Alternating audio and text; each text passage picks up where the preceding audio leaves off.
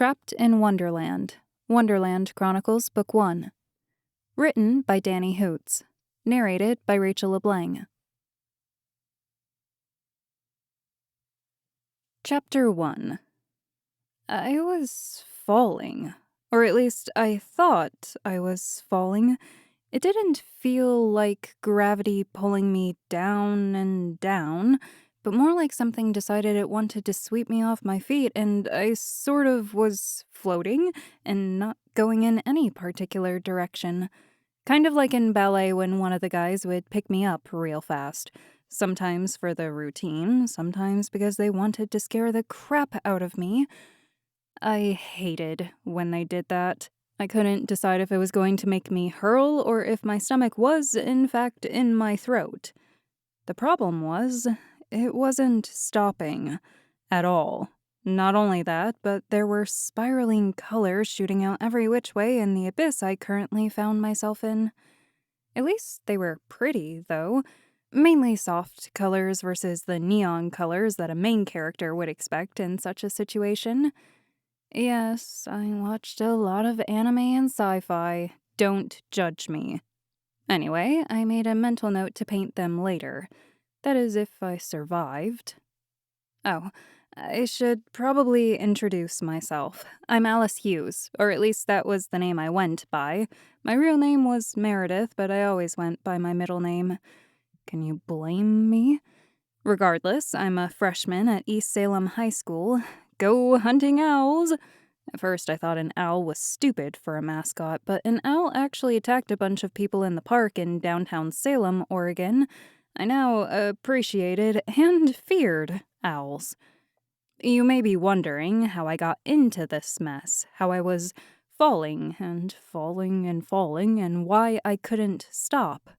Honestly, I had no idea and was wondering the same thing. All I could remember was running out of the school, excited as it was a pleasant autumn day, and needing to bike to ballet and practice my splits. Then Kate, my best friend since grade school, asked me if I remembered my ballet shoes from my locker. Wasn't the first time I had forgotten them. I slammed my palm to my face and hurried back into the school. Oh, that's right. I had seen a group of boys open a locker and step inside, ones who just transferred to the district this year. Why the heck anyone would want to move to this school was beyond me, unless they were transferring from McKay. Perhaps it was the same kinds of people who disappear into lockers, which defied the laws of physics. Or at least I think it did. Science wasn't my best subject. Either way, it led me to believe I had eaten some bad mushrooms or something. Not that I did such a thing. Then, of course, curiosity got the better of me, and I went to see what was up with the locker, and now I found myself falling, and falling, and falling. The feeling didn't stop either, and when I looked down, there didn't seem to be an end to the abyss. I suppose that's why they called it an abyss. I glanced around every which way, and honestly, I had no idea which way was up or which way was down. It left me feeling a bit disoriented, and I prayed that my lunch wouldn't come back for a visit. That would make this situation so much worse. As I fell, or maybe floated, I decided that was a better description of the situation. As I floated, I wondered if this was what the people in space felt like while experiencing zero gravity. I always marveled at what it would be like in space, though I probably would never find out. That is, unless NASA started hiring artists to man their spacecraft. That would be the day. Crap. The swirls of color had left, and there was nothing but darkness. I felt a slight tug and came out of whatever interdimensional plane I had been in. I figured that's what it had to have been, especially after watching so much sci-fi series and anime over the years. I had become something of an expert on all matters pertaining to fictional worlds, and if I didn't know better, I was in some kind of strange alternative world. That or I had hit my head somewhere at school and was knocked out cold and this was all a dream, which really was much more likely. But I wouldn't be careless, just in case. If I saw a pink-haired girl like in an anime, I would run away from her as fast as I could. Pink-haired girls always brought disaster. Whatever I landed on was soft. I touched it, trying to figure out exactly what it was since I was still surrounded by darkness. I felt around me, curious as to what I had landed on. It felt short, almost like grass. It was not light enough to tell, but I was pretty sure it was grass. I did live in Oregon, after all. I took a breath.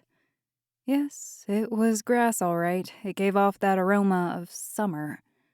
Well, that was one question answered, but I still had no idea where I was. Blackness surrounded me, and I felt lost, even more lost than that time I took a wrong turn in Portland, leading me away from my 7th grade field trip group. Thank goodness for cell phones. Speaking of which, I decided to pull mine out and turned on the flashlight function. I hated the dark. It felt like solitude. It felt like nothing could help you escape from the dangers that lurked around. It absorbed everything and made me want to cry. I didn't, but I sure yearned to. Examining my surroundings a bit closer now that my slight anxiety attack had subsided, I found that it was indeed grass I was standing on. How weird, as this seemed to be some random room like a closet. Why would there be grass inside? The walls were plain and white, and there was nothing else in the room. I focused the light up to see where I could have fallen from, but all I found was a white ceiling. How was that even possible? This had to be a dream. Shining my flashlight around, I noticed a doorknob on one of the walls. The door was so flush to the wall that I couldn't even make it out. I prayed that it was indeed a door and not a shower handle like in the movie Clue. The things I worried about, I swore. I headed toward the door, and as I moved forward, I felt something hit me right in the forehead, knocking me back a step. Ouch! I placed my hand over my right eyebrow where it had hit.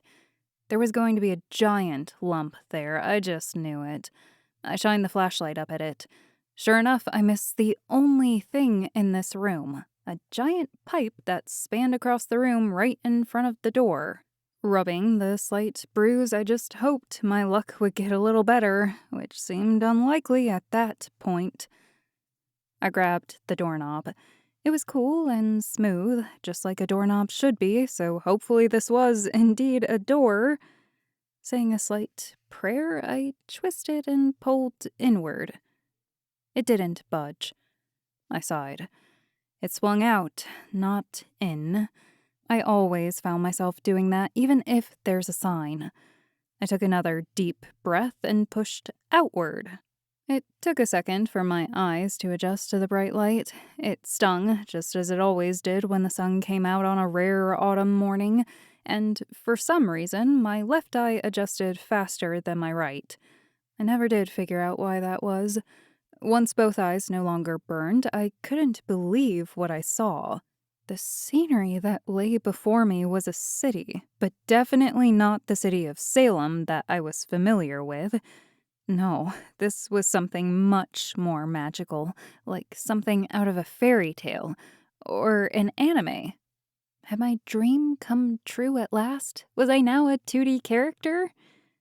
Giant buildings made of glass and steel towered overhead, disappearing up into the sky so high it seemed like they wouldn't be able to. They weren't the typical straight rectangular buildings like that of my hometown, but spiraled and bulged out each in every way. If an engineer were here, they would be scratching their head. Even my sister, who was majoring in physics, would have no explanation. I had seen nothing like it. It kind of reminded me of the stacks in Ready Player One, although these looked a lot nicer. The buildings closest to me appeared transparent, and I could see everyone who was inside the structure, but much of the unglazed parts were covered in vegetation. Ferns, honeysuckle, ivy, roses, name it and it was there. I gasped at the fact that all this could exist, and it was spectacular. I wished that more cities throughout the world looked like this. It felt so refreshing compared to the normal concrete and brick. The aura relaxed my mind and soul, and I almost forgot I was in another world. I stepped out onto the street to find that the roads themselves were also covered with grass, just like the room I had left. It was the most beautiful grass that I had ever seen. It was something you would only expect from turf, except it wasn't that disgusting fake stuff. No weeds, no dry spots. Perfection. Along with the grass, flowers of all types lined the streets. Blue star creeper, cranesbill, primrose, and those were just the ones I recognized. Looking forward, I found something even stranger. The people here dressed as if they had stepped straight out of Pride and Prejudice. The women wore frilly skirts and dresses of all types and colors, both bold and neutral. The men wore suits with large top hats and chains looped from their coat button to their pocket, indicating they were carrying pocket watches. None of this was the typical scenery of little old Salem. It'd be pretty cool, though, but very doubtful. I took a few more steps. The grass felt soft under my shoes, and I was afraid I was going to step on some blooming flower.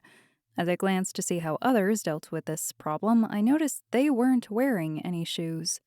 How peculiar. This place also didn't smell like a city. It smelled like a forest or a meadow, no fumes or smog or pollution. My lungs for once felt clean, and the fresh air felt so great that I wished my home was the same. I could even smell the roses that were across the street.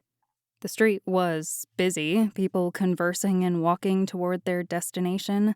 Laughter and voices echoed through the area. I tried to see if I could get a glimpse of the edge of the city, but didn't see an end to the madness. I knew I needed to find my way out of here, or at least figure out where I was. Then I could find a way back home. That is, if this wasn't some silly dream. Deciding it was best to simply ask a person where I was, I approached a woman in a ruffled pink skirt. Her buttoned-up blouse was a matching pink with white threaded designs of cherry blossoms. Her blonde hair was done in tight curls, and she had a headpiece with cherry blossoms weaved into it. She even smelled like cherries. "Excuse me, miss, can you help me? I think I'm lost." She turned to face me, and I froze. Her face was shrouded in darkness, like a mask. I couldn't see her eyes or nose, not even her mouth. It was as if light didn't hit her face, and all I could see were the shadows that had consumed her features. She hurried off, ignoring my question completely. Was it because I stared at her in horror, or because she simply didn't want to talk? Or was it obvious that I didn't belong here, especially since I wasn't wearing anything close to what those around me wore? Curious, I took another look around. I don't know how I didn't notice it before, but I couldn't see the faces of anyone around me. Had I gone face blind? Or was this some kind of custom of the people here? All I knew was that a cloud of darkness covered their faces, and I couldn't tell any of them apart. Fear? Confusion? You name it, I was feeling it all. And all of it told me I should run. I started running through the crowd. I didn't know why, it just seemed like the thing to do. I shoved past all the faceless people trying to find an escape. It didn't help that I didn't know where I was or where I needed to go. All I knew was that I wanted to get away from here. Maybe I could find the way to the outside of the city if I traveled in one direction long enough. The citizens of the city all stared at me as I pushed my way through their groups. At least I think they stared at me. Their heads were turned in my direction, so if they did have eyes, I would presume I was at the center of their attention. It made me shiver that so many eyes were on me, yet I couldn't see any of them. Could they even see me, or was I in complete darkness to them? It was probably a stupid idea to run, and I should have just calmly tried to figure out what was happening, but all the confusion hit me at once. What if I couldn't find a way home? What if I was stuck here forever? What if something happened to me and my family never found out the truth? Even if my dream was to wake up in a fantasy world, that didn't mean I wanted my family and friends to worry. My heart was beating faster now, and all I could do was try to run away from my worried thoughts.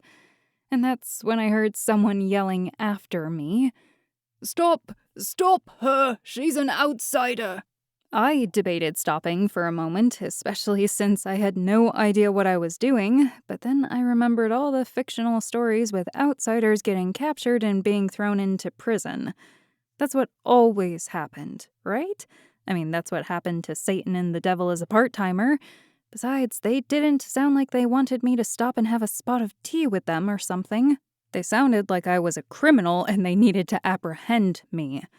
I didn't want that, so I kept moving forward and didn't slow down. But of course, that didn't last long.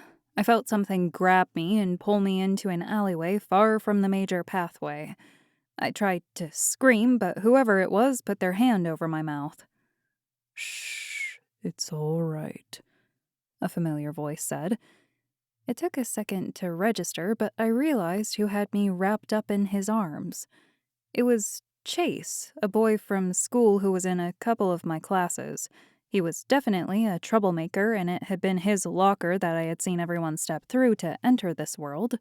Was he the reason I was there, or was this a dream? I kept telling myself it was the latter, but treated dangers as if they were real. I couldn't be too careful. "Now, I'm going to let go of your mouth. Just promise me you won't scream," he said. I nodded, feeling better now I had found someone I knew.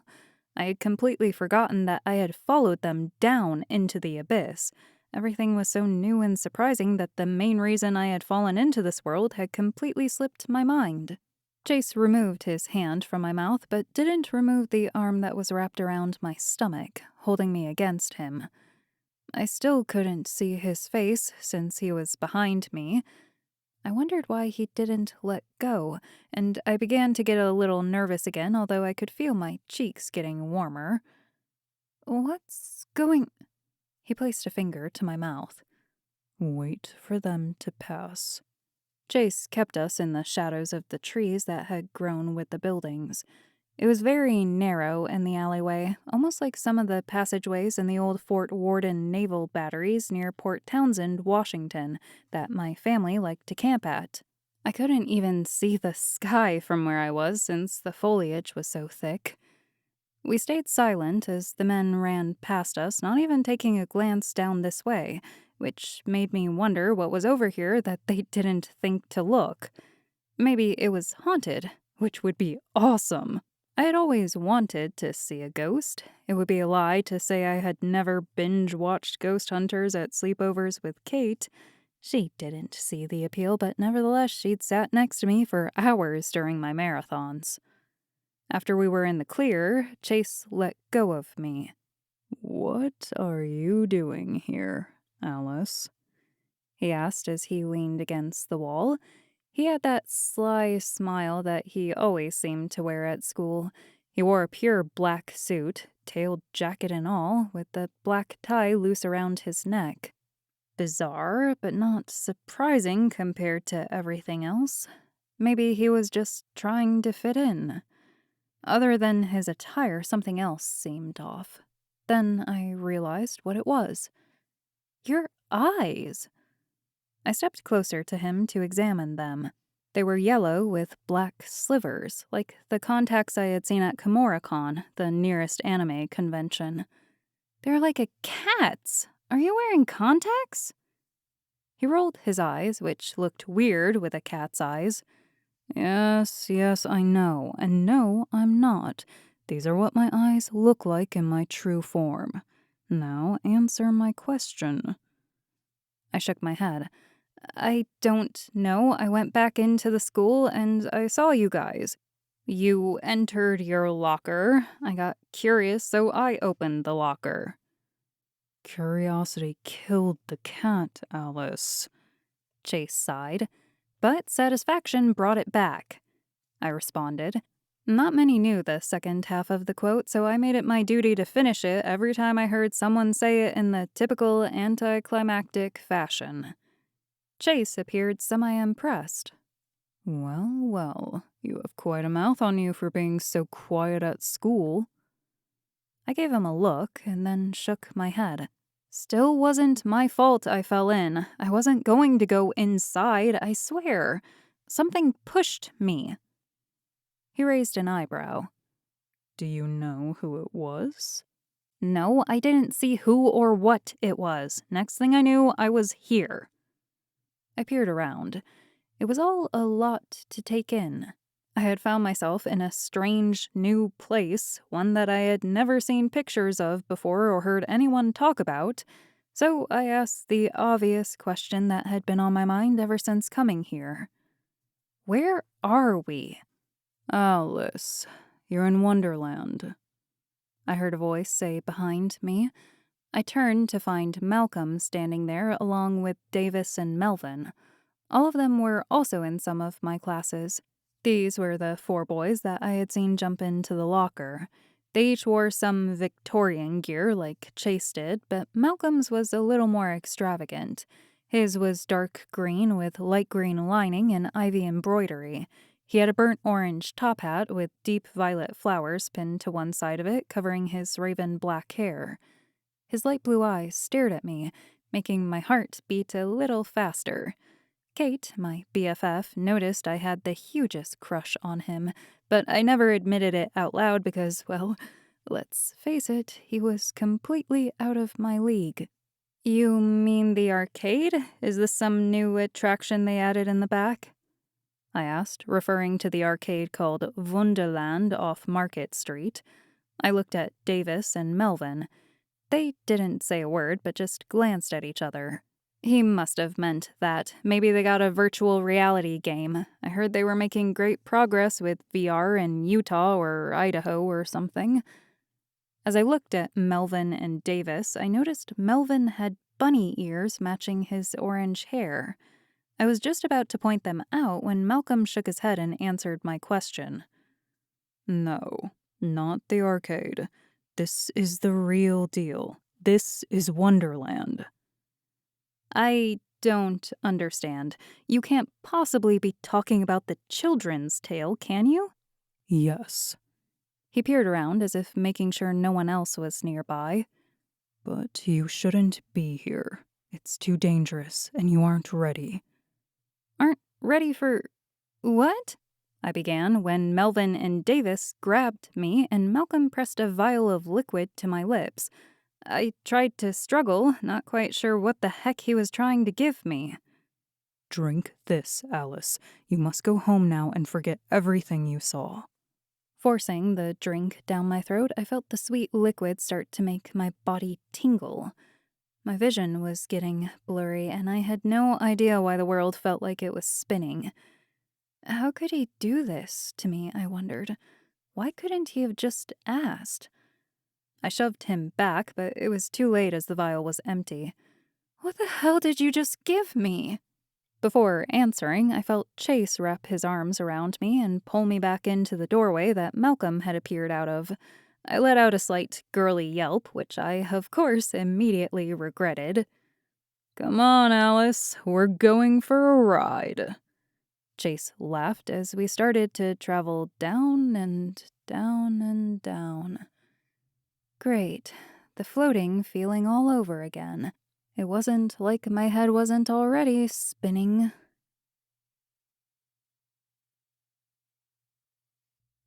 Chapter 2.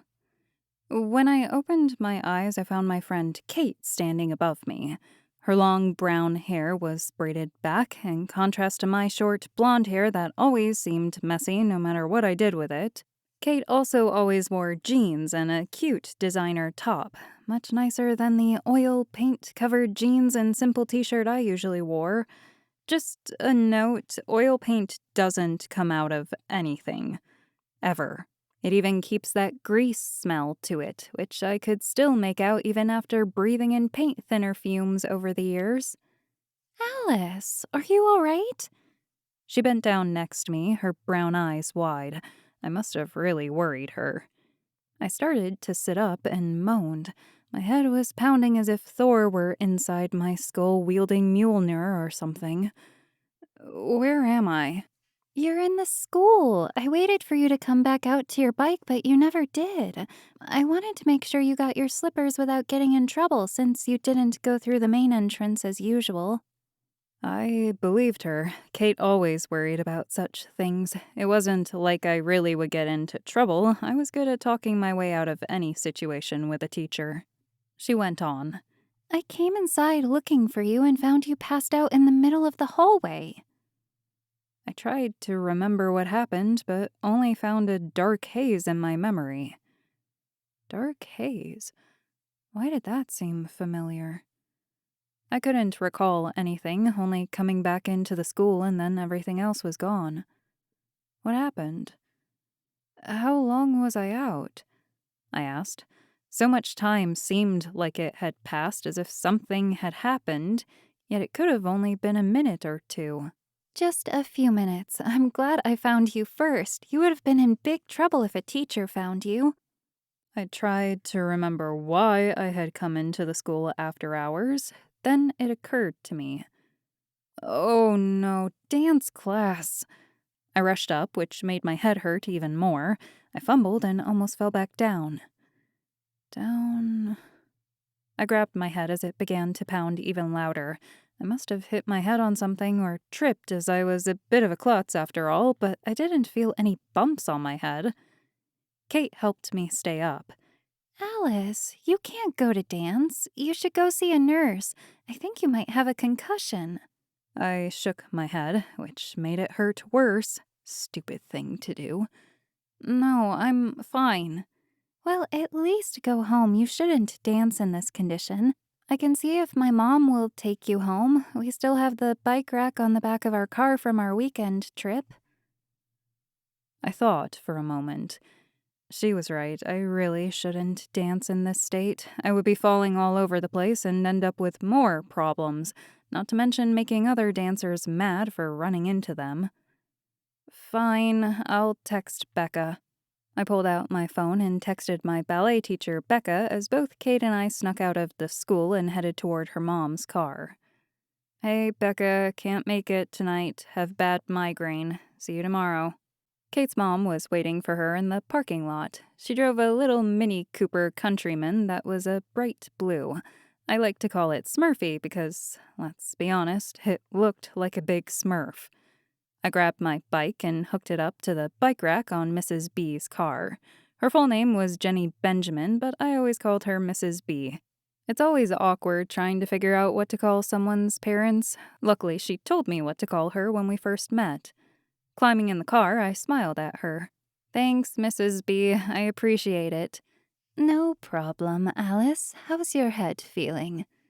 She asked. Apparently, Kate had already told her what happened while I was busy hooking up my bike to her car. It's all right. Just need some rest. Have any idea what happened? She asked. No, I just went into the school and the next thing I knew, Kate was beside me, trying to wake me up. I probably tripped or something. Should be fine after some Tylenol. She turned back and started the car. My iPhone buzzed and I looked down to find Becca had texted me back. "'Kay, feel better. See you tomorrow." So how has school been this year? Kate's mom asked as we headed up Lancaster Drive. East Salem High was located at the end of D Street, just behind an old strip mall. It was small and nothing was ever open. I called it a waste of space, but that was just me. There was a cute dress shop, though, and I loved admiring the prom dresses in the shop window. School's good. I knew it was the typical evasive teenage answer, but my head was killing me. What's your favorite class so far? Mrs. B always liked to make small talk. I never minded it, but it felt as if something was squeezing my brain and I would rather just rest. Though I would never tell her that. Probably Japanese. I can't believe that you and Kate are taking Japanese. I know I could never take it. It seems so hard. Mrs. B went on yet again. This was the 6th time she said it was hard, she couldn't believe it, etc. I wouldn't lie, I was taking it because of all the anime and manga that I read and watched. I grew up watching Sailor Moon, Trigun, Fruits Basket, and all the Miyazaki films. I couldn't get enough of the art. It had inspired me to become an artist. I spent most of my nights in my room either drawing or painting whatever came to mind. I enjoyed all kinds and types of art as well, not just manga. I was most fond of oils and watercolors. They were complete opposites to work with, as one took a lot of time and could be fixed quite easily, while the other was quicker, more delicate, and was easier to make a mistake. They took different strengths, and I liked practicing with both in order to work on my weaknesses. What I really loved about painting was that I was able to create a world that was only in my mind. Anything I could come up with, I tried my hardest to represent it on the canvas or on paper. The only limit I had was in my head. It was the greatest feeling in the entire world. But you must also enjoy art class as well. Kate says you're really good. Mrs. B commented. She must have noticed I was off in my own little world again. Yeah, I do. Right now we're doing portraits in class, so that's fun. I haven't really done much with portraits. You really like art, don't you? I do. I love being able to make anything I want. It's like being in a different world in which I can let my mind wander. There's nothing else like it. You think you will do it professionally? Go to art school and all that? I sighed. I didn't want to think about it right now. It was my dream, yes, but others haven't been that supportive of me. My parents thought art school was a waste of time and money and that I should pick a better career like business or engineering. They said there was no money in art and that it wasn't really work, and many of their friends agreed. It didn't help that I had a sister who was starting medical school and my other sister was a senior going to major in physics. That and both my parents were CPAs, certified public accountants.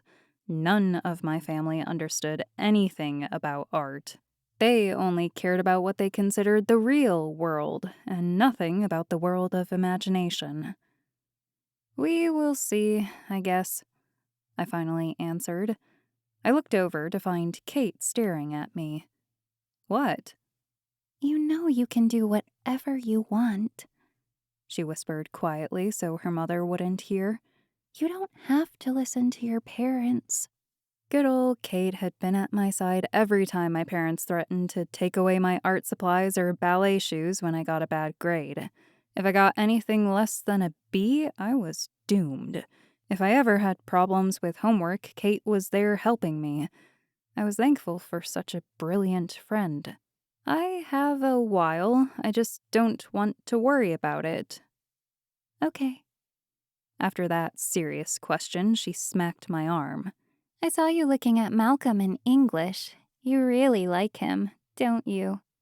Not that again. I swore she made it her job to bug me every chance she could. I smacked her back. I told you to knock it off. He would never go out with someone like me. Kate gave me that face like I was despicable for thinking he wouldn't like me. Why not? You are awesome and creative. He would be lucky to have you. I sighed. Because there's a bunch of girls lined up all the time trying to get him to take them out, and they always get rejected. I don't want to be one of those girls. But if you did get him, think of how crazy you would make them all. It would be so funny. Just forget it. It will never happen. Never say never. She smirked as if she knew something I didn't. I rolled my eyes. That would be the day, me with one of the most popular boys at school. That would just turn me into the most hated girl in all the classes. At least Kate would still be my friend. I mean, she really was my only real friend, so it wouldn't be much different. Maybe I should try. It wouldn't hurt anything other than my ego. No, I would never have the guts. After a while, we made it to my house off Highway 22. Mrs. B dropped me off, and I pulled my bike off the back of her car. I waved goodbye to them after they made sure I had my keys this time and unlocked the front door. No one was home as my parents were still at work and my sister was at racquetball practice. For some reason, Oregon was big into racquetball.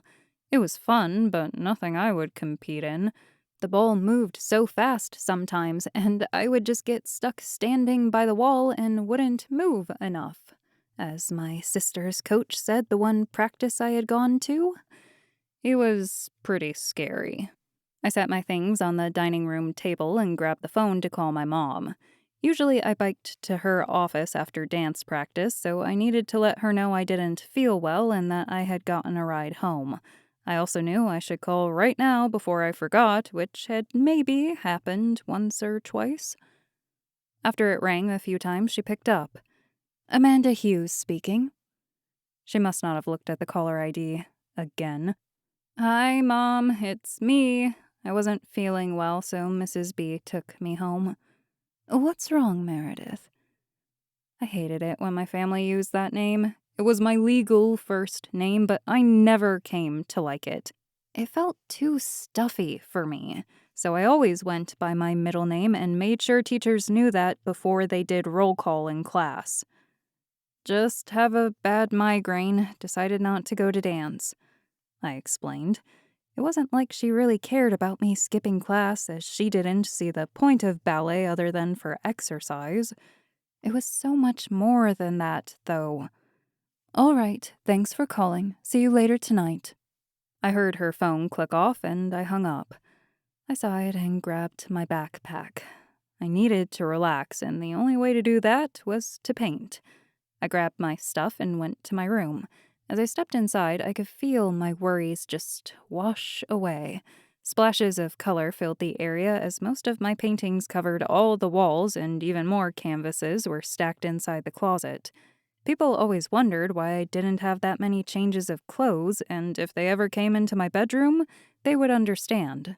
I simply didn't have room, and I spent my allowance on other things, like paint.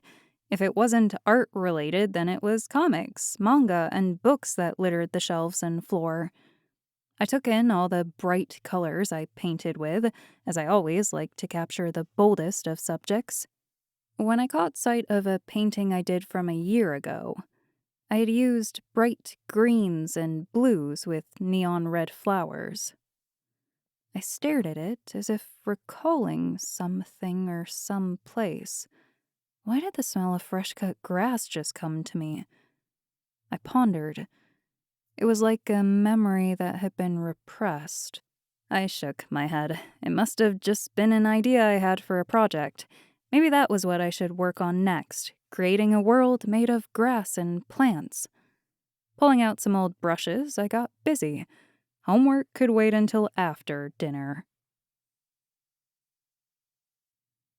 Chapter 3. I slammed my locker shut as the first bell rang. I had 5 minutes to get to class. Plenty of time to get there and be able to chat a little with Kate. We both had first period English. What a splendid way to start the day, with English. Though in reality, was there any class that would be good in the morning? I didn't think so. Heading toward class, I hurried through the crowd of students who were all trying to get to their seats before the tardy bell went off. I learned to get through crowds pretty well, as it was almost like a dance. Jump over the bags that were left on the floor, step to the side as two friends who acted like they hadn't seen each other in forever, even though it had only been a day, ran to each other and hugged, duck as the arm of a basketball player punched one of his friends in the shoulder. With some of the things I had to avoid, I swore it was like I was invisible. Finally reaching English, I found the room to be the same as usual. Posters of classic novels littered part of the walls, a newly installed whiteboard in the front, and the professor's desk near the old chalkboard that was covered in the reading lists for each section that Mr. Barnes taught. I wasn't looking forward to the next year when we have to read an even longer list of books, of which none were sci-fi or fantasy, I might add. I didn't care what he said. Isaac Asimov and J.R.R. Tolkien were classics. Kate was sitting in the back as she always did. I grabbed a seat next to her and placed my books on the desk. Right now we were reading Great Expectations by Charles Dickens. It wasn't my first choice, but it wasn't too bad. How are you feeling today? Kate asked. Great, other than I'm exhausted. Sorry I didn't text you back last night. I got in one of my hypnotic states while painting last night and forgot about everything else again. Before I realized it, it was midnight and I hadn't done any homework. I got done around 3. I'm just happy my parents didn't notice my light was on that late. My global studies homework probably makes no sense whatsoever, though. I don't even remember what I wrote. She laughed. I'll take a look at it during lunch. What did you end up painting? Just as the bell rang, I watched as Chase and Davis hurried into the room. It was strange. For some reason, I could picture them in Victorian costumes. It must have been because we were reading Great Expectations and I had a vivid imagination. At least that was what my father said. I couldn't help it if I had imaginary friends growing up.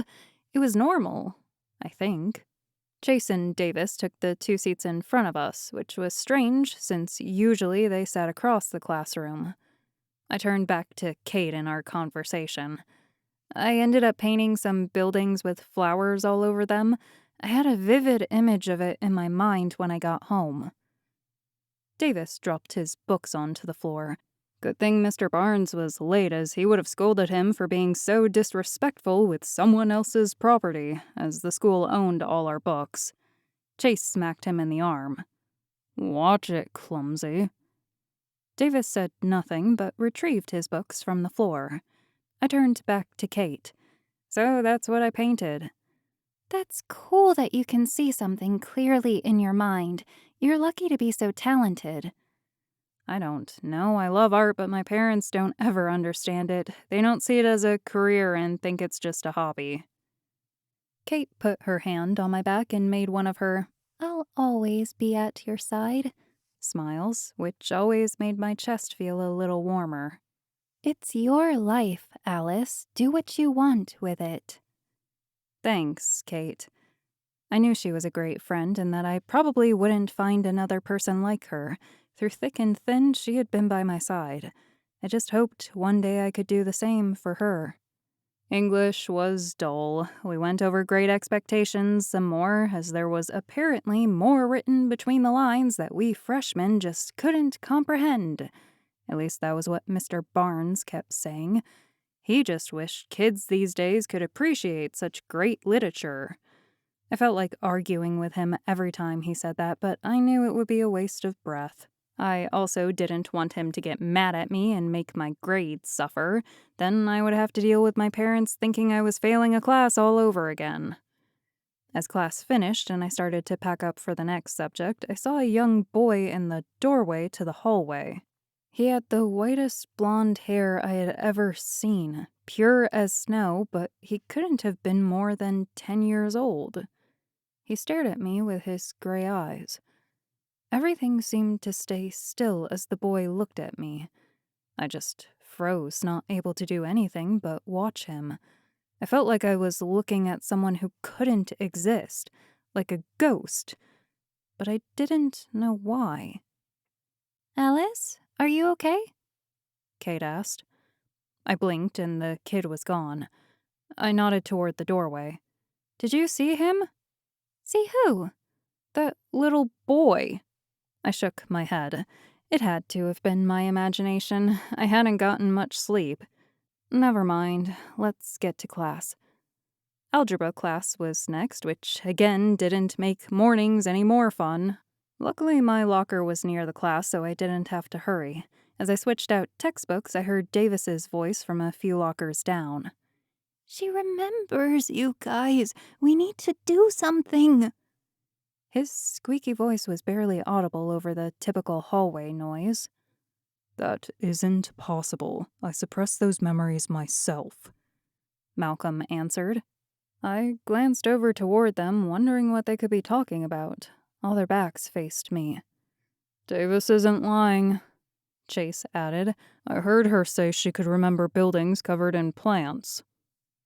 I dropped my math book. They were talking about me. I quickly retrieved it and hurried away, hoping they didn't suspect that I had heard them. I didn't understand why my art concerned them, so I got random images to paint in my mind all the time. Why would the buildings with plants on them matter?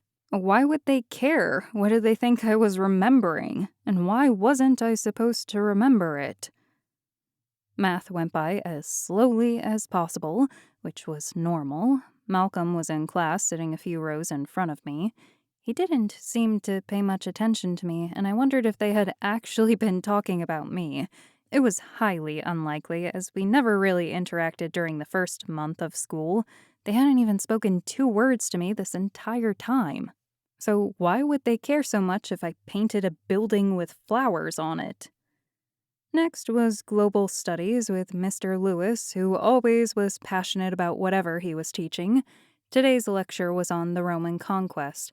The empire was a bit crazy, I had to admit, especially Nero and a few others, but they were often victorious. The other reason I loved Global Studies was because I was obsessed with the anime Hetalia. It made me very curious about random parts of history and if they were true or not, such as Busby's stoop chair, a haunted chair in England that was said if anyone sat in it, they would soon die. I looked it up. It really was a thing.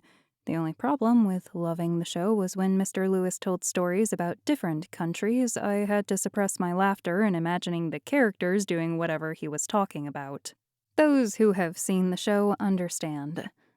Lunch finally came at last. I hurried to the cafeteria with my bento, a Japanese-style lunchbox that I loved putting together cute meals in, and found a spot to wait for Kate. I never saw the little boy from earlier that morning again. It was strange. He must have been someone's nephew or something. I pulled out my chopsticks and opened my bento. Now, one of my quirky hobbies was making artistic bentos. And why not? I loved art, and after going through half a school day, I wanted something at lunch that would cheer me up. Today's theme was pirates. The rice on the bottom portion had seaweed sprawled across it like a treasure map. My 2 boiled eggs were decorated like a skull. Then I just had some fruit and veggies. I was in a hurry this morning, otherwise I would have thought something up to design them. I honestly could have slept in a lot more if I didn't do this, but I had been looking forward to working with this theme. Whoa, nice bento. I whipped my head around to find Chase looking over my shoulder. He smiled as he sat down next to me. Mind if I join you?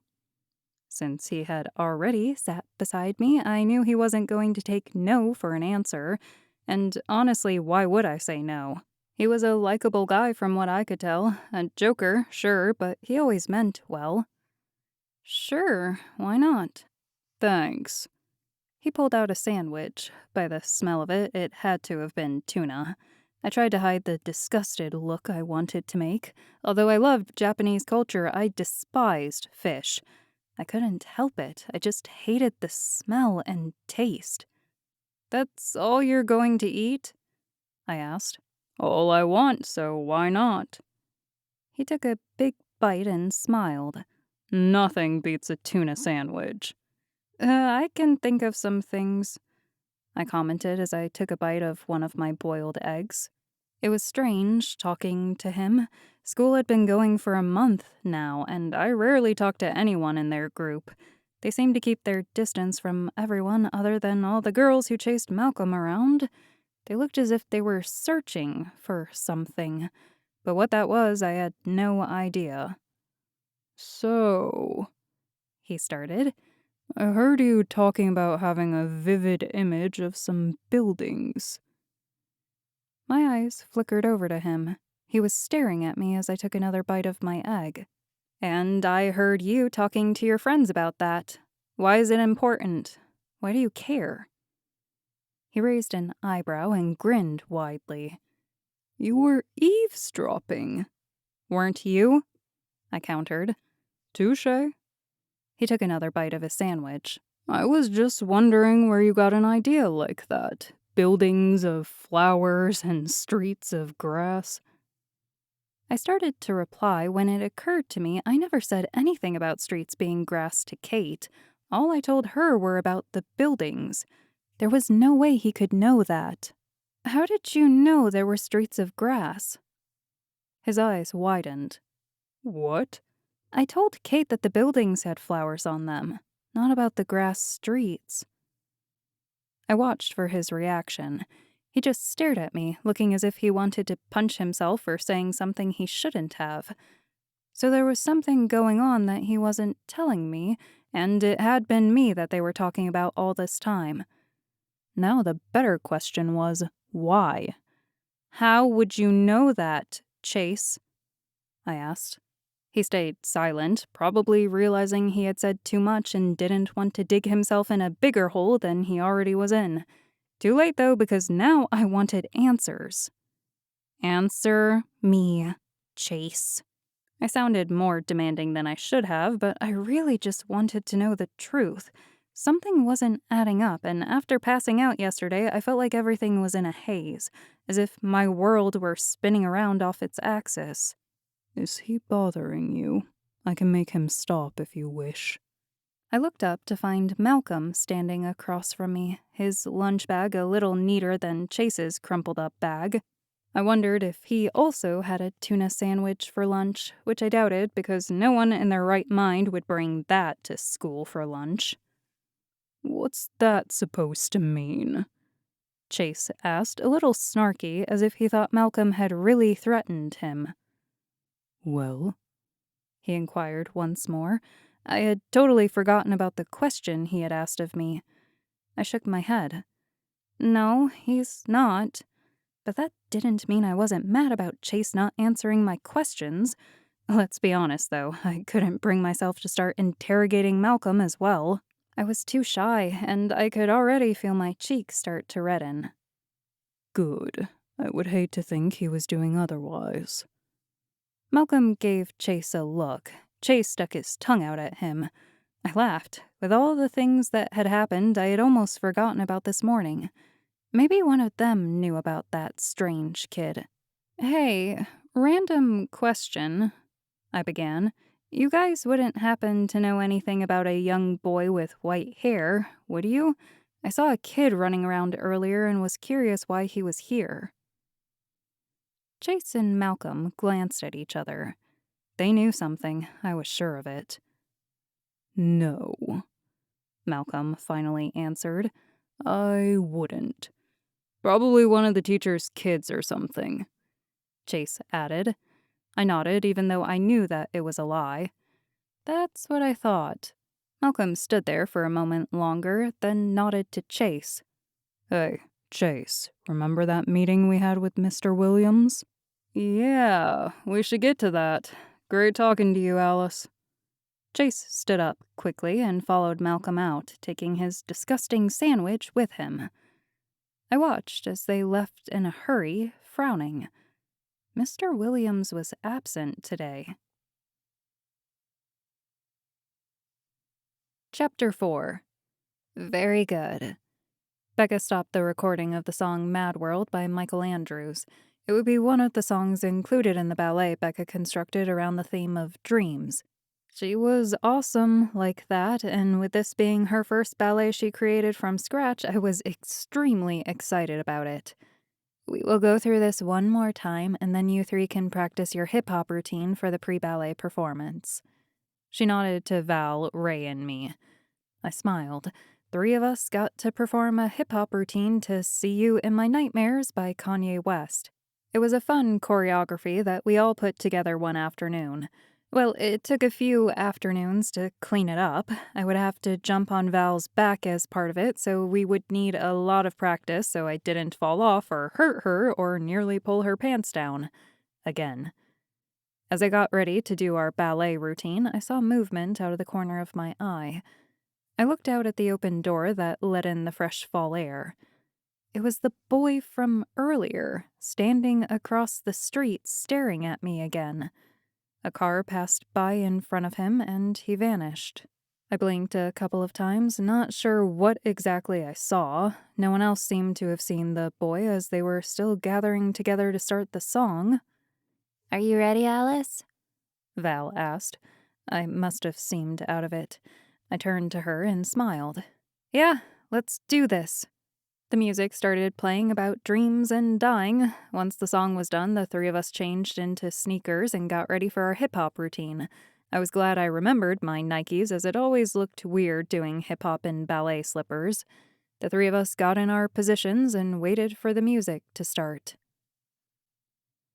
Class came to an end and I gathered my things.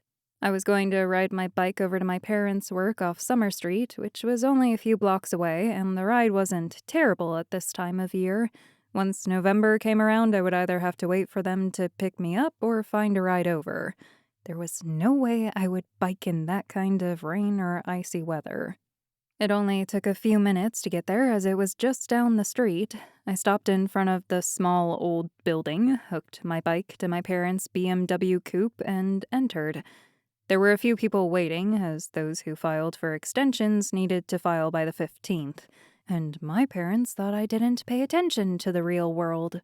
Then it would get calm until the new year came around. Things would get even more hectic until April. I took a seat in the lobby and waited for my parents.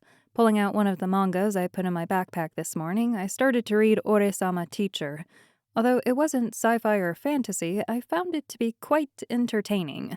I personally would love to have Mr. Sayeki as my sensei, but nevertheless, it was fiction. After about half an hour of reading my manga, my parents were ready to go home.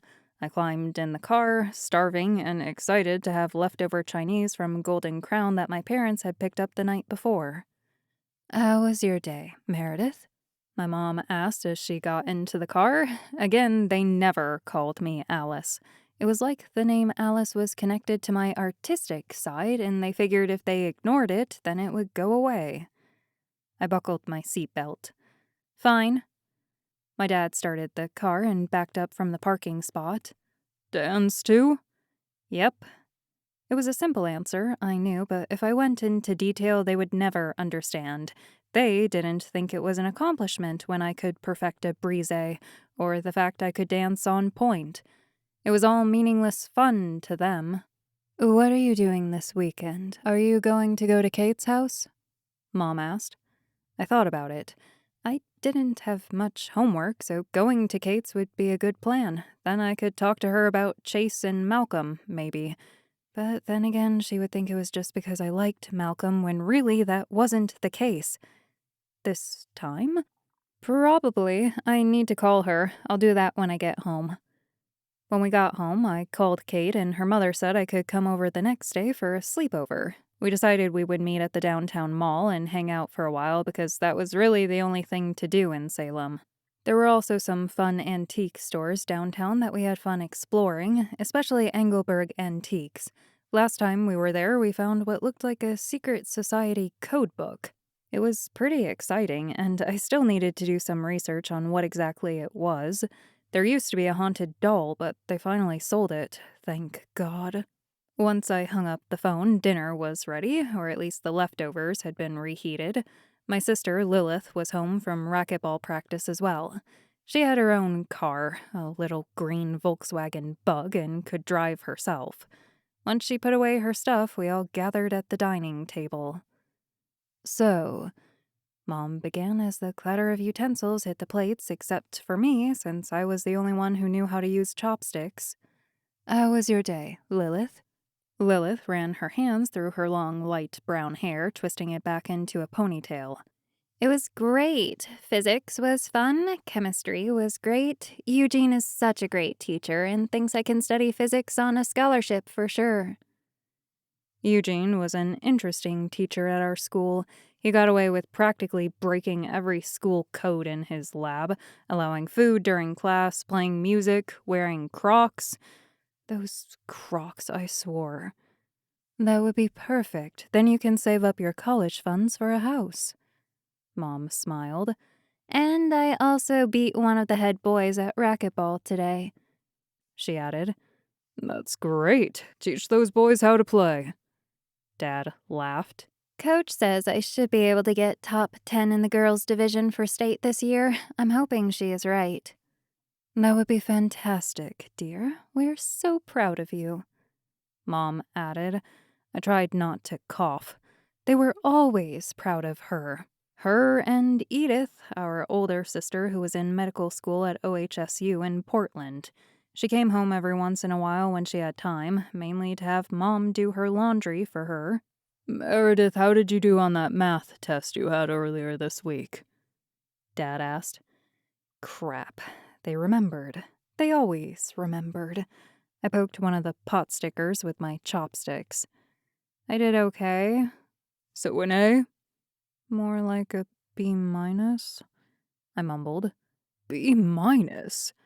Before he could lecture me, I held out my hand.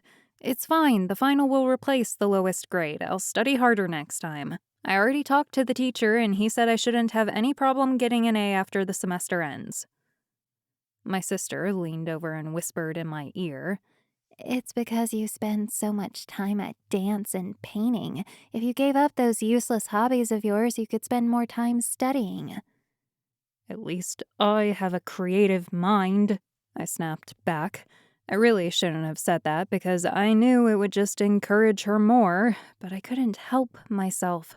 I hated it when she treated my things as hobbies instead of being my passion and what I wanted to do with my life. She moved back to her spot and rolled her eyes. If what you do is considered creative, I've seen your work. It's crap. I slammed my chopsticks down. "Take that back." Why? It's the truth. "Girls, stop arguing." Dad finally interfered. We stopped and went back to eating. I hated my sister. We always got into fights like this, and it was always her judging me and making me feel like crap. She acted like she knew the future and what was good for me. Apparently, she knew more about me than I did. "But she is right," Dad went on. "You should focus on your schoolwork more instead of your little hobbies." I wanted to scream. Not this again. It was all I needed on top of everything else that was going on at school. I wished for once they could just believe in me. But that's what I want to do. I want to become an artist. "Someday, dear, you will learn that there are better careers out there. Then you will thank us for making you study more." Like that would happen. I finished eating my food in silence, not wanting to draw this fight out again, as it was a reoccurrence in our house, and finally excused myself to my room. I slammed my door closed behind me and wished I could lock it to keep my sister out. I knew she would poke her head in here after a few minutes.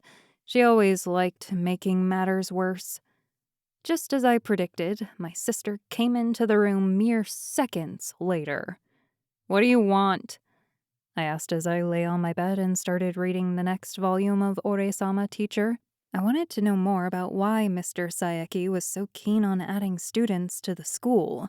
I always found manga to be a great escape from reality, as I could fall into the world and forget everything my family said to me. Lilith didn't come any farther into the room than the doorway. I wasn't joking. You really should focus on better things. Everyone in our family is successful. It would be a shame if you weren't. I rolled my eyes. Being successful isn't everything. Sure, keep telling yourself that. Just keep in mind what they said. You will thank them later. I'll try. We will see about that. I would say that you should try to fit in, but that is impossible. I mean, how many friends do you even have at school? Just Kate? You know she only hangs out with you because she pities you. Alice, you need to just grow up and act like a normal person. Shut up! She hurried out the door before the pillow I threw hit her. Chapter 5. I woke up to the wind swirling around my room, picking up papers like dry leaves. I moaned as I got up out of bed to shut the window. I swore I had closed it already. I glanced at the clock. It was 3 a.m. Seriously? I needed more sleep in order to function properly. At least I could sleep in the next day, and I was just going to hang out with Kate all day. I couldn't wait. Maybe that was why I woke up so easily. I shut the window and went back to bed. I put my head down on the pillow and snuggled with my TARDIS blanket. It was so soft. I loved the feel of it against my skin. I wish I could run away from all my problems with the doctor. Ninth doctor, to be exact, but I wasn't picky. Not that it would solve any of my problems, but it would be fun. Alice. A whisper came across the room. Come, Alice. I jerked my head up and peered around the room. Nothing moved, and there was nowhere anyone could hide in my room, believe me. Alice. The sweet voice called. That time I knew I wasn't imagining it. It sounded like a child's voice. Could it have been the kid I had seen earlier that day? I blinked a few times, trying to concentrate, but I couldn't. Once I heard the voice this time, my mind went into a daze, and I couldn't think clearly. All my mind and body wanted to do was follow the voice. I had to go to the kid. I had to know what he wanted. I stepped out of my bed, half aware of what I was doing, half not. It was stupid to follow a voice coming from something you didn't know, especially when it was sweet and eerie. I knew that much from every horror story I ever read. I swore the creepiest stories had kids in it as well. Even with those thoughts going through my head, I couldn't stop. No matter the things my mind screamed at my body, I succumbed to the voice.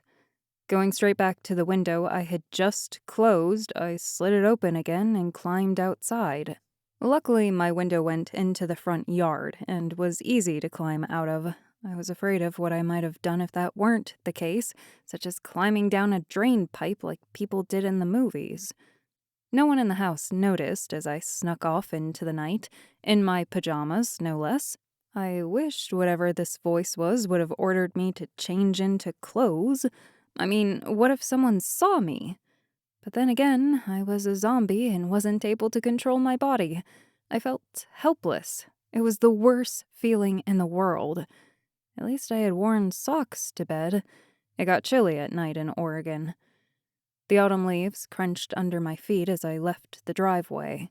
The gravel underneath hurt, but the socks kept my feet from getting cut. I should have stopped, but I couldn't. I was under the spell of the person calling me. Alice. The voice echoed through the night. I kept moving down the gravel road, my feet screaming at me in agony. I would definitely be suffering in ballet the next week. At least my feet were tough after all the practice I had in class, but that didn't make the pain any less. The gravel road was a dead end. I knew that before this zombie-like adventure. I used to sneak out into this forest when I was younger, against my parents' wishes, just so I could get away from the world and dream. I used to think if I ventured out here long enough, I would find fairies, or a castle, or some fantastical creature that I could share an adventure with. But that never happened, and I eventually stopped sneaking out here. And the fact that Mr. Petrovitsky found me one day and chewed me out for trespassing. He was a very small man, but I swore he must have worked for the KGB before immigrating here 20 years ago. If he found me tonight, I had no idea what he would do. Probably shoot me. I stepped into the forest. It was exactly how I remembered it, other than being dark out. Luckily, the moon shone down, providing a soft glow, but that didn't mean I could clearly see everything around me. I could make out trees and ferns, but that was about it. I just hoped that there were no wild predators out at this time of the night, as I had heard coyotes howling the other night. God, I wished I could stop. Alice. Oh, right. The voice is what brought me out here. I hoped I could figure out who was calling me. Yes, I figured it was the boy, but that didn't mean I knew exactly who he was. I wanted to know what he wanted, but not like this. I had no control over anything I was doing, and it was pitch black in these woods. I went deeper and deeper into the forest, and I felt as if I wanted to cry. Where was the voice leading me? I just wanted to go home. Was that too much to ask? No matter how hard I screamed in my mind, no matter how much thought I put into it, I couldn't stop my body. All I could think was, why me? This had to be a dream, right? I mean, this didn't happen to people. I really hoped that I would wake up and find myself back in my bed and all this was just one big nightmare. But the pain I felt, how detailed everything was, it just felt so real. I doubted it was a dream, but at the same time, all this just couldn't be real. The forest was calm at this time of night. I didn't see any animals, and the slight breeze brought a rustle through the branches. The bluish light coming from the moon made it seem almost magical. If it weren't so stressful not being able to control my body because of some voice, it would be quite serene. Then I could see him, the small white-haired boy who had been following me around town. It had been him. I was right. "It's you," I said. I blinked. I could finally control my body. I stopped walking toward him and looked down at my hands. Yes, I finally had control. "How did you do that? How did you make me come out here?" It was quite easy, Alice, as you have a very impressionable heart. All I had to do was call it, and you came. The boy stepped closer. He spoke like a gentleman, one way beyond his years. It was strange, as I never knew a kid who would speak like that. His eyes met mine, gray as the moon was that night. I couldn't look away. They were almost hypnotic. "Why? Why me? I don't understand," I said. I can't have you spoiling what my master has been planning all this time. You must be disposed of. He pulled out a gold revolver. I had never seen one like it before, and if I wasn't on the wrong side of it, I would have been quite fascinated by it. On the side of it was a large clock, like an old pocket watch. Goodbye, Alice. My eyes widened, and I tried to move my feet, but I was rooted in place. I had no idea if it was because of the boy or if I was just frozen in shock. Why would such a small boy want to kill me?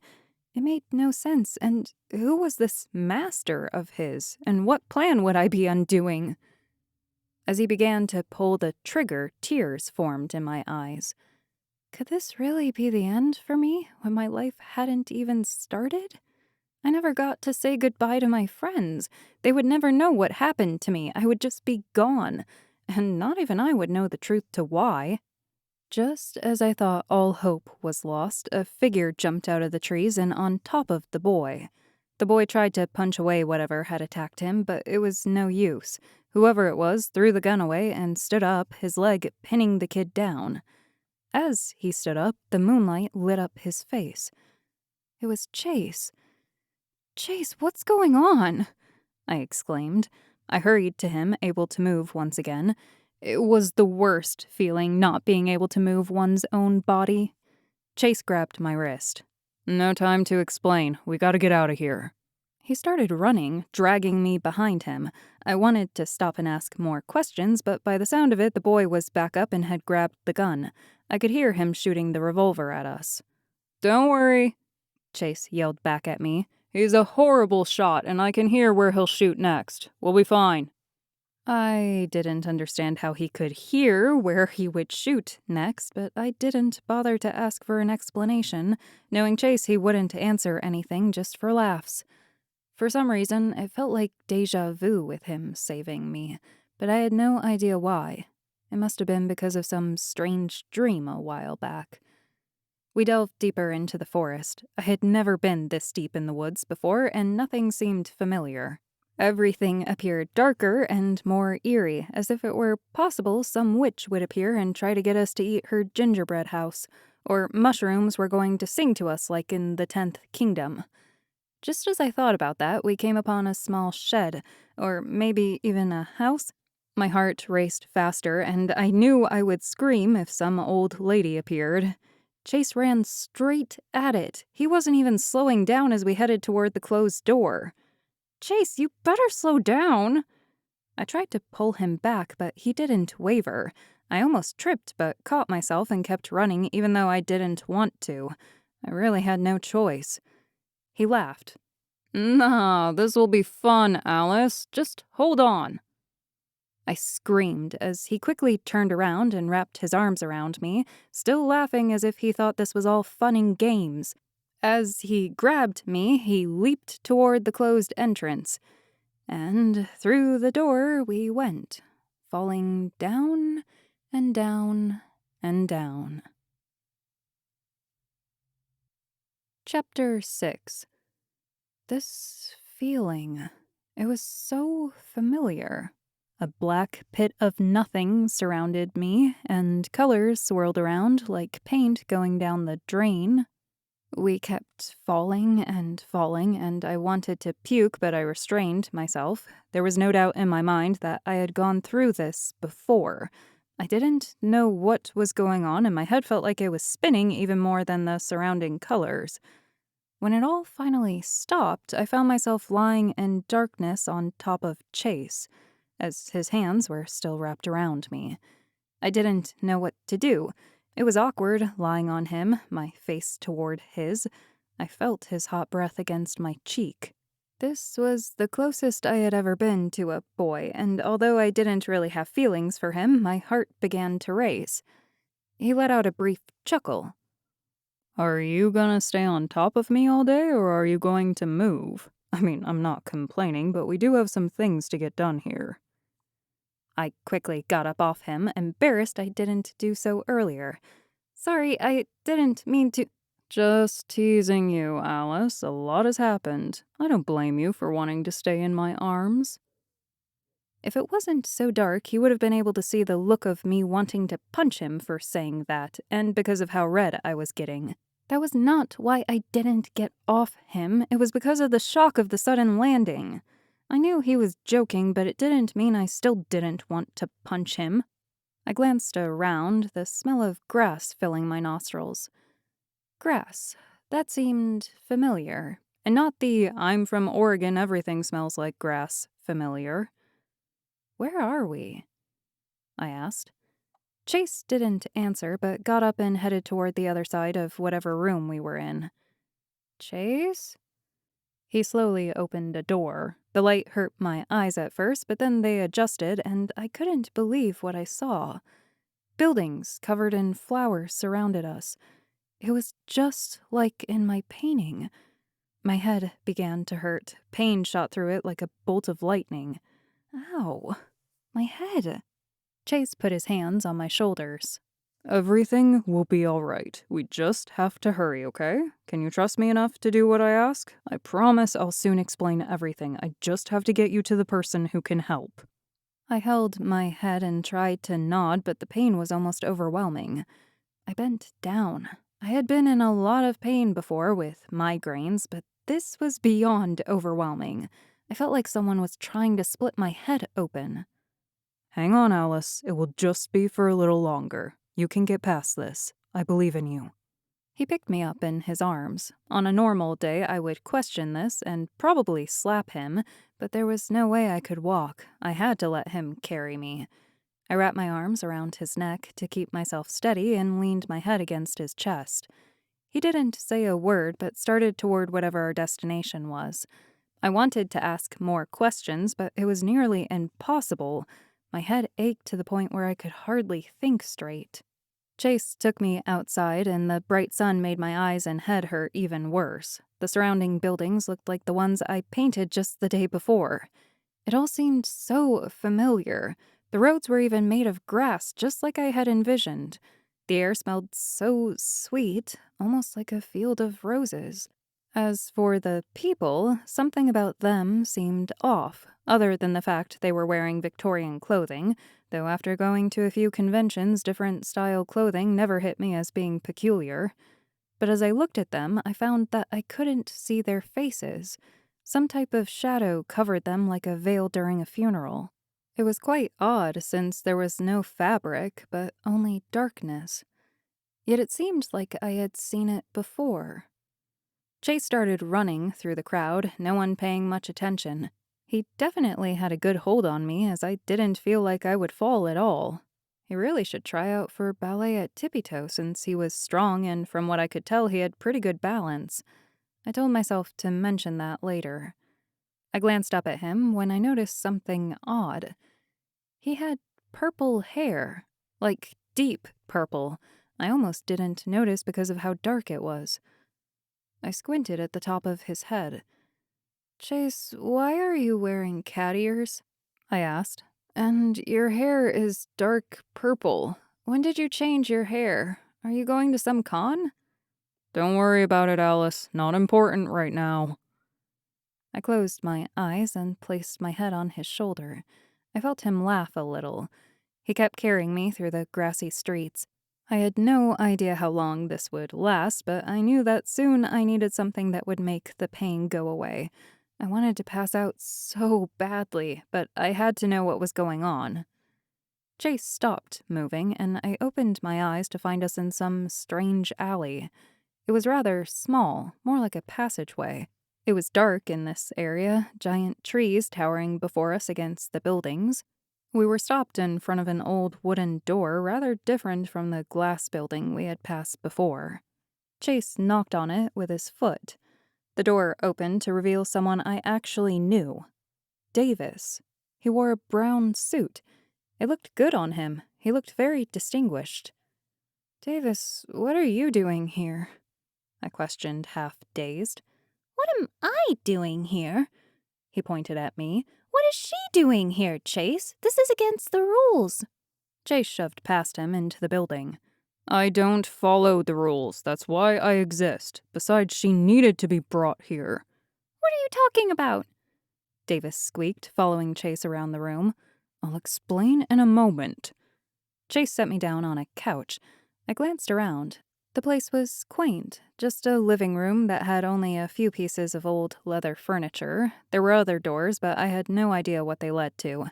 I presumed maybe the bathroom, kitchen, and bedrooms, but after everything that had happened, normal didn't seem to exist anymore. Chase turned to Davis. "Where's Malcolm?" "I'm here." I watched as Malcolm came out of one of the doorways with Melvin. Their eyes widened as they saw me. Melvin quickly grabbed Chase by the collar. "What have you done?"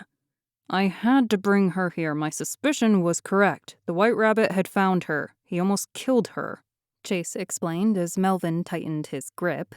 He didn't struggle, but let Melvin get whatever frustration he had out. "You can't just stalk a girl. You have any idea how perverted that makes you?" Melvin went on. I thought about agreeing, as he had a point, but Chase had saved my life because of it. I really couldn't complain. "If I didn't follow her, she would be dead," Chase replied.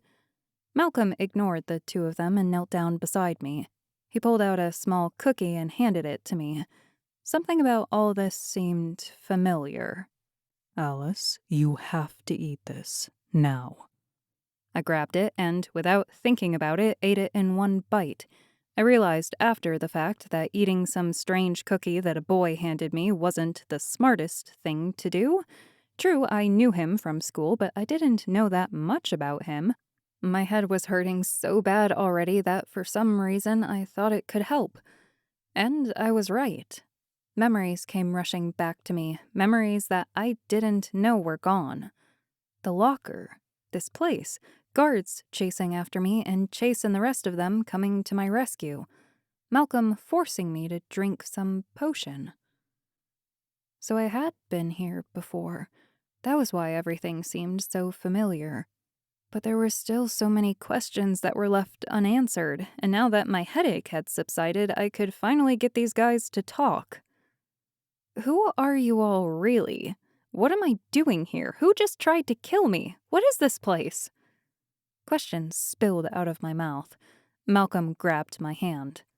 "Listen to me. This isn't what was supposed to happen." I stared at him. He wore that dark green suit I remembered him wearing the day before. His curly, dark hair stuck out from underneath his burnt orange hat. He looked so handsome that I felt as if I were going to melt when he touched my hand. But I couldn't. I had to figure out what was going on. I pulled my hand out of his, letting him know he couldn't smooth talk his way out of answering me. What was supposed to happen? I don't understand. You were supposed to be told of this war before coming here. We weren't going to force you into this, but somehow they found out about you. We had to act quickly. Chase butted in. You mean I had to act quickly? Malcolm gave him a look and turned back to me. Either way, here you are. Here I am? Where the hell am I? What is this place? Why are you all wearing weird clothes? And what do you mean, tell me of a war? What war? He smiled. So many questions. So curious. But let's start off with your first one. Alice, this is Wonderland. You are in Wonderland. I wrinkled my nose, thinking he was just making fun of me. I glanced over at the others, but they didn't seem to be laughing. You mean, like the kids' book? He nodded. Yes. But that's just a story. That isn't real. There's no way. It's real, Alice, Chase repeated. It's all real. I shook my head. It had to be some elaborate prank. Everyone liked pulling pranks on me since I was so gullible. I wouldn't let them have the pleasure this time. No, this is just some weird dream. I'll wake up and it will all be over. No, Alice, this isn't a dream. Alice Little was a real person. She told everything to a certain Lewis Carroll, and he wrote the story down. He warped quite a few things, but this place is real. This is Wonderland. I shoved him away and stood up. This is just some trick. You're lying. Tell me the truth. We aren't lying, Melvin added, and we need your help. My help? That seemed strange. I was just some random girl they grabbed from school. How could they say such a thing? What would you need my help for? Malcolm held out his hand. It's hard to understand. We have to take you to someone who can explain all this. I stomped my foot on the ground. It seemed childish, I knew, but I wanted my answers given to me. This was all just so confusing. I'm not going anywhere until I understand what's going on. Come on, Alice. Don't you want an adventure? Don't you dream of such things? I see you reading all those fantasy novels and manga. Now you can live this one out. Chase smiled widely. I stared at him, and that was when I remembered. Your eyes! What's wrong with your eyes? Can't you tell? He disappeared from where he was standing and appeared next to me with his arm around my shoulder. I'm the Cheshire Cat. I jumped away from him. What the hell? How did you do that? Chase, did you really have to tell her like that? Melvin looked annoyed. You could have scared her out the door.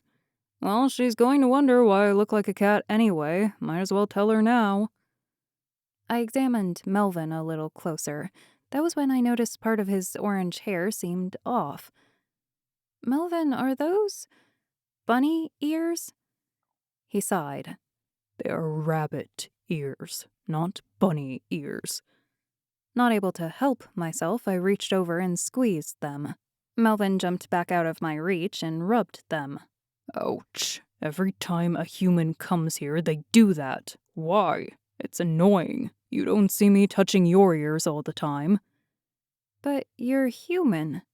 I kept staring at him, feeling a little bad that I had violated him like that. I just couldn't help myself. Nothing is what it seems in Wonderland, Alice. Chase motioned around him. Nothing is what it is, and everything is what it isn't. I looked at all four of them with their suits and at the rest of the room. Old wooden desks, leather chairs and couches, bookcases. It was like something straight out of a storybook.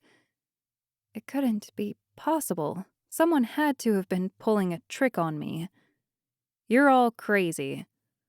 Well, he is. Malcolm nodded to Chase. The rest of us are quite sane. Ha! Chase belted. There is a reason they call you the Mad Hatter, is there not? Malcolm sighed and rubbed his temple. No one has called me that in a long time. They just call me the Hatter. The what? There was no way he could be the Mad Hatter. Malcolm was way too young and, not to mention, sane. "Have you not read the story?" Chase asked, "because you seem surprised by a lot of this." "I have, but that was written over a century ago. You can't be them. It is a work of fiction." "Oh, but we are." Chase disappeared and reappeared on the bookcase. "Time means nothing here. We still play our parts, one way or another." I turned to Davis and Melvin. "Then who are these two?" I looked a little closer at Davis, and Davis has some weird ears, like a mouse. "The March Hare and the Dormouse, of course," Chase answered, appearing next to Dormouse and leaned against him. "Can't you tell a pathetic mouse when you see one?" Davis's eyes narrowed. Watch it, Cat. Chase stepped back. "Oh, I'm so scared. What are you going to do? Throw cheese at me?" "You two need to knock it off. Alice here is confused and you two are just making fun of each other," Melvin exclaimed. Davis turned to Melvin and pointed at Chase. I'm not the problem here. He is. I have done nothing wrong, so don't blame me. Chase wrapped his arm around Davis's shoulder. "Oh, stop being such a baby." They started arguing again, and Malcolm stepped forward, away from the literal cat and mouse fight, holding out his hand. "Let's go. We'll take you to someone who can explain everything more clearly." I looked down at his hand and back to his eyes. Malcolm had honest eyes. I could tell he was someone I could trust, along with everyone else here. I had nothing to lose, really, as I was stuck in this place anyway. If I left them, I would be completely lost. "Okay, I'll go with you, but first can I get a change of clothes?" I peered at my pajamas. "I don't want to venture around in pajamas if that's okay with you." "Yeah, Pipsqueak here should have something in your size." Chase placed his hand on Davis's shoulder. Hey! Chase shrugged. "It's true." Dodging Davis's punch, he laughed as he grabbed my hand and pulled me up the stairs. Chapter 7. Davis's clothes did actually fit me perfectly. He was small compared to the others, but I guess it would make sense since he was the dormouse. It was weird to wear boys' clothes from someone I hardly knew, especially when he seemed like something out of the 1800s. Don't get me wrong, I loved the era. It was just weird seeing everyone wear such things. Except at a con, of course. I wore a dark pink jacket with brown pants and a purple vest and bow tie. I felt a bit ridiculous in it, as it definitely wasn't something I would ever wear in the real world. It was too fancy for me. I was used to getting paint everywhere, so there was no way I could ever wear this at home. But that didn't matter right now, as I wouldn't be painting anytime soon. Adding the purple hat, I just laughed. This was one strange dream indeed. At least I hoped it was a dream. If this was real, it wasn't quite hitting me yet. I came down the stairs to find all the boys staring up at me. I hated being the center of everyone's attention, especially when everyone looking at me was male. I took a deep breath and smiled. "Fits perfectly." "Told you it would fit." Chase nudged Davis. Davis frowned and crossed his arms, not saying a word in response. "Well, all in all, you look fabulous, milady." Malcolm placed his hand out for mine at the end of the stairs. I grabbed it, blushing, and took the final step. This was like a dream come true. I recently had dreamed I was going to prom with him, and I was wearing a dress instead of a suit, and we weren't in Wonderland. "We should be heading to Howard's hideout now, since you're already here." "Who's Howard?" I asked as he led me and the others outside. It was still silent down this passageway, and I began to wonder if anyone else could travel down here. It was Wonderland, after all. Maybe they couldn't see it. Perhaps only some could see Wonderland. "He's the one who knew to bring you here. He's the one who can explain more fully about everything that is going on," Malcolm said. It wasn't the answer I wanted to hear, but it would do. The promise that someone would explain was good enough for me. Besides, this had to be some kind of dream. There was no way Wonderland really existed. I had probably hit my head while closing my window, and right now I would be on the floor with my face in a plate full of paint. We walked through the grassy streets. I followed beside Malcolm and Chase. Malcolm had a sort of regal stature about him, honest and true. He seemed like a man who had a high-ranking job, which was weird since he looked like a teenage boy. He looked calm and collected, which was strange given that he was the influence for the Mad Hatter in Alice's Adventures in Wonderland. I wondered what happened and what changed him to be calmer and not just recklessly indulging in tea all the time. Chase, on the other hand, was always a troublemaker at school, and I could tell he was one here as well. I have heard of him starting riots in classes and getting sent to the principal's office time and time again. But his troublemaking saved my life, so I knew I could trust him. I would be stupid not to. He had only been kind to me this entire time. But yeah, he was definitely the Cheshire Cat. Glancing around, I realized that I still couldn't see the other faces. Everyone around me had a dark cloud over their face, like a mask. It was disturbing, to say the least. Why can't I see their faces? I asked as we walked past a group of people. That's the problem that has shrouded the entire kingdom. It was why we started looking for you, Malcolm explained. Kingdom? You mean the Heart Kingdom? Malcolm shook his head. No, they were destroyed by Alice long ago. The Red and White Kingdoms also fought and destroyed each other. This is the new authority, the Kingdom of Dreams. I shook my head. I have never heard of it. You wouldn't, Malcolm went on. It came after the original Alice left. This kingdom is a place where humans' dreams reside. Each person here is a person's dream in your world. This is where they prosper and escape to. So then what is the problem? What is the war you mentioned? Because it sure didn't look like a war was going on. This place seemed perfect, other than the weird shadow faces. The problem is that the Cirque de Rêves came out of nowhere and started entertaining the citizens, the dreams. We didn't know it at the time, but there is a dark presence controlling the circus, causing the people to become dark and wither away, destroying the dreams of people in the human world. That definitely sounded like a fantasy. What was this, Sailor Moon? Would I be getting Sailor Scout powers? Because that would be cool. I wanted to ask, but knew I would sound like a complete otaku if I did. Because I totally wasn't an otaku or anything. That doesn't make sense. So people's dreams in the real world are being destroyed here? He nodded. Yes, human dreams have always resided here. The more your world grew, the more this world grew as well. Those who keep their dreams at heart stay here, and those who have given up on their dreams vanish from this world and just go on suffering and feeling empty in your world. But it is their own choice to let the dreams escape and crumble. That isn't what is happening. Now the circus is causing the dreams to wither from the inside out. Humans have no control over it in their lives. The repercussions on your world will be tremendous if it isn't stopped. None of it sounded real. How could that even be possible? I still debated if this was some kind of dream, a dream I would love to express through dance or art.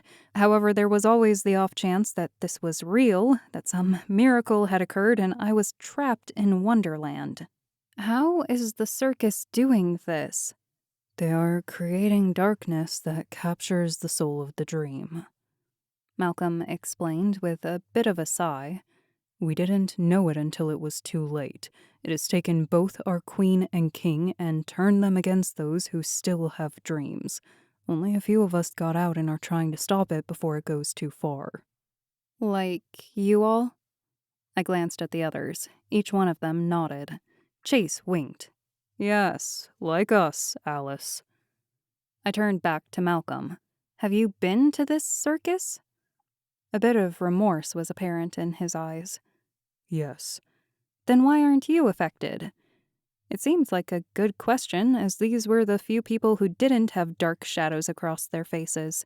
I wondered what made them so special, other than being in the original story. He smiled. The Cirque de Rêves uses fear to get to the soul of dreams. It's how it clouds everyone's minds. He makes you see your darkest fear and lets you live it. It kills the dreams and they become living nightmares. It didn't work on me, though, as I have learned long ago not to live in fear.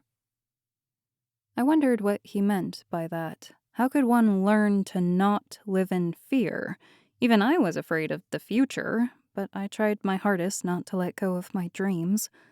What about the rest of you? Chase raised his hand. I'm too free-spirited for anything to hold me down. Fear is nothing to a cat like me. I have been at the Hatter's side since the beginning, Melvin explained. So like him, I have learned to live with my fears. And as for this mouse here, Chase wrapped his arm around Davis. He's always afraid, so he doesn't know the difference between fake fear and real fear. Davis's face turned red. Chase apparently always knew what buttons to push. Shut up, Cat. It's because I'm stronger than most other people around. Only strong people can live in fear and endure it every day. Sure it is. Davis tried to hit Chase, but Chase disappeared and reappeared in front of us, laughing. Davis started chasing him around the group, which was odd to think about, how a mouse could chase a cat. It was hopeless, though, as Davis could never catch up to him. I turned my attention back to the surrounding buildings. I noticed that the people, or I guess they were dreams, didn't pay attention to us like they had before when I first came to this place. Was it because of my clothes and I actually blended in now? There was still a lot I didn't know, and a lot I still wanted to understand. I either wished I could be told everything that was going on and why I was needed, or just wake up from this very strange dream. Why am I here? Malcolm let out a brief sigh. That is very complicated. Howard is really the best man to ask that question. He was the one who sent us to find you. Honestly, we aren't even quite sure why we need you. Is he like some kind of mentor or something? Chase opened his arms wide. He's much more than that. He's like a father to us. He has taught us so much over the years and has brought us together to save the kingdom. Something I honestly didn't think was possible. Am I right, Mad Hatter? I turned to Malcolm, but he didn't say a word. His eyes darted in Chase's direction, scowling. Jeez, Chase said. Didn't mean to hit a sore spot. But yes, Malcolm went on. He's like our mentor. Even when something seemed impossible or everyone had turned their backs on us, he had been there with open arms. We owe a lot to him, each and every one of us. I nodded as if I understood, but honestly I didn't. Most adults that I knew didn't think I knew what was good for myself and that art wasn't a suitable career path for any human. The only adult who supported me was Mrs. B, but other than just a few supportive words here and there, it wasn't like I felt I could talk to her about everything. I found these boys to be lucky, but then again, I didn't know the whole story. I learned to never be jealous of someone who appeared to have what you wanted on the outside because you just never knew what their story was. So, who is behind this circus? I asked as the quiet was freaking me out a bit. I always got nervous when it was quiet, which is why people thought I was more social than I really was. Truthfully, I just hated awkward silence. I was usually the one who started making a turtle with my hands. A man who calls himself Morpheus, Melvin answered. He looked a bit annoyed at just the thought of him. I let out a brief laugh. As in the god of dreams? You know your Greek mythology well, Malcolm commented. And the Matrix. I like stories, I explained, a little excited at the thought of the connection between mythology and this place. Whether they're ancient. Anyway, to call himself a god, he must be a little full of himself, then. Is he full of himself? He has converted many citizens, as you have seen. Malcolm waved his hand to gesture toward those who stood near us. I looked around. He was right. There were many people, and I couldn't see any of their faces. I wondered if it was like that everywhere or in just this part of the kingdom. Either way, it was still a lot of people. He had to be strong to be able to convert so many. It was hard to think that the surrounding individuals were the personifications of people's dreams in the real world. I wondered how many around me I actually knew in real life. "How big is this kingdom?" I asked. Chase opened up his arms. "It's huge. This is just one section called the Garden District." "How many districts are there?" "Within this kingdom? About 24. Chase answered. "Most people stay within the kingdom, but there are others who are from outside the kingdom, which is where the ruins of Heart, Red, and White kingdoms are." 24? Wow. Where is the circus? I didn't see any tents around this area, and this place seemed too strange to have a circus going on. "In the heart of Wonderland, near the dark forest. They were smart when they figured out how to infiltrate the kingdom, so obviously no one even saw it coming." That made sense. Sometimes the best place to hide something was right in front of other people's faces. Which is how the king and queen were affected so fast? Chase shrugged. "It was more complicated than that, but I don't want to get into the details just yet. Howard will be able to explain more than any of us." I nodded. "All right, what can you tell me?" He grinned. "That math test was hard. How did you do on it?" I shoved him as we made it to the boundary of the Garden District. Chapter 8. I gasped as we stepped outside the walls of the Garden District. The mountains and forests surrounded the area with trees larger than life. I felt like I was in the redwood forest, somehow surrounded by the Alps. I had never seen anything so majestic. I couldn't wait to get back home and paint what I had seen, but I knew I could never bring this scene to justice. "So, where exactly are we going? I mean, I know we're going toward where Howard is, but other than that, I'm not sure." I stared up at the trees we walked beneath. They were tall, like friggin' tall. I didn't want to know what happened when one of them fell. It would be loud and destructive. That's what would happen. "You see where those two hills meet in the distance?" Melvin pointed. I nodded. "That is where we're going." "And we're walking the entire way?" I asked, hoping that was not the case. I knew it was. I hadn't seen one type of vehicle during the entire time we were walking. Strange, really, but this world wasn't like ours, and maybe they didn't want to draw any attention. "Yes, we should be there before nightfall." He started down the steep slope, and I followed. Nothing like a good hike after practically no sleep and being dumped into an entirely unfamiliar world. At least I wasn't in my pajamas anymore. Always look on the positive side of things. That was my motto, or at least I tried to make it my motto. I followed the boys down the slope, slipping and sliding most of the way. The ground was a bit wet, causing a muddy mess. I thought I would definitely fall on my butt. I didn't, thankfully. Nothing new for an Oregon girl, though. I walked behind the rest of them. Typical. Although I was good at ballet and balancing, my fear of falling off of something was still substantial. I didn't like the thought of falling and getting my clothes muddy, then having to walk all that way. Walking with muddy, wet clothes was horrible. Absolutely horrible. So I was more careful than they were, and that made me start to fall behind.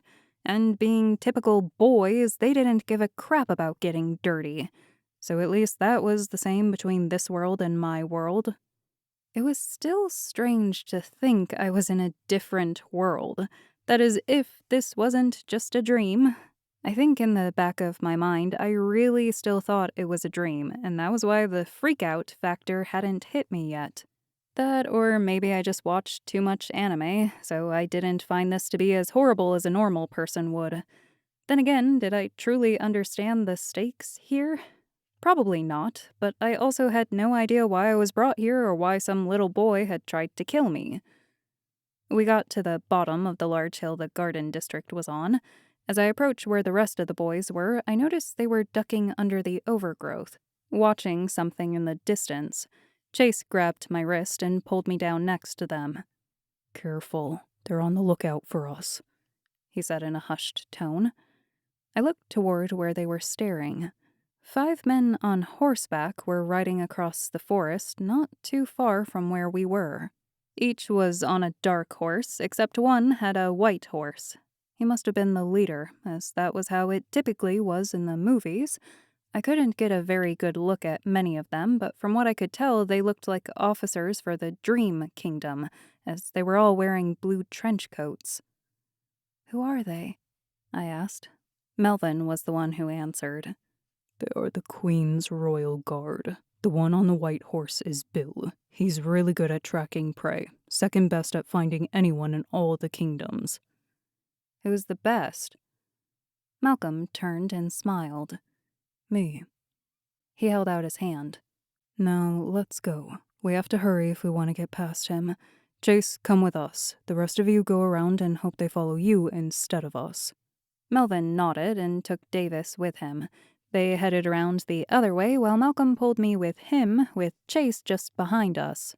He seemed a little hesitant at first, as if not wanting to be behind Malcolm or take orders from him. It was barely noticeable, and I wouldn't have thought anything of it, but he didn't let the frown leave his face. Was he mad at Malcolm for some reason? There was a lot I didn't know about this group, but they always had seemed close at school. Then again, at school, I wouldn't have thought they were all fictional characters. Malcolm led the 2 of us the opposite way Davis and Melvin had headed. He took such care in each spot he put his foot that I made sure to step exactly where he did, stop when I was told to, and go on as well. Thank goodness for my ballet classes, otherwise I probably would have lost my balance a few times and fallen flat on my face. That would have been embarrassing. Chase seemed to be following as well, but he also almost acted like he wanted to go off the path and do his own thing. I just wished he would voice his thoughts instead of holding them in. He must have wanted to stay quiet in case Bill's men were around. As we came around another tree, Malcolm stopped abruptly. "What is it?" I whispered. "He's on to us." He pinched the bridge of his nose. I didn't like how frustrated he looked, as it meant I needed to worry. "Crap. We have to get you out of here." Malcolm searched all around, then finally looked up. "How fast can you climb?" I blinked. "What?" He pointed at the tree. "Up. Go." I looked at the tree that towered beside me and gulped. I had never been good at climbing trees, even small ones. It just wasn't my cup of tea, so to speak. I'd honestly rather dig and hide in a ditch than go up a tree. Malcolm must have seen the worry on my face as he nodded to Chase and pushed me forward. "Chase, help her. I'll distract them and get them to follow me. Wait until I come back for you. Got that? Do not leave this tree unless I say so." He made eye contact. "Do you understand?" Chase nodded and jumped up to the closest branch with ease, holding out his hand. "Come on, it's easy." Frowning, I grabbed his hand and he helped me up the branch. I was already out of my comfort zone and not quite sure what exactly was going on. I didn't need to be made fun of for not knowing how to get up a tree. At first, I was surprised at how well he could navigate the tree. Then I realized he was a cat, and it would come with the territory. It was still weird to see his eyes in such a way, but I was getting used to it. I peered down, which was a colossal mistake, and realized that I indeed had a fear of heights. Or maybe it was a fear of falling? I started to wobble, but Chase quickly grabbed me. "Careful, this isn't somewhere you want to miss a step. Long way down." "Yeah, I see that. Thanks for the tip." He helped me up higher, and we stopped at the point where we could still almost see the ground, but high enough where I wanted to just cling to the tree and never move again. I didn't care for heights, or I guess I didn't care for falling. The latter came with the former. Chase patted my back. There, don't worry, I won't let you fall." "Gee, thanks." He shrugged and sat down on the branch, cross-legged. Just trying to help. You need to be like me and not worry about heights. Just land on your feet. I gave him a skeptical look.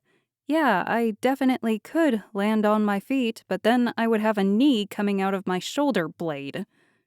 I shuddered at the thought of hitting the ground that hard. So gross.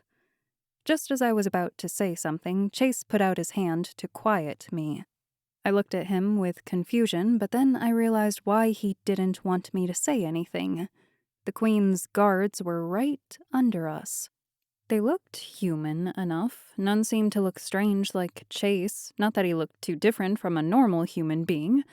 Bill came on a white horse and searched all around, looking for us. I backed closer to the tree so he couldn't spot me. I could see his dark brown hair that was slicked back. He wore a blue trench coat, and from what I could tell, he sat straight up as if he had eminent authority over anything and everything. The other 4 men followed behind, waiting for the man's orders. "Come out, Hatter. I know you're around here." Bill's voice boomed through the forest. Chase must have noticed me quiver, for he put his arm around me. "Don't worry, they can't see us," he whispered into my ear. I nodded, although I found that to be very unlikely. If he was such a superb tracker and was right below our tree, how could he not know we were up there? I tried to calm my thoughts about the situation as I peered back down at Bill. "Is that a challenge, Bill, or do you know the only way for you to win is for me to give up?" Malcolm's voice answered back. I couldn't find where Malcolm was standing and dared not shift to find out. I just hoped he would be okay, but I trusted him, for some reason, mainly because he had lasted this long and hadn't gotten caught.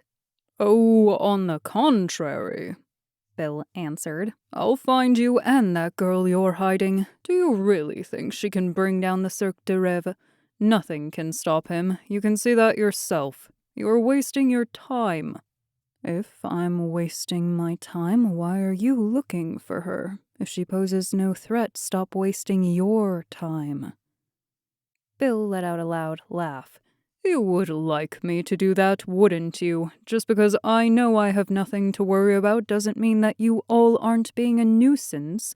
The Queen has ordered me to destroy all who are against the Cirque de Rêves. And you, my friend, have betrayed us all." "You are making a mistake," Malcolm added. It sounded like he was coming from all around. I had no idea where he could be. "The Cirque de Rêves has blinded you. I must stop it before we can never go back." "We will see about that."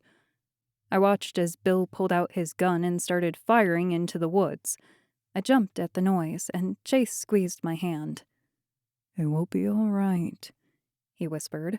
"Malcolm knows what he is doing. He has been doing this sort of thing his entire life, and unlike in your world, that is a very long time here." I nodded as I watched the horses gallop away into the distance after Malcolm. I didn't like the idea of something happening to him because of me. I would never forgive myself, even though it wasn't my choice to be there. I still felt as if I could have done something. Chase and I waited up in the tree for what seemed like an hour. We didn't hear anything from Bill and his men, but neither did we hear from Malcolm or the others yet. I was beginning to worry and wanted to ask Chase what he thought, but I didn't want to make a sound. I had no idea if they were close, and I was afraid of getting caught. Unlike me, Chase looked calm, his eyes closed and ears attentive. If he was like a cat, he should be able to hear even the slightest noise. I wondered how exactly they worked and how he could have some feline characteristics and some human characteristics. Suddenly, Chase's ears twitched and his eyes shot open. Then I heard it too, a whistle coming from below us. "Well?" Chase jumped down to a lower branch. "That is our cue." I smiled as I climbed down behind him. We were finally able to leave this tree and be on our way. I could get answers and stop worrying about Bill capturing us. I forgot how high up we were until I was almost to the ground. Looking back up, I couldn't even see the branch we were once waiting on. I shuddered. Good thing Chase was with me, or I wouldn't have been able to overcome my fear. As I thought that, I knew I would jinx myself. It was a curse I had. Even though I was graceful in ballet, I was sometimes quite clumsy in other things. As I stepped on the last branch before getting to the ground, I felt my foot slip and I started to fall backward. I squeezed my eyes shut, waiting for my body to meet with the hard forest floor. I just hoped my head wouldn't hit a rock. That would be the worst. When a couple of seconds went by and nothing happened, I opened my eyes to find myself in Malcolm's arms. You should be more careful. We don't want to draw attention back to us, now do we? His smile made me blush. No, I whispered and straightened back up, dusting off my clothes as I had gotten some bark and dirt all over Davis's clothes he'd let me borrow. I just hoped I wouldn't stain it. Thank you. No problem. I glanced over at Chase, who was frowning at the entire incident. I wanted to say something, but I had no idea what I could tell him to make him smile again. Whatever was going on between them likely had more to do with each other than the present circumstances. Maybe I would find out about it later, even though it wasn't any of my business. I looked around for Davis and Melvin. Where are the others? They were already on their way to Howard's. Malcolm nodded deeper into the forest. We will meet them there. Let's go. Chapter 9. As we approached the edge of the forest, we came upon the once magnificent white and red kingdoms. The chess pieces that once stood glorious were now crumbled away with time. They were so huge that they gave the ones in Harry Potter a run for their money. The statues and monuments were larger than any building in Salem, but that really wasn't saying much. Salem didn't have any skyscrapers. Heck, they didn't have any buildings higher than 345 feet, and that was the height of the spire at the First United Methodist Church built in 1872. It had been over 100 years, and still no one had built anything higher than that. Salem felt like it was stuck in time. And I wasn't exaggerating. Some of the clothes I saw people wearing on a day-to-day basis were out of fashion long ago. Then again, I was wearing Victorian-style clothing. I guess I wasn't one who could talk. Everything around the area was colored in either red or white decor. It made sense, since it was the Red and White Kingdoms. It really stood out, and I couldn't believe that I was standing in a city that had been from a work of fiction. The ground had red and white tiles, just like a chessboard. If I wasn't there, I would have never believed it. All the buildings were designed like medieval castles with moats in some areas and everything. It was abandoned, though, just like they said it was. There were no people in the streets, no voices of conversation. There was nothing but us. So this is where your leader is? Was he part of this kingdom? I asked as we passed yet another moat. I looked down in it and saw something green move around. Malcolm shook his head. No, he has been around before the Red and White Kingdoms existed. In fact, he was around before the Heart Kingdom as well. No one knows where he is from. He just comes when he is needed. Such as now with the circus? Yes. So he was the mysterious mentor type figure, like Obi-Wan or Gandalf. That was pretty cool. Who is he? In the stories, I mean. Chase was the one to answer that. He was known as the Caterpillar. I remembered that chapter in the story. From what I remember from the book, I always found him rather annoying, and I couldn't believe that he could be such a grand mentor now. The caterpillar? I thought in the story he turned into a butterfly or something. Chase laughed. The story isn't exact, remember? I see. I lied. I really didn't understand. None of this made sense. I still don't get why I'm important. He had a premonition about you. He told us where to find you so you could help us. Chase whispered so that only I could hear him. A what? I whispered in return. And why are we whispering? A premonition, a dream, if you will. Those of this world differ from those who represent dreams. He can explain it better than any of us. And I'm whispering because we aren't supposed to tell you anymore until we have arrived. So that's what it was. Did they know more than they were letting on? Why was it so important that Howard tell me everything? It was obvious that Chase wanted to tell me more, but something was holding him back. Why that was, I had no idea. It would make sense for them to just tell me everything right away so I would understand, but if Howard had more answers than them, I guess talking to him would be a better idea. I was also curious why Chase seemed to despise Malcolm. I didn't think the Cheshire Cat and the Mad Hatter hated each other in the stories. Did they always, or was it something that happened recently? As they mentioned, the writer had warped the story, I knew. In fact, in the stories I read, Chase had been an actual cat, not part human. I wondered if that fact had to do with Carroll not understanding they were anthropomorphic, or if Alice just didn't mention it when returning from Wonderland. We still hadn't caught sight of Davis and Melvin. I hoped that they were all right and didn't get captured by Bill and his men. I had no idea what kinds of things they would do, if it was like the stories and they would have their heads cut off. But that was the Heart Kingdom, not the Dream Kingdom. Either way, I still worried. You have nothing to be afraid of, Alice. Malcolm grabbed my hand and kissed it gently. We will be here with you. I felt myself blush. Realistically, there wasn't any reason I should trust him or any of the others. They pretty much kidnapped me and brought me here without telling me why they needed me. But for some reason, I felt as if I could trust them. I felt as if this was where I was supposed to be. But that didn't really make any sense. I was somewhere that wasn't supposed to be real. But this world had everything I'd always wanted. An adventure, the boy I had a crush on, new things to explore. A place where I could be myself. But was that true? I mean, did I actually ever act like myself around others? Did I really know how to act around others, or was it all just a lie? Was I simply trying to fit in all the time, or was this who I was? I felt as if I didn't know anymore, not after the condemning I received from my parents and the shadows I hide in at school. So the question really was, who was I? And if he's not to your fitting, I'll be here for you, Alice. Chase grabbed me and pulled me away from Malcolm. I'm a better protector than that Mad Hatter over there. Malcolm shot him a look. In your dreams, cat. I chuckled at their arguing, but decided to change the subject, as I could tell that it was only going to get worse. So, you guys have been looking for me for a while, then. You have been at school for a month now.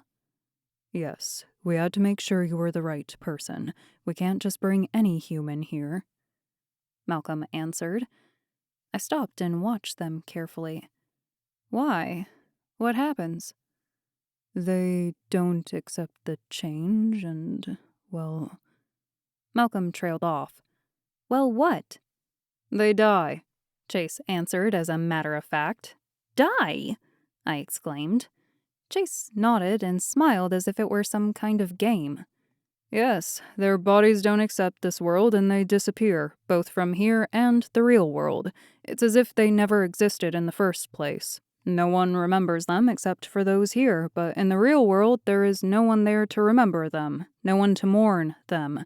It's for the best, really, as no one in your world will know the truth. It's better that way. I couldn't believe what I was hearing. How many people had disappeared? How many people hadn't accepted the change and simply ceased to exist? I had accidentally arrived at this place after getting pushed in the locker. Does that mean I could have died if I wasn't the one they were looking for? Speaking of which, how is your head? Malcolm asked. I placed my hand on my forehead. I had forgotten all about it. Fine, there's no more pain. Good. You have nothing to worry about then. He smiled as if trying to reassure me. It didn't work. I still worried that I would suddenly disappear and everything would be gone. My existence would be no more. But in the back of my mind, I wondered if that truly would be a bad thing. My family didn't like me. I only caused them trouble. I only had one true friend, and if I were gone, she was sure to have other friends, as she already had a lot more friends than I ever did. Would anyone really miss me if I was gone? It was only a slight thought, a doubt, really, and it passed as soon as it came. Even though my family disagreed with me, I knew they still loved me, and Kate was my best friend, and neither of us would have it any other way. I turned to Chase.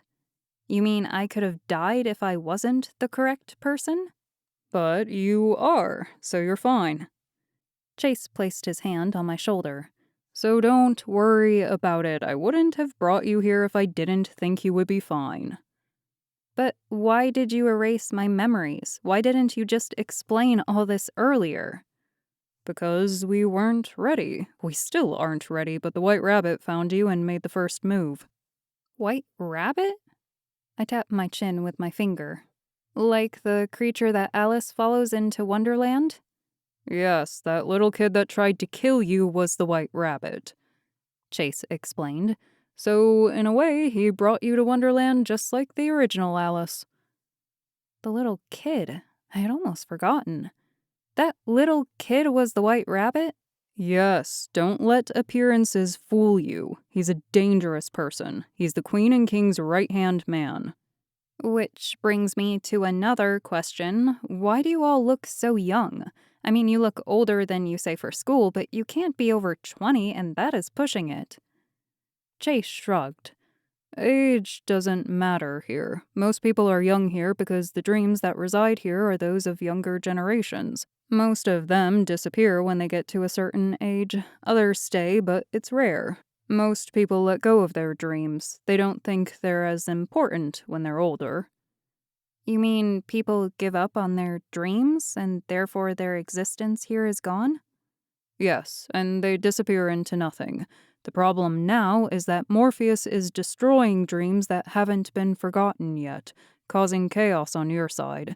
People are becoming depressed, losing their vision, and even losing reality.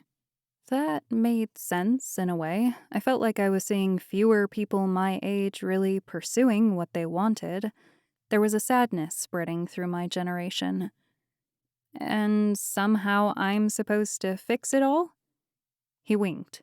Something like that. And how in the world am I supposed to do that? I asked, because I didn't understand what I was doing there. And on top of that, I really believed I was still asleep. When was this dream going to end? It all felt so real, though, and was quite strange. Once we approached the castle, Malcolm and Chase escorted me inside. I gasped at how grand it was on the inside, just as it was on the outside. Although the rooms were high and mighty, there wasn't much left in the way of decor. It seemed to me that it all had been raided. I didn't even know how long it had been since this kingdom was destroyed. The castle was quiet, and I heard our footsteps echoing through the hallways. It felt like walking through an old church during the week when no one was there. Very eerie, to say the least, especially since the only lighting came from the dirt-covered windows, making the room dim enough that it was nearly impossible to see what was in front of me. I grabbed Chase's hand, mostly because I couldn't see anything around and knew with his cat eyes that he could. I noticed that Malcolm glanced over at our hands but said nothing. I just hoped he thought nothing of it. I really just trusted that Chase could see, and this entire time he had been more open to me than the rest of them. God, I didn't know what to think. We finally came to a room that had a fire roaring in it. It felt good against my skin as it was starting to grow dark outside and a chill had swept through the land. As we entered, two people stood up from the couch with a smile on their faces. You made it! Davis sprang up and ran toward us. He wrapped his arms around me. I'm so glad you didn't get caught. I was so worried. Thanks? Really, it is thanks to Malcolm. He was able to get us into the clear, I said, not quite sure what to do as a boy was hugging me. Chase grabbed him by the collar and pulled him away from me. Get off her, you perv. I'm not a perv. I was just happy to see her, Davis yelled back. Yeah, like I haven't heard that one before. Give her some space, will ya? You think she wants some disgusting rodent touching her? Davis pushed Chase. Stop calling me a rodent! Malcolm stepped up, which I was glad. I wanted to say something, but I didn't know them well enough to feel I could barge in on their conversation. Knock it off, you two. Can you act civilized for once in your life? Jace appeared as if he was going to say something, but didn't. His ears just turned down like when a cat was annoyed. Well, the time has come at last, I see, a voice said behind me. I turned to find an older gentleman with graying blonde hair. His blue eyes appeared to have seen so much through the years. Alice, the man said. At last we finally meet. I'm Howard, or you may know me better as the Caterpillar.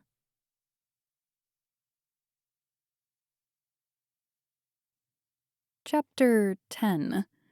I stood there in awe, not quite believing that the man in front of me was the wise caterpillar from the stories.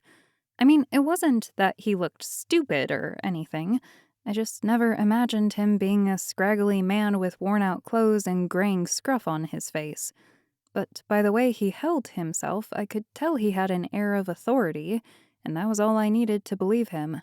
I bowed to him out of respect. It was strange to do as an American, yes, but after Japanese class and watching so much anime, it just became a habit that I had picked up. It was better to be formal than to not. Pleased to meet you. He laughed. No need for such formalities. It's not like I'm a king or something. I'm just a man who has been around for a while, and a tired one at that. I straightened up. So, can you tell me what is going on? He walked over toward the fire. How much do you know, Miss Alice? Not much. I just know there is a dream kingdom and the Cirque de Rêves is trying to destroy people's dreams in my world. That, and I know that I'm involved somehow. That is about it. Good, good. I don't have to start from scratch. I'm glad my boys could give you that much. There is still a lot I don't quite understand. I was told that you would explain it all. He nodded. Yes, in due time. But first, Alice, I would like to know what you think of this world. I blinked. What I think? Yes, of this world and of the people you have met so far. He laughed. I guess that is hard when they're standing right there in front of you. Boys, how about you give us some time alone so we can discuss everything? Alice is probably getting hungry, so go fix up some dinner. Malcolm nodded. Yes, sir. And with that, he left with the rest of them to what I presumed would be the kitchen. Chase was the last to leave, as if unsure if he should leave me there alone. There, now you can say anything you would like. They will hear nothing from me. Howard grinned. I always found it hard opening up to someone I didn't know, even if they were supposed to be a professional. I had gone to a counselor when I was younger since my parents thought it was strange I was so introverted and quiet. They got nowhere with me because, honestly, I didn't want to change, and I never could talk to someone I didn't know that well. I shrugged. What am I supposed to say? This world is beyond my imagination. I'm flabbergasted at the thought of being in a children's book. He chuckled. Ah, yes, Lewis Carroll's take on our little kingdom. He got some things wrong, of course. Whether that was Alice protecting us or if it was him not listening to her, I do not know. Yes, well, it is definitely a world that I never thought was possible to exist. And then I find out that there's some reason you all need me. It's a lot to take in. He was silent for a moment, then turned to the crackling fire. But there is something else, isn't there, that you want to talk about? I nodded. I want to know if this is a dream. I want to know if this is just in my head or if it is real. So I'll ask again. What do you think? I think I hit my head while closing a window and I'm lying on my floor in a pile of paint at home. I honestly replied. There was no point in lying. Howard frowned, his attention not leaving the fire. You really believe that, or is that just how you're coping with it all? I didn't answer. Truthfully, I had never had a dream that seemed this real and lasted this long. I felt everything here, even the warmth of the fire on my skin. Besides, he went on, even if it was a dream, would it matter? How do you know what is really a dream and what is reality? There once was a Chinese philosopher who had a dream he was a butterfly, and he was full of joy and happiness. Then he woke up and realized he wasn't a butterfly, but a man. Yet in the dream he had no recollection of being human, so he wondered, was he truly a man, or was he now in the butterfly's dream? Reality is a lot more complicated than any of us understand. A butterfly's dream? What was he trying to say? I stood there, watching as the fire crackled.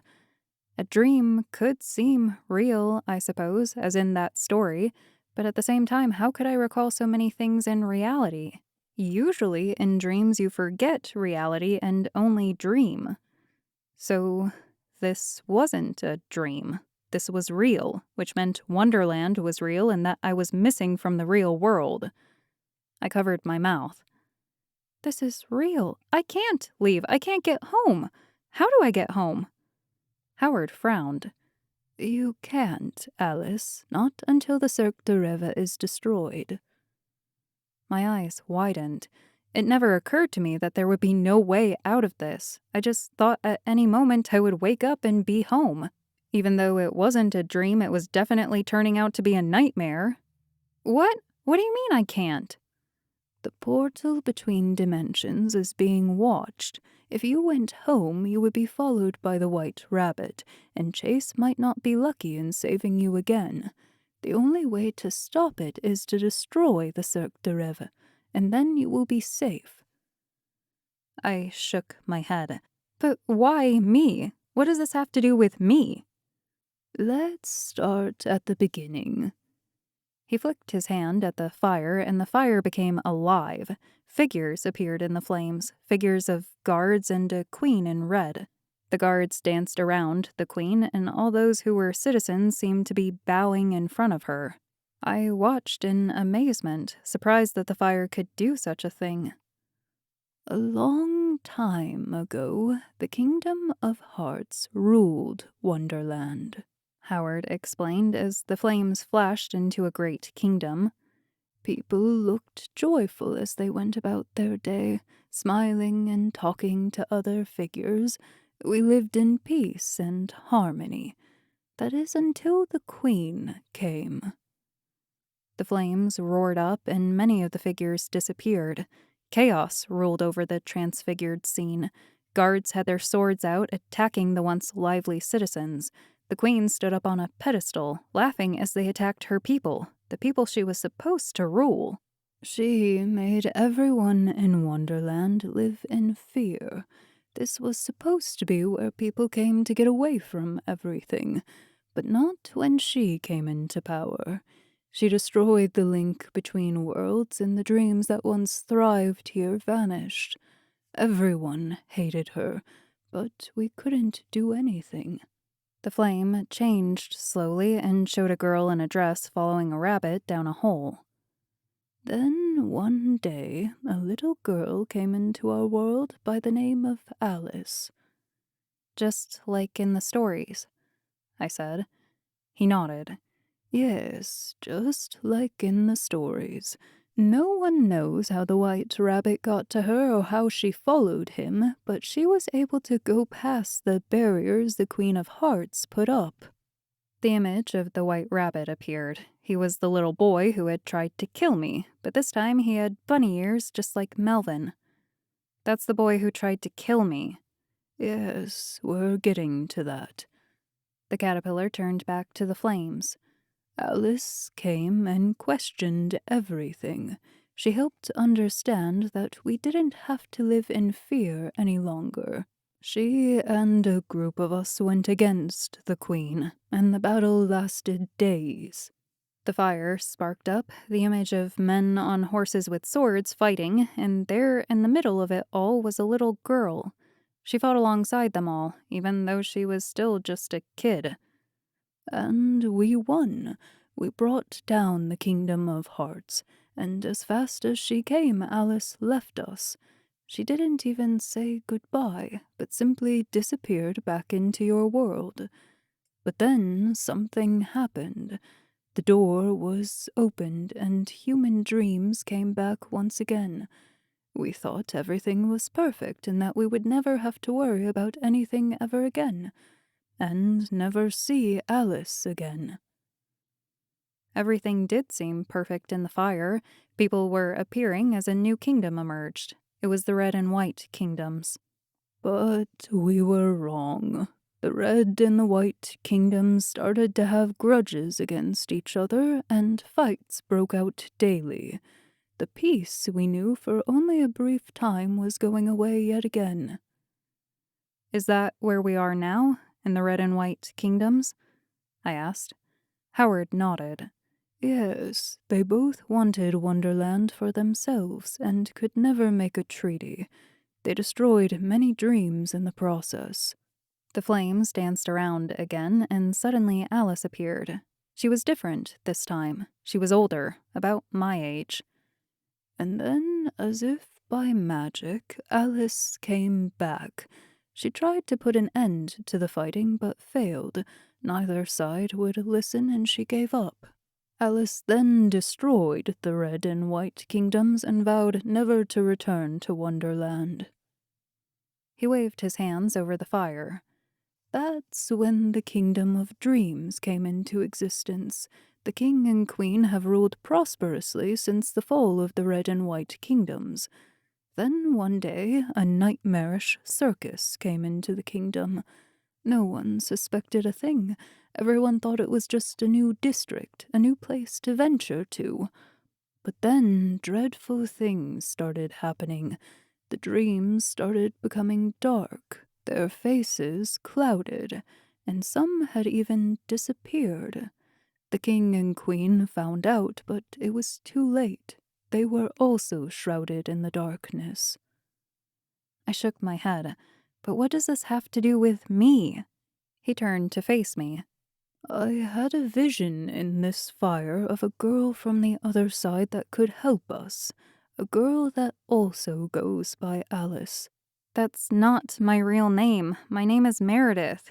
You have the wrong person. He placed his hand on my shoulder and looked at me straight in the eyes. The name isn't the important part. Besides, you survived the transition, which means you're meant to be here. You have a true heart, Alice, and that is the only way you can defeat this circus. A true heart? There is no way. I'm just a teenager trying to find her way through this world. I'm not the girl you're looking for. The fire wouldn't lie, Alice. You are the one who is supposed to be here, and it is up to you to accept that. I brushed off his hand and walked to the window.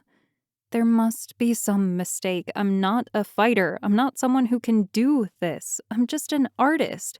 There is no way I can fulfill the same shoes as that Alice did. You are a girl with an artistic imagination. With imagination, you can do anything in this world. Don't forget that. I shook my head. But how am I supposed to defeat this power? I don't understand what is going on, let alone how to defeat it. The original Alice left something in case she never returned. Something for her predecessor, which is you. What did she leave? He let out a sigh. We aren't sure. She never said, and she hid it long ago. None of us have ever found it. Well, that makes sense, I whispered. I couldn't believe after all that she would hide it and not tell anyone. How was I supposed to find it when I didn't even know this world? Everything was new. How would I know she left something for me? Just have faith, Alice. The answer will come to you and you alone. We will be here to help in any way you need us. I felt a chilly wisp of air go through the room, as if the door opened. I glanced over, but it was still closed. I went back toward the fireplace. I also wanted to know what you thought of my boys, Howard said as he stepped up next to me. I glanced up at him. What about them? He shrugged. Have they been nice, protective? I know in the past that some of them have had some arguments with Alice. I just want to make sure history doesn't repeat itself. I shook my head. No, they have been very kind and generous to me. If they have any arguments, I would say it was with each other. I realized I probably said too much. Howard raised an eyebrow. Oh? I mean, Chase and Davis don't get along. They're like a cat and mouse. That isn't surprising. But it seems like Malcolm and Chase have some other conflict going on. Something that goes deeper than their roles. I don't know what it is. Howard sighed. I had hoped they had gotten past their differences, but I guess not. Don't mind them. They just have had a bitter rivalry for a very long time. It won't change, apparently. I looked back into the fire, watching it crackle and pop. It's strange, though. They seemed just like normal teens at school. I would never have guessed that they had a life like this.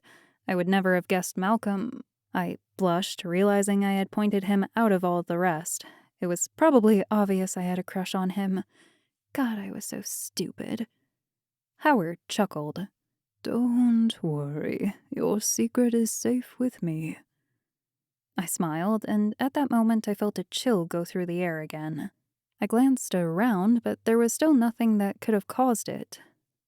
This is a lot to take in all at once, though, I said. I'm not sure if my mind even comprehends it. I understand. If you need some alone time, I have a room prepared for you. You can use it to freshen up for dinner. There are some clothes that the original Alice left that I kept. They should fit you. I'll have Chase show you the way. I have a feeling he is waiting for you outside.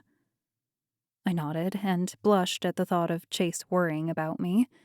Yeah, that would be nice. Just as he guessed, Chase was sitting cross-legged outside the door. Howard chuckled. I see you're guarding her closely. Chase quickly stood up. Yeah, well, you ordered me to. Howard nodded toward me. Please show her to her room so she can freshen up before dinner. Chase held out his hand. Come on, Alice. Chapter 11. Chase took me to my room where I was able to find some clothes that fit me. I pulled out a more medieval-looking blue dress, which was a lot simpler than all the Victorian-style dresses that filled the closet. Although they were beautiful, I didn't particularly want to put a layered outfit on when I was only going to dinner.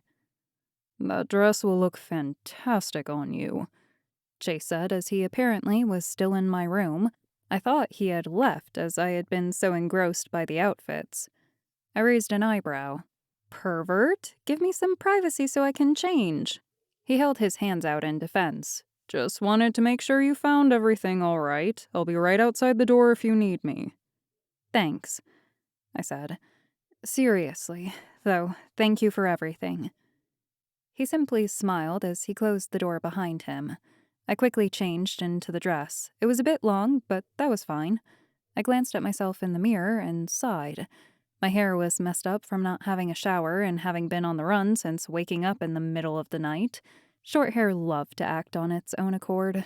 I was exhausted, and I couldn't wait for dinner and then be able to pass out on the bed.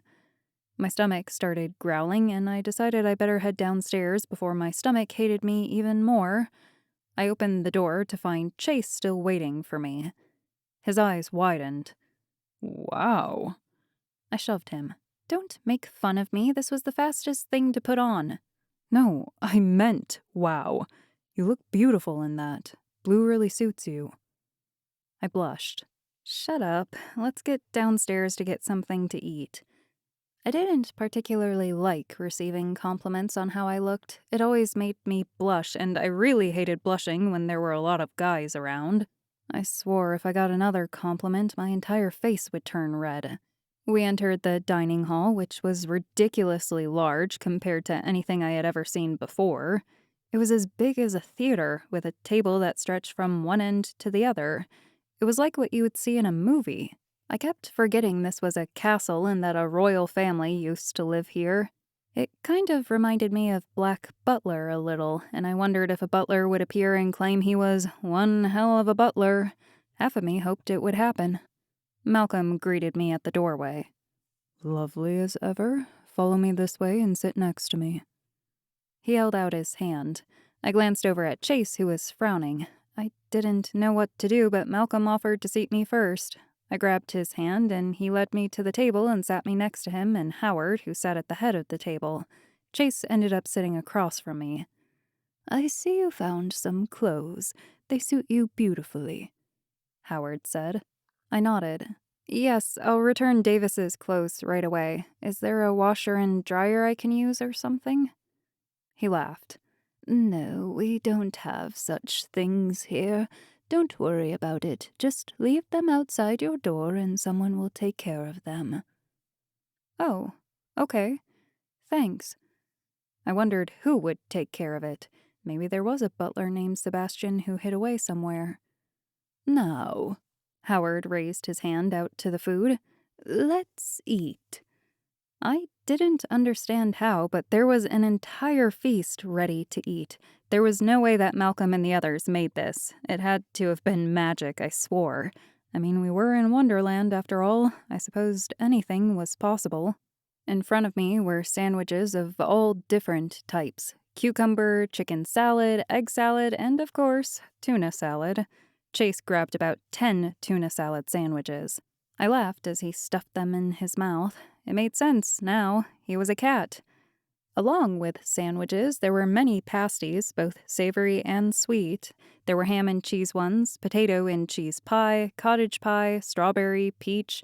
You name it, it was on the table. I smiled as I grabbed a shepherd's pie one and strawberry along with some egg salad sandwiches. As for drinks, I should have guessed. There were at least 7 pots of tea on the table. Malcolm had 4 glasses in front of him, each containing a different type of tea. He saw me staring at him. What is it? Malcolm asked. I shook my head. Nothing. It's just that if I had any doubt of who you all were in the stories, I don't anymore. Chase commented, his mouth full of tuna. What's that supposed to mean? There is a reason she portrayed you all a certain way in the stories, Howard said, and none of you are helping your cases. Chase swallowed his food. Look, I have no problem being portrayed as a cat, but Mad Hatter here got it off easy. How the story portrays him is nothing like how he is in real life. Malcolm's eyes darkened. Watch what you're saying. You know nothing. Chase let out a laugh. Yeah, right. I saw you out there in the dark forest, and my eyes don't deceive me. Chase, Melvin said. Shut up. Now. That was a long time ago. You know as well as I those times have changed. Right. Chase stood up. Now he's as pure as the driven snow. I can't stand being around him anymore. He grabbed his plate of food. I'll be eating on the roof if anyone needs me. Howard said nothing as Chase stormed out and left us sitting there. I didn't know what to do or say. I wanted to go after him, but it sounded like he wanted to be alone. Davis had a worried look on his face as he glanced at Melvin. Good riddance, Malcolm said as he took a sip of his tea. Now we don't have to deal with that feline. The rest of dinner was rather silent, and I ate my food awkwardly, wondering if Chase would come back. He didn't. Malcolm escorted me back to my room, and I thanked him for a delicious meal. He left me with a candle, as apparently old castles like this didn't have electricity, and I went into my room for the night, leaving out Davis's old clothes. I found some clothes I could use as pajamas and changed into them. I sat on the bed and stared up at the ceiling. I was tired, but my mind was racing. My mind began to run through everything that had happened. My heart started to beat quickly as a panic attack formed. What if I couldn't leave this place? What if I got stuck here? My family and my friends wouldn't know what happened. They would be worried sick if I never came home. How much time had passed since I had left the real world? Would they know I was gone? Supposedly, no time had passed for the real Alice, in the stories at least, but that was just a story. It could have been wrong. Lots of time could have passed. Everyone would be so worried. I sat up and rubbed my eyes. What was I doing? Why did I willingly go with these guys? Why were they so interested in me? What was I supposed to do? There was so much going through my mind. I no longer could rely on any of them to keep me sane. I would have to find some other means to preoccupy my mind from unleashing all these anxious thoughts. It wasn't fair. I had to be honest with myself. I was scared. As I lay there in the dark silence, I realized I was thirsty. I should have gotten some water before I went to sleep. I sighed, realizing if I wanted some water, I should change back into the dress instead of the nightgown I found myself in. Well, it couldn't be helped. I got back up and quickly changed. It was dark out, but the windows let in some light from the moon. I opened the door a crack and glanced in the hallway. There was no one around. I hoped I wasn't disobeying any rules by going out into the castle by myself, but I knew I would be quick, so it would be fine. Heading down the stairs where I figured the kitchen would be, I moved past the room where I had met Howard. The door was ajar, and I could hear voices. Alice. I heard someone say my name. Curiosity got the better of me, and I stepped closer to the room. Were they talking about me? And if they were, what were they saying? She doesn't understand what's going on, Howard. Morpheus will kill her, Melvin said. Give her time. She will come to understand how to beat Morpheus, Howard explained. Melvin is right. A lot is at stake. Are you sure she's the right girl? Malcolm said. It kind of hurt that he said that, as he was the one who seemed to have faith in me. Did he really not think I was the right Alice? Have faith. She's the correct Alice. Do you remember when the original Alice came? She was a little girl and she took down the Kingdom of Hearts. This girl can do it. I have faith in her. Howard tried to calm them. I took a deep breath. They were putting a lot of weight on my shoulders, and I wasn't sure if I could handle it. I wasn't the original Alice. I was just a girl from a small city who honestly had nothing going for her except always having a smile on her face. A smile that hid away the pain and worry of the future. We almost got caught in the forest on our way here. Bill followed us, Malcolm explained. They knew she was in Wonderland. The White Rabbit was in the real world and tried to kill her. They know about her and will retaliate, Chase added. The room became silent. I held my breath as I listened closely. Then we will have to act fast. I would like you boys to go out to the Cirque de Rêves tomorrow.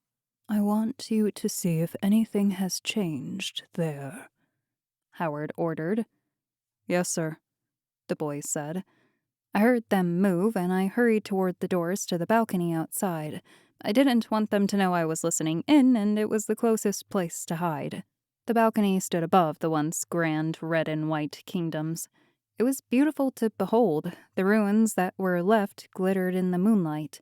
Trees that appeared to be maples, if maples existed in this place, danced in the wind, adding to the scenery. I couldn't help but stand there in awe. I heard the door to the balcony open, and I cringed. Did they notice me listening, or did they just see me outside? What are you still doing up? I thought you went to bed. I turned to find Chase behind me. I smiled innocently. I got thirsty and came down for some water. Oh, I see. Chase stepped up next to me at the railing.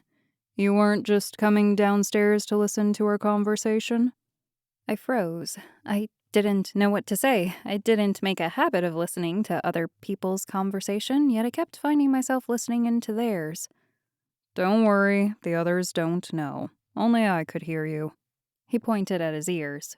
These always come in handy. Though Melvin should have heard too, but I swear he is as deaf as an old granny. I'm sorry, I didn't mean to, I began. He shook his head. I don't care if you heard us. There isn't any information we should keep you from. We brought you here without explaining everything, hoping you can solve our problems. Nothing should be kept secret. You all don't think I can do it, huh? I said. There is some worry, yes, but I trust you, Alice. I think you can do anything. I shook my head. No, the others are right. I don't understand what is going on. I'm not going to be able to go against this Morpheus. Hell, I don't even know what I'm supposed to do. Am I supposed to just fight him? Like, with swords or fists? If that is the case, I'm way too weak and I have no idea how to even hold a sword. Well, we'll fix that. Starting tomorrow morning, we shall teach you everything you need to know. Hand-to-hand fighting, swords, knives, guns, you name it, we will teach it to you. My eyes widened. Really? That would be amazing. But first, you need to rest. You haven't slept for a while, and if you want to learn how to fight right, you need all your strength. Sleep. That was a good one. In a place like this, after everything that had happened, I wasn't sure I could sleep ever again. I tried that, but I couldn't fall asleep. There's just too much going on. You don't need to worry about things, Alice. Live in the moment. Chase pulled me toward the stairs. Come, I'll take you somewhere you can get your mind off everything. I looked back at the castle. Are you sure the others won't mind? Who cares? They're all stuck up anyway. It will be amazing, I promise. He looked at me with those sad, cat-like eyes. Please? I stared at him a bit longer, laughing. He reminded me of Puss in Boots in the movie Shrek. Fine, where are we going? His ears perked up. Come right this way. It was dark, and the stars glittered in the sky with the moon. Moons, actually. There were two. It was weird, seeing different constellations and more than one moon in the sky. Chase led me farther into the White Kingdom section of the area. There was no one around. It was really just the 5 of them living there. No other people from Wonderland were here any longer. I wondered how they could hide away in this place for such a long time. A lot of the kingdom was covered in wilderness now, as moss and vines covering the buildings. Trees grew through the concrete, not letting man-made objects block the path of nature. We came to one of the larger trees, and Chase stopped. Hold on tight, Alice. He pulled me close, and suddenly we were up on one of the higher branches. I almost screamed. Don't worry, you're fine with me. I glanced around to find a small treehouse in front of me. Are heights a regular thing with you all? Well, mostly me. I like heights, and if you're going to hang out with me, you're going to have to get used to it.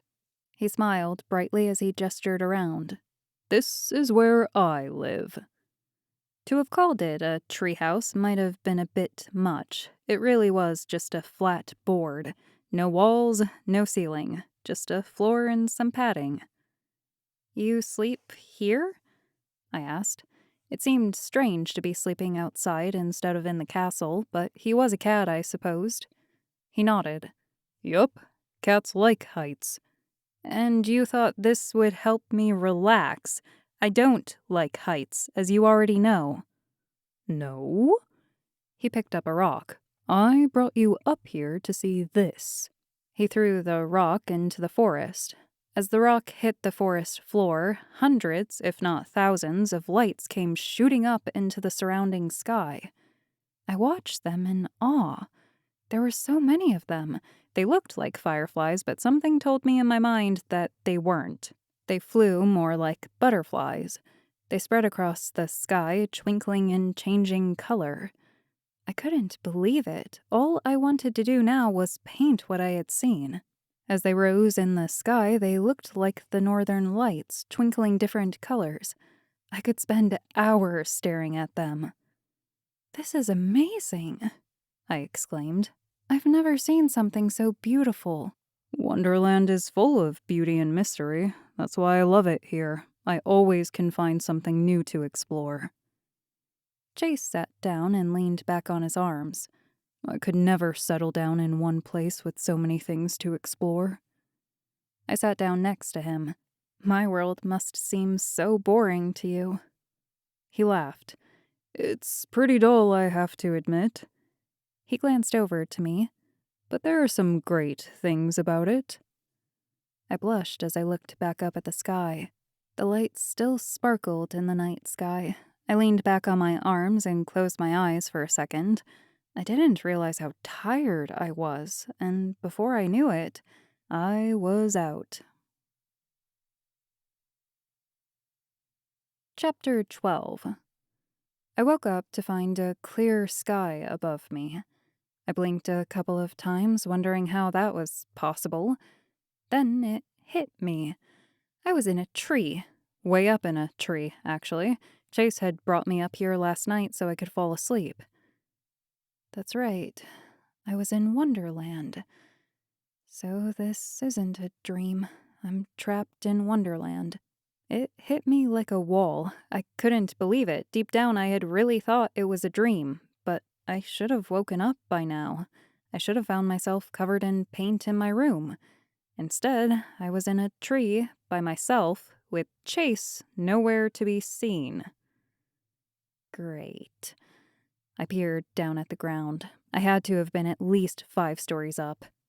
God, if Chase left me up there, I was going to punch him. I hated heights, especially ones where I knew there was no way I could get down without him transporting me. He was such a jerk if he left me.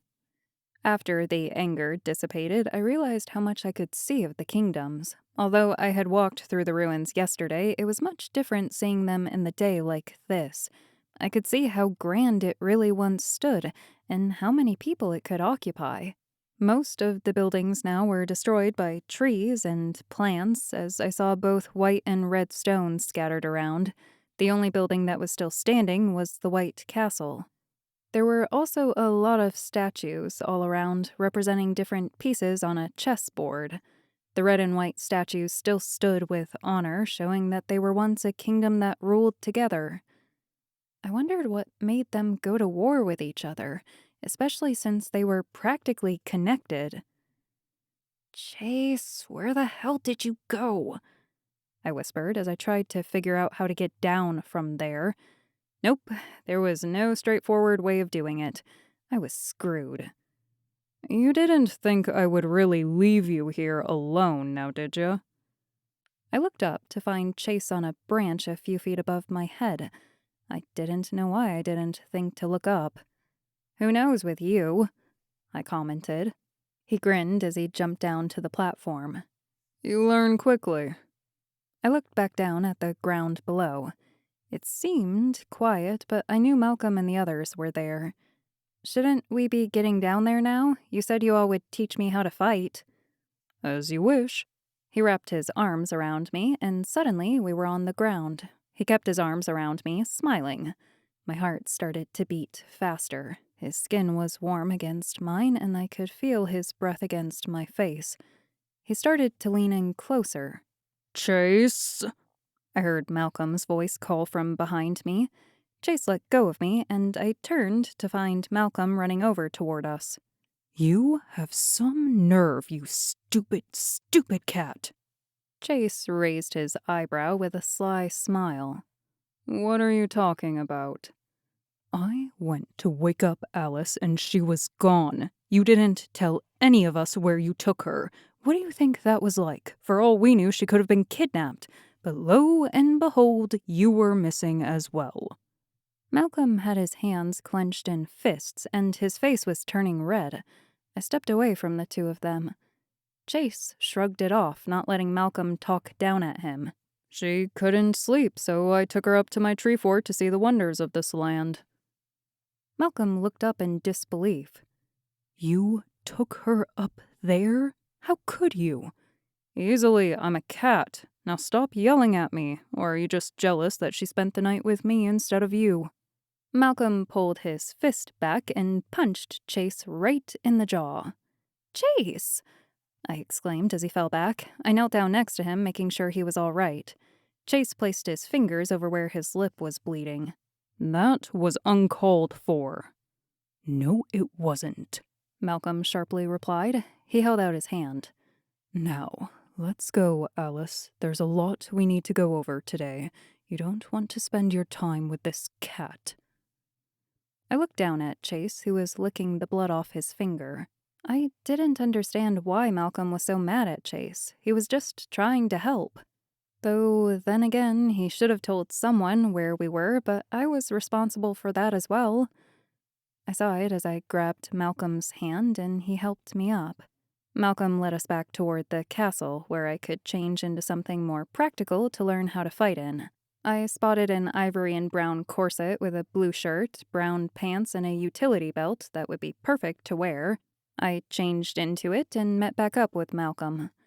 I glanced behind us to find Chase following at a distance, scowling. I felt bad for him and didn't know what to do. The more time I spent with either of them, the more they fought. I liked them both and wanted both to be my friends. I wondered if this was what Toru felt like in Fruits Basket. "Why are you so mad at him?" I finally asked Malcolm. I would have whispered so Chase couldn't overhear, but I remembered he was a cat and could hear pretty much anything. Because he knew better than to take you away from the castle. If Bill attacked, he would have been defenseless. We have to stick together in case someone finds us, he explained, keeping his eyes forward. But would they have been able to get up there? On the tree, I mean. We were pretty high up. When Chase opens portals like that, they stay around for a while. Bill has a device that can allow him to go through. That's why we didn't use his abilities in the forest. If Bill figured out you were up there, you would have been cornered, and everything that we worked hard to accomplish would have been for nothing. I looked down at my feet.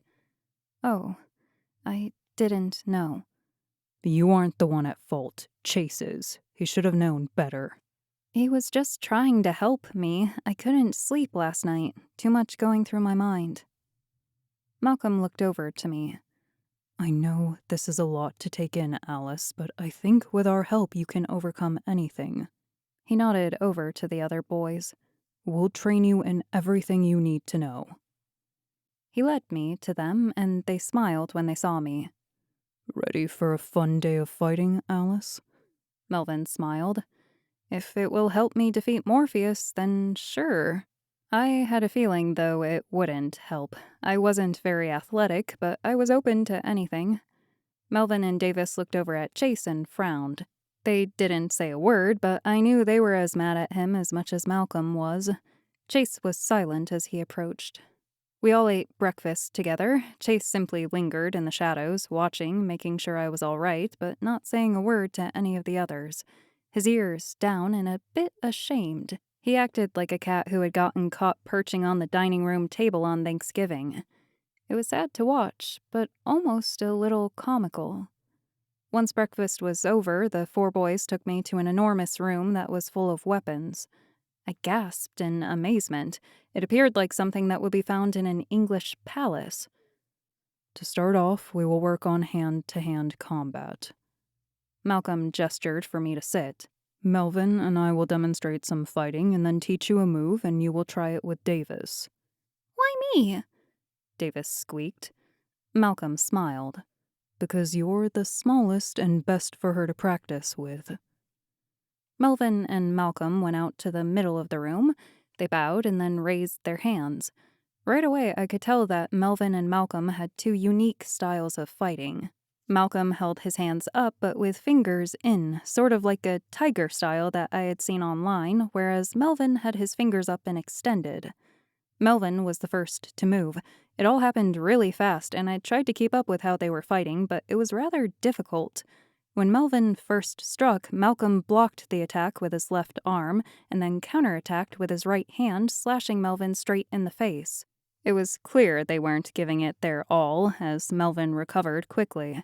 If it was full throttle, Melvin would have been on the ground. Melvin swung his leg out toward Malcolm, bouncing back on his arm, knocking Malcolm's legs from underneath him. Although I would definitely have fallen face first, Malcolm landed on his arms and tumbled back up to a standing position. The fight was clearly nowhere near over. Malcolm took a punch at Melvin that was easily deflected, then Melvin punched Malcolm in the stomach. As Melvin was just about to hit him again, Malcolm grabbed his arm and pulled him toward himself, stepping out of the way and kicking him down to the ground. Malcolm knelt down as if he was going to punch Melvin in the face, but he stopped short. "You get the idea, right?" I nodded, eyes wide. They were good. I wondered how much better they were when they weren't holding back. Malcolm motioned Davis and me to stand up. "Now you two come here. We'll show you the first move and how to deflect it." I stood across from Davis, worried that whatever would happen wouldn't cause Davis any pain. He looked as worried as I did, and as if he had been in this situation before. "Now, Davis, act as if you're punching straight at Alice's face, and do it slowly," Malcolm said as he stood behind me. Davis's fist came slowly at my face. "Now use your left arm to deflect it, and once it's deflected, use that momentum to punch him across the face. Don't actually do it, but get the movement down in your muscle memory." I nodded and did just that. "Very good," Malcolm said. "Now when he punches with his left hand, grab his wrist with your left hand and punch his elbow with the palm of your hand. Then with both hands, grip his arm, pulling forward, and kick him in the knee." "You suck as a teacher, you know that. She won't get anywhere with a teacher like you," Chase said as he still stood in the corner, watching and ready to mock anything he could. Malcolm turned and frowned. "Really? You want to do this now?" Chase shrugged. "Just telling you my observations. You aren't that great of a fighter. I could beat you any day of the week."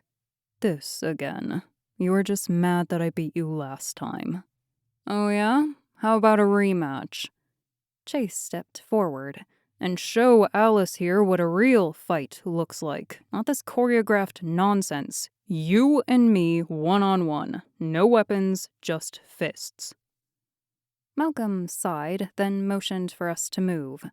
"Fine, but don't complain to me when you have to crawl up a tree and lick your wounds." I leaped out of the way along with Davis and Melvin. Both of them frowned. "Not this again," Melvin whispered. "What is he thinking?" I didn't know which of the two he meant. Malcolm and Chase bowed and raised their hands. However, instead of a tiger technique or an open hand, Chase raised his hands like a boxer would. "He's completely different from both of you," I commented. Davis nodded. Good eye. Neither of them ever agree on anything, even fighting techniques. That is where things get really interesting. Sorry you have to watch, but when Chase said no holding back, he wasn't joking. When these two have an excuse to physically fight, neither of them will stop until the other is down and out. I stared at them, a bit afraid as to what would happen. I didn't want either of them to get hurt. I knew how much they hated each other, and they used those matches to really lay into the other. I wondered how long I could watch. Chase went straight toward Malcolm, keeping his elbows close to his ribs and punching at Malcolm's torso. Malcolm blocked them all and tried to rebut with his own technique, but Chase blocked him as well. Then Chase laid one right onto Malcolm's jaw. I put my hands over my mouth as Malcolm wiped away the blood on his mouth. "Good one."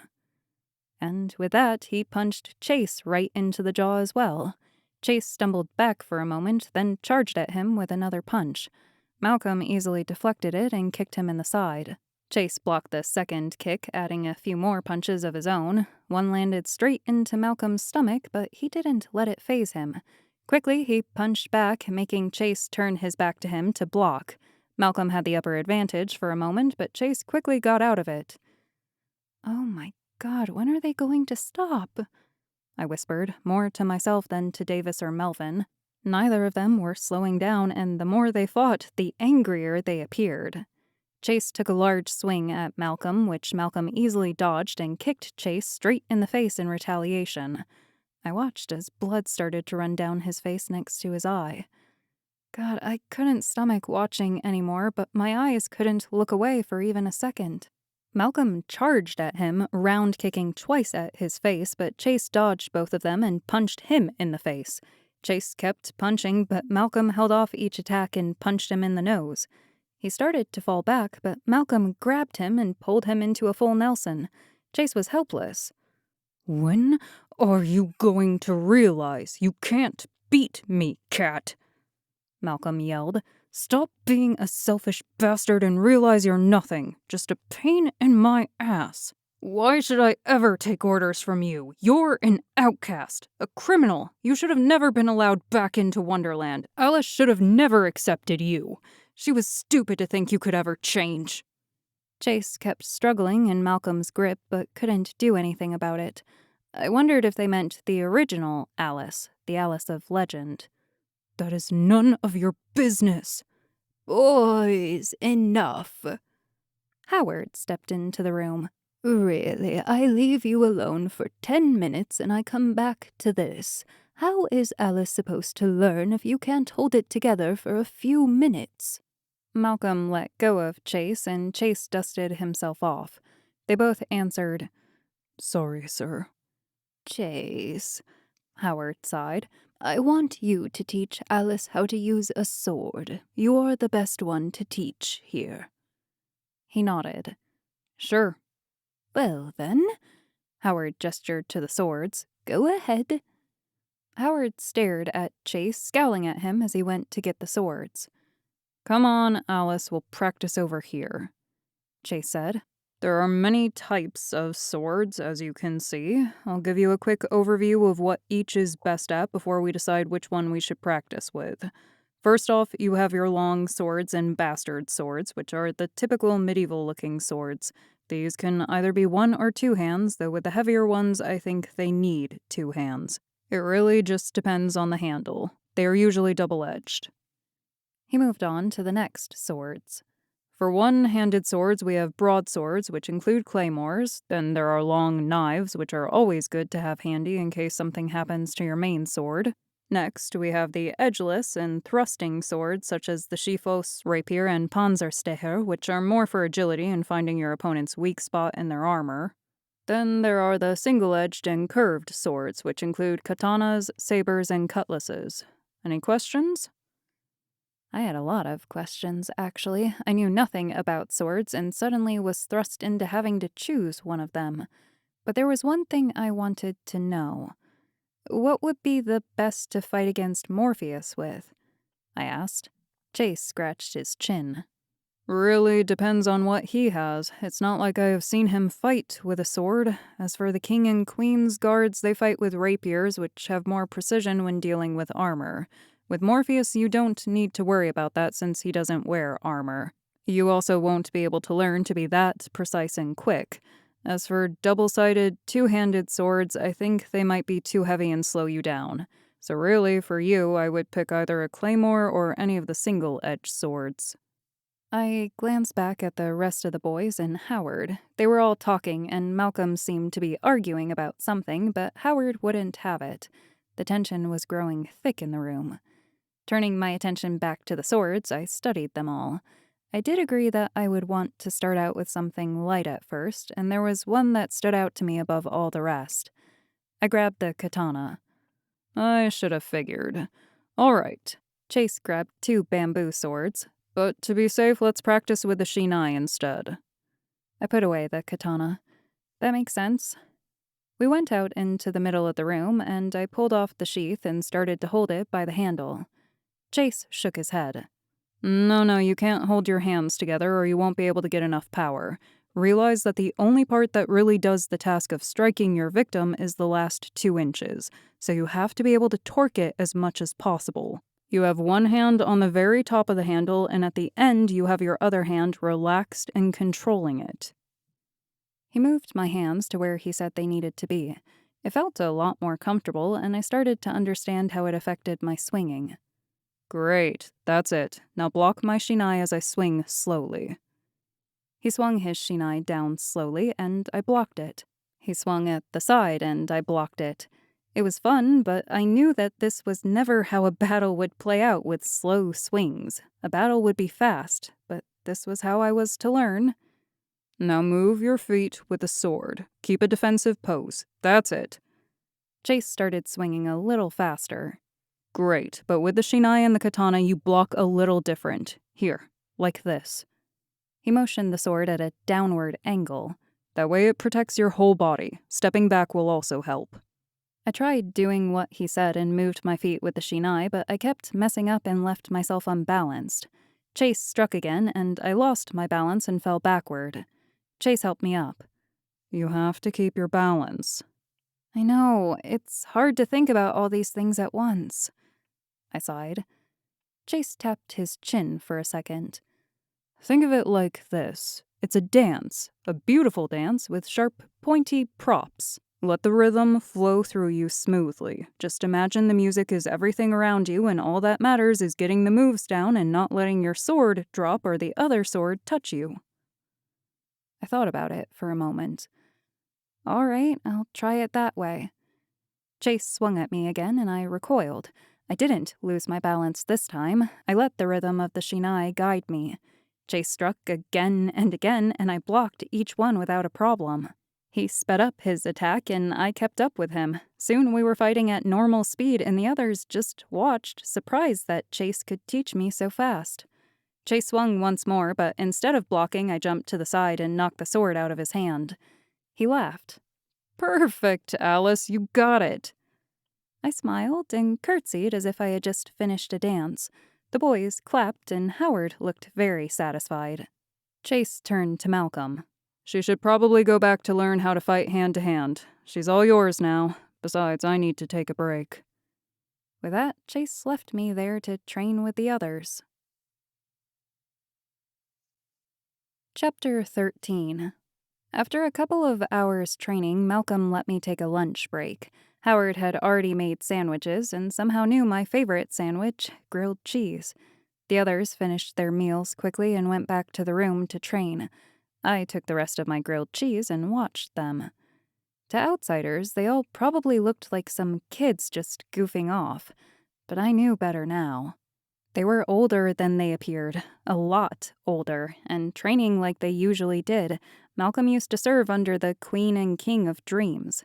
I couldn't believe it at first, but now that I watched him, I could see how he held his head in authority. He was a born leader, at least he appeared that way to me. The others respected him and followed what he said, except for Chase. Now that I knew them better, Chase didn't seem to belong. He looked like an outsider trying to fit in. I wondered what caused him to join this group to fight, especially when he hated Malcolm like he did. He was a loner and going from one place to another just like in the story. Did he just see Morpheus as a threat and decide to help the rest of them defeat him? But if that was the case, what had happened between Malcolm and Chase that made their feud so great? Was it so bad that they couldn't stop fighting for 5 seconds? Interesting lot of characters, huh? I turned to find Howard next to me. He leaned against the wall and looked out at them. Chase was still nowhere to be seen. I figured he must have gone back to his treehouse to be away from the rest of them. I nodded. Yeah, they are. They all have unique backgrounds, both good and bad. It's interesting that they're the only ones not affected by Morpheus. Then again, I can understand why. They conquered their fears long ago. Are they the only ones in this entire world who aren't affected? I asked, wondering how it seemed such a small number. The odds of defeating Morpheus seemed greater than ever. He nodded. Yes. I looked back over at them. Why is that, exactly? Howard shrugged. It was probably because of all the things they have been through together. Chase doesn't let fear affect him since he spends his time alone and doesn't take things too seriously. Melvin has been through many wars and has already faced his fears more than once. Davis, even though he seems to be small and afraid, is strong-minded. And Malcolm... He stopped mid-sentence. What about him? He sighed. Malcolm has been through more than any of us can imagine. Morpheus can't make him afraid because he has so much darkness inside him already. It was said that the Queen of Hearts banished him to the dark forest. He used to be a troublemaker and is lucky to still have his head. He was all alone in that forest for years. What happened? I asked, curious what their stories were, especially Malcolm. He was nice enough, that I could tell, but in his eyes it was apparent that there used to be some kind of darkness. Alice came, the original Alice, and she found him in those woods. She did or said something that persuaded him to come out of the forest and help her fight the Queen. None of us could believe it. That boy never, ever listened to anyone. He was a lot like Chase in that he would only joke with people, but on a much larger scale, and was wanted for many, many crimes. But nevertheless, Alice spoke to him, and he listened. With his help, she was able to take down the Queen. All seemed to be restored for Malcolm. But then Alice left, and he changed again. This time he was darker and colder than ever before. Whatever happened to the happy Joker was lost in the dark forest forever. He became violent, and after a while and a few more crimes, he went back into exile in the forest. But as the story went, Alice came back. She found out what happened, and she went back for him, even though we all thought he was a lost cause. It took a while, but he finally came to and tried to talk the Red and White Kingdoms into signing a peace treaty. It didn't work, and they ended up destroying each other. Then Alice left him again. They were very close at that point, but instead of going back into the forest, he stayed sane. So when the Kingdom of Dreams came, Melvin, who had served with him, recommended him to the King and Queen, and he became their first general. So there are a lot of tragic secrets in Malcolm's past? He nodded. Yes, and there is a lot that none of us know. We don't know what he was up to in the dark forest. You have to be very strong to survive as long as he did in that forest, but I haven't seen him this happy in a very long time. He trusts you, Alice. Know that. I shook my head. No, they all have their doubts about me. I have a feeling after seeing you fight this morning, they have more faith in you. You did well, especially with that katana. Oh, thanks. It was really Chase that did well. He explained everything in a way that I could understand. I turned to him. Why does no one seem to trust Chase? He laughed. No one really has trusted the Cheshire Cat in the stories. I guess it has to do with him not having any loyalties through the wars. He leads people in all different directions, coming and going as he pleases. Why is he helping now, if he has no loyalties, I mean? This war is different. This war affects everyone and everything. No one is their self anymore as they're becoming slaves to Morpheus. I guess Chase just couldn't stand not being able to play tricks on anyone any longer. For some reason, I couldn't believe that was the only thing. Sure, Chase liked playing tricks on people, but there had to be more to it than that. There was so much more to him. At least that's what it seemed to me. So that is why Malcolm doesn't trust him? Because he has no loyalty? In the end, Malcolm trusts him to do what is right. They are the only ones left, and Chase can help them get in and out of places. He's the only one other than the White Rabbit who can travel to your world. Malcolm was pretty mad at him this morning, I said. Chase should have known better, but I know he was just trying to make you feel better. Malcolm will get over it. If he was truly mad, you would know. What do you mean? Howard smiled. Let's just hope it won't come to that. Now you should get back in there and practice, and don't mention this conversation to them. I don't think they would appreciate me talking about their pasts to you. Oh, I didn't mean to pry, I began. He shook his head. Don't worry. You should know who you're fighting with. That way you understand what is going on. What about you, then? Why are you in the middle of all this? He laughed.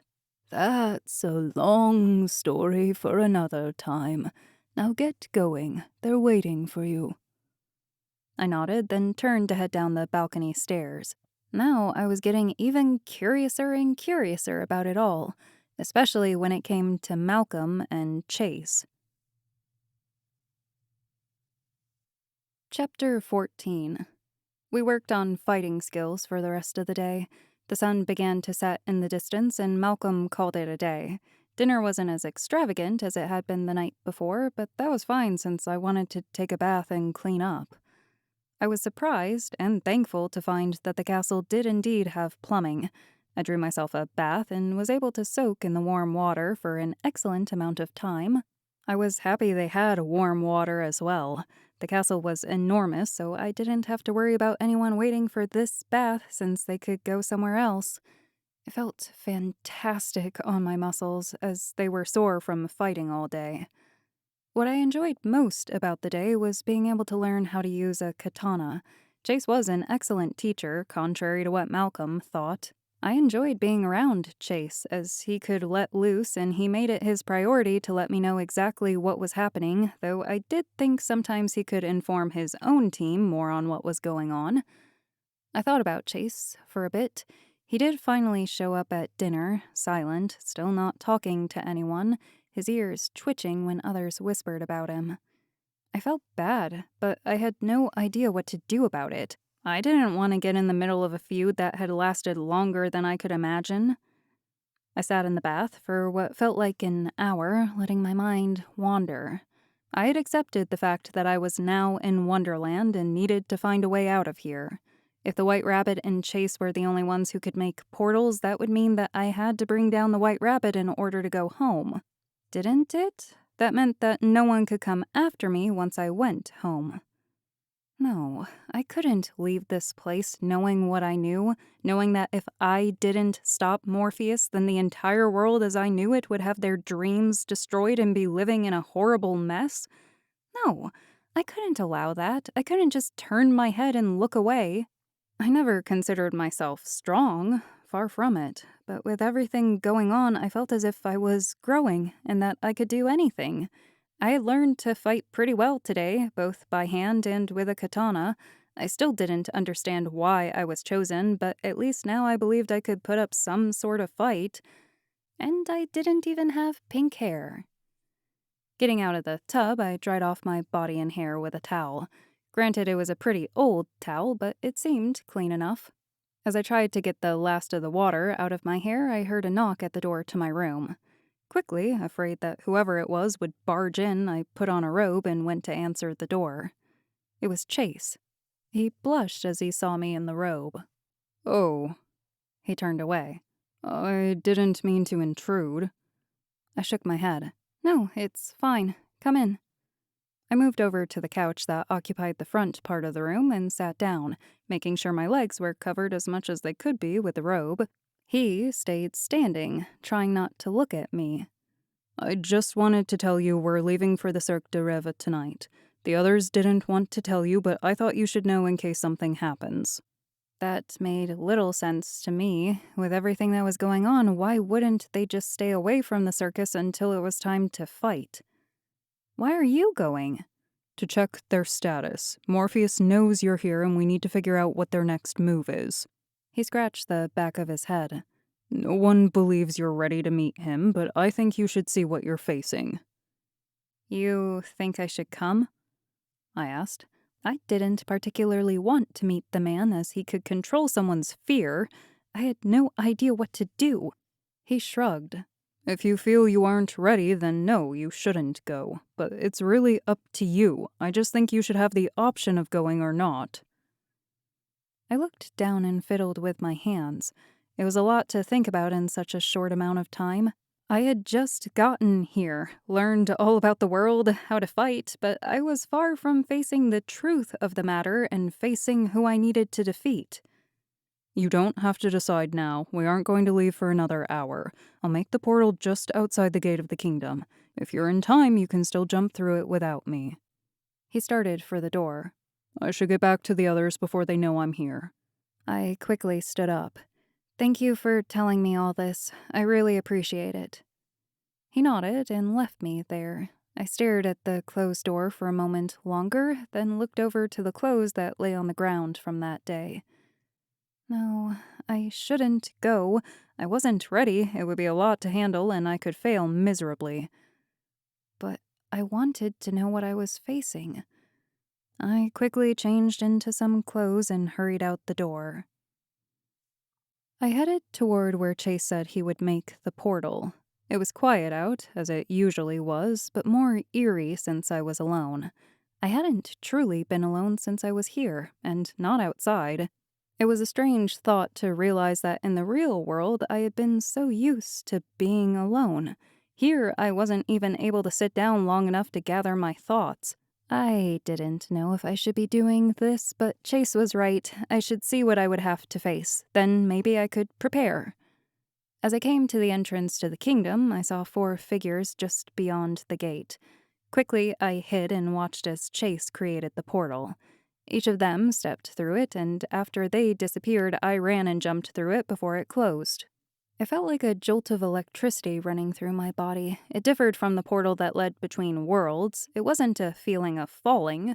No, this felt a lot different, as if disobeying the laws of physics. It was over in an instant, but my heart kept racing. That was freaky. I peered around at my new surroundings and gasped. Giant circus tents stood before me. I had never seen something so fantastic. The striped colors ranged from red to purple, swirling in a majestic rainbow. In addition, performers crowded outside the tents, juggling, dancing, eating fire, and even balancing knives.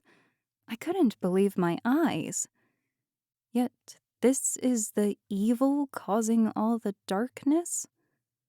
Crowds of people hurried toward the entrance of the tent. I noticed how they all had the same darkness clouding their face, just like the people I met earlier.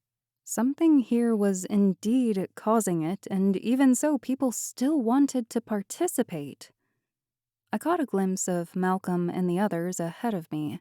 Even though I knew they would be mad at me for coming, I knew it wouldn't be smart to be separate from them. I just hoped they would forgive me. As I hurried toward them, I noticed that they had stopped in front of a man, and as soon as I was close enough, I felt something strange. It was dark, almost like fear. Could he be Morpheus?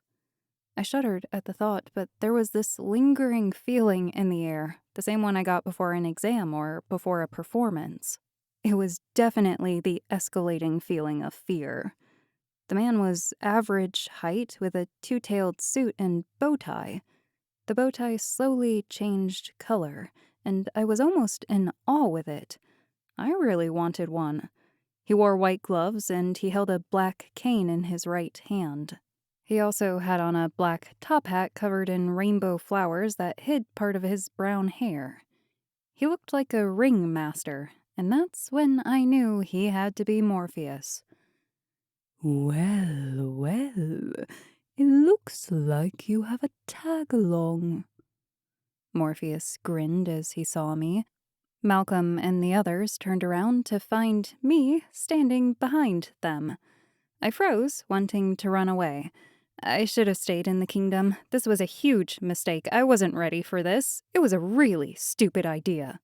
How did you get here? Malcolm looked more afraid than I had ever seen anyone be.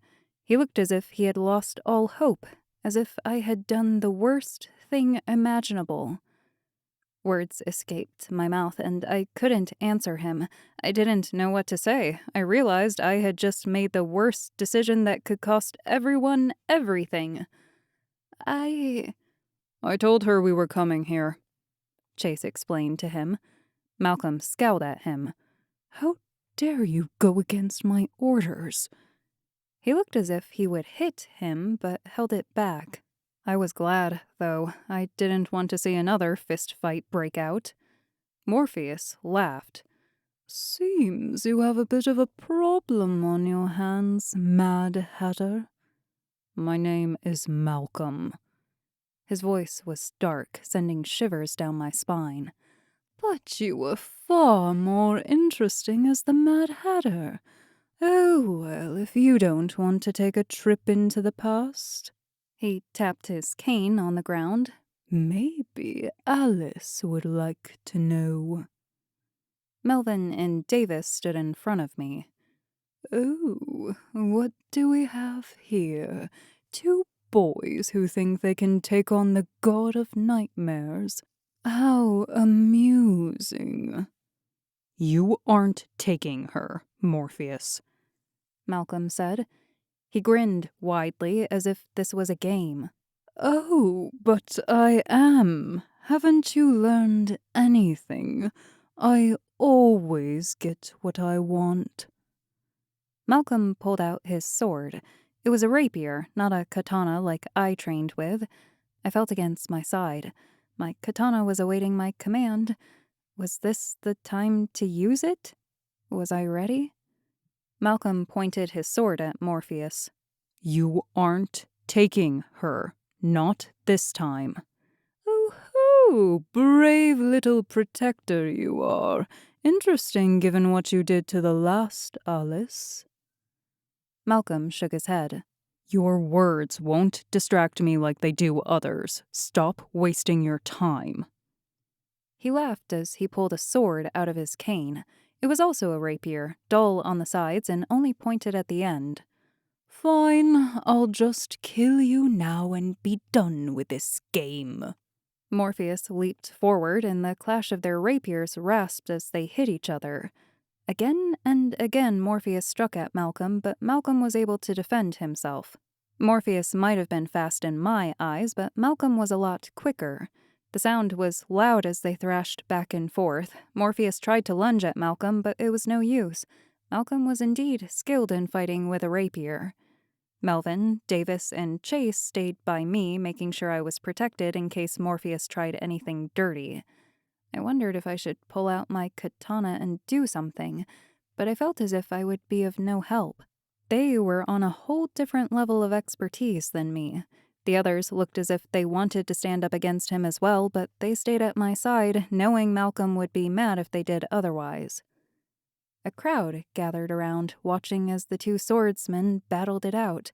Neither of them were holding anything back, and any second one of them could strike a killing blow. It was like Princess Bride with Wesley and Inigo fighting on top of the cliff. I couldn't believe my eyes. Then something happened. Malcolm lost his footing and Morpheus thrust his sword right into his shoulder. Malcolm fell back onto the ground, grabbing his wounded shoulder. Morpheus quickly stepped on his hand and kicked the sword away. Goodbye, dear Hatter. You will be missed. Morpheus pulled back his sword to give the killing thrust. My heart was racing, and without thinking, I pulled out my katana and hurried to Malcolm. I pulled it up and blocked Morpheus's sword. He let out a laugh. Oh, Miss Alice, do you really think you can defeat me? With a katana, no less. I shook my head. No, I don't think I can defeat you, but I'm not going to let you hurt my friends. Taking a deep breath, I realized there was only one way to help them. I'll go with you, but you have to promise not to hurt any of them. Morpheus smiled. Well, well, what do we have here? I guess you won the heart of this Alice as well, Hatter. Some things never change. He looked over at Chase. I bet some are jealous. Alice, don't. Malcolm shook his head. My life isn't worth it. Just run away. She has already made her choice. Morpheus put his sword away and extended his hand out to me. Now come, Alice. Wonder awaits. I took his hand, fear engulfing me at his touch. He was powerful, that I could feel. I glanced back at the others who just stared at me, knowing they couldn't do anything now that Morpheus had me in his hand. So I looked forward, realizing this was my choice and I had to face the consequences. But what those were, I still had no idea. You're a lot different from the Alice of legend. Do you know that? Morpheus said as he guided me through the crowd. I would hope so. A lot has changed in our world since then. Besides, I'm not that Alice. I'm an entirely different person. He laughed. I would suppose so. The old Alice was curious, sticking her nose into things she didn't need to. You, on the other hand, were dragged here without a choice, told to do this and that. You put on a brave face, but you know what? I can see the fear in your eyes, and they tell me you're screaming inside. I tried not to listen to his words. I could say the same about you. You are afraid of me. That is why you want me away from the others. Maybe at one point I had heard whispers of your name and feared what you might bring. But now, seeing you as you are, I am no longer afraid. He let out a laugh. I felt a shiver go down my spine. I wanted to run. I wanted to run as far away as I could. He was right. I couldn't beat him. He really doesn't have anything to worry about. I tried not to seem afraid, but I knew he was aware of my fear. He was the master of nightmares, and I was exactly where he wanted me. I shook my head. No, I wouldn't let him manipulate me with words like that. I knew he was just trying to make me scared, and I wouldn't let him win. I had Chase and the others behind me. If anything happened, they would save me. That much I knew. We stopped in front of the main tent, and he turned to the crowd. Come one, come all to the Cirque de Rêves. Don't let reality get you down. Let your fears grow all around. Leave happiness outside and let the darkness come alive. So grab your friends, grab your children, and join us as we bring you on an adventure that will change your life. I couldn't believe it as people rushed toward the entrance. He talked of fears and death, and yet people came. The people wanted to be afraid. The dreams wanted to be destroyed. How was that possible? What was he doing that was so enticing, but at the same time destroyed them one by one? Come, I have a seat saved especially for you. Grabbing my hand, he led me into the darkness. Chapter 15. Thousands of people crowded the benches to see the wonders of the show. Each of them had darkness encompassing their faces. It seemed darker here, as if the shadows were growing over their entire head as well. Was this how it worked? Black clouds slowly clouding their eyes and then taking over their bodies? And would I become one of them? Would I lose my dreams? Morpheus led me to a seat in the front, smiling as if it was all a game to him, and it probably was. I didn't resist or try to run away, knowing there was no use. He was powerful enough to stop me. So I sat there and I waited for what was to come. And more importantly, I tried to prepare my mind. I looked back behind me to find Malcolm and the others sitting a few rows up. They looked worried, but they also knew they couldn't do anything inside this tent. I whispered that I was sorry. It was my fault all this happened. I should have thought it through. I wasn't ready to face him. The lights above the audience turned off and everything became silent. I felt uncomfortable, as if chilled by the pure black color. I couldn't see anything, not even my hands in front of my face. I had always thought since I lived outside the city that it was dark out, but at least then I had the stars and moon to guide me. This had nothing. I was trapped in a world I could not see, and it was terrifying. Never had I been so afraid as my heart pounded in my chest. My body didn't want to move for fear there was something out there. How is this a circus? How is this entertaining? And how did this lead to people losing their dreams? Alice, It was a whisper in my ear. what are you doing here? I didn't recognize the voice. It wasn't Morpheus, but something about it seemed familiar. I didn't answer it, but just tried to ignore it. I didn't know if it was my mind playing tricks on me or if there was someone calling me. Alice, are you listening to me? Shouldn't you be studying, not wasting your time here? Whatever it was kept bothering me. Then I recognized the voice. It was my father's. Images swirled around me, and all of a sudden I was at home. Alice? My father was now sitting across from me. He was mad. His eyes glared at me, and his face was redder than I had ever seen it. You have been failing your classes. Why aren't you studying more? Report cards lay before me with F's all across the page. I shook my head. This isn't real. I'm in Wonderland. What are you talking about? This isn't one of your stupid Japanese comics, my mother said. How could you do this to us? How could you bring shame upon our family? I tried to say something, but couldn't. I had no idea what was going on. There was no way that this was possible. It was all fake. It had to be. Or was Wonderland fake and this was the truth? Had it all been just a dream? Was I back in reality? I tried to remember how I could have gotten these scores. Did I forget to study for those tests? Was it finals? I kind of remembered finals coming up.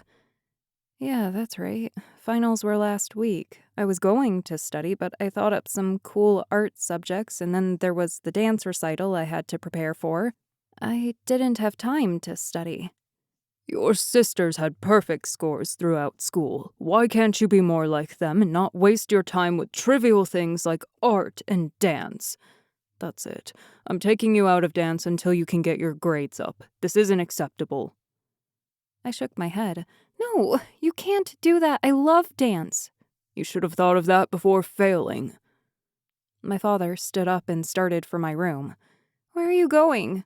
I called down the hallway. I'm getting rid of your art supplies. They are a distraction of what is really important. School. No, this is a dream. This isn't real, I shouted, holding my head. It had to be, right? This couldn't be possible. Stop saying nonsense. This is real life, Alice. You cannot escape reality. You will never achieve anything at this rate.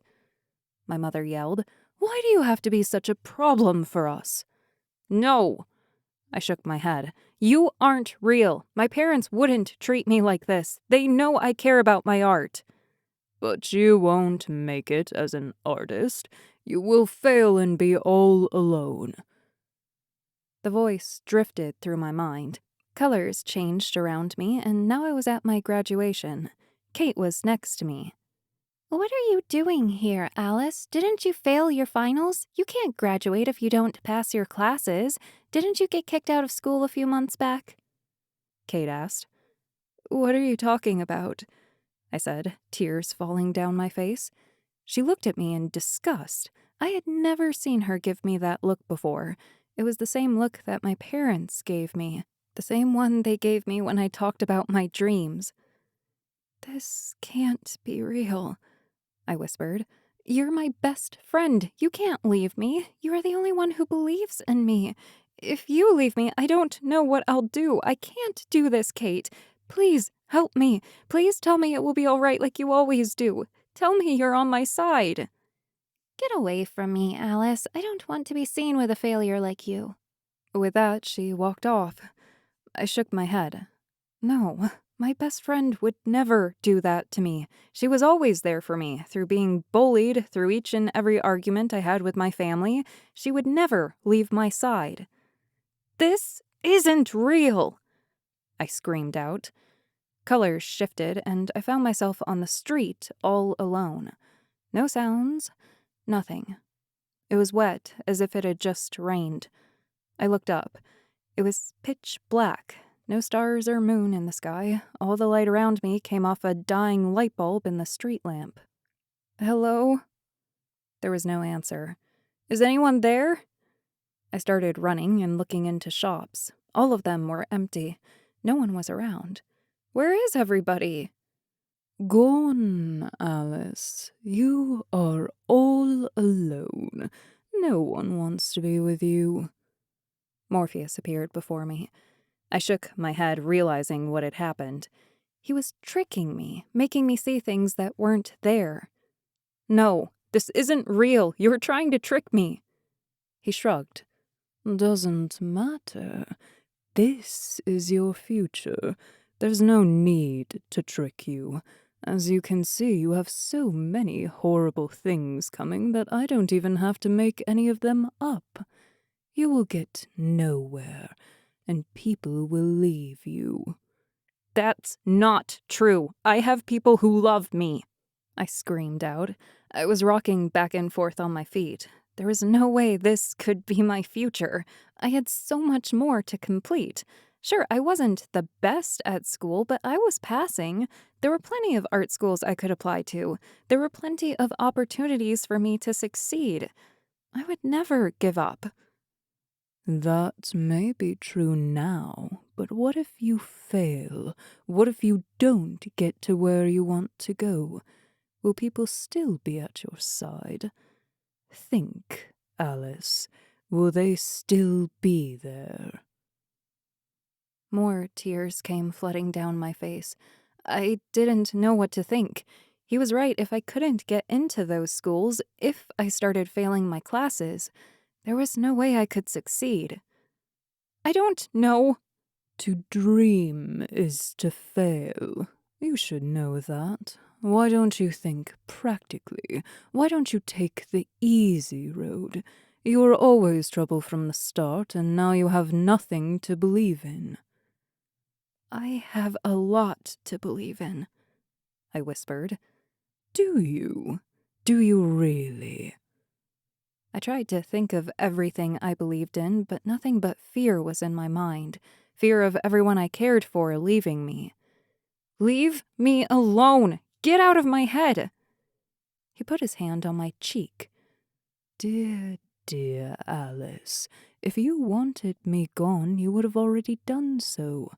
You know I speak the truth, so you can't get me out of your mind. You are nothing like the Alice of legend.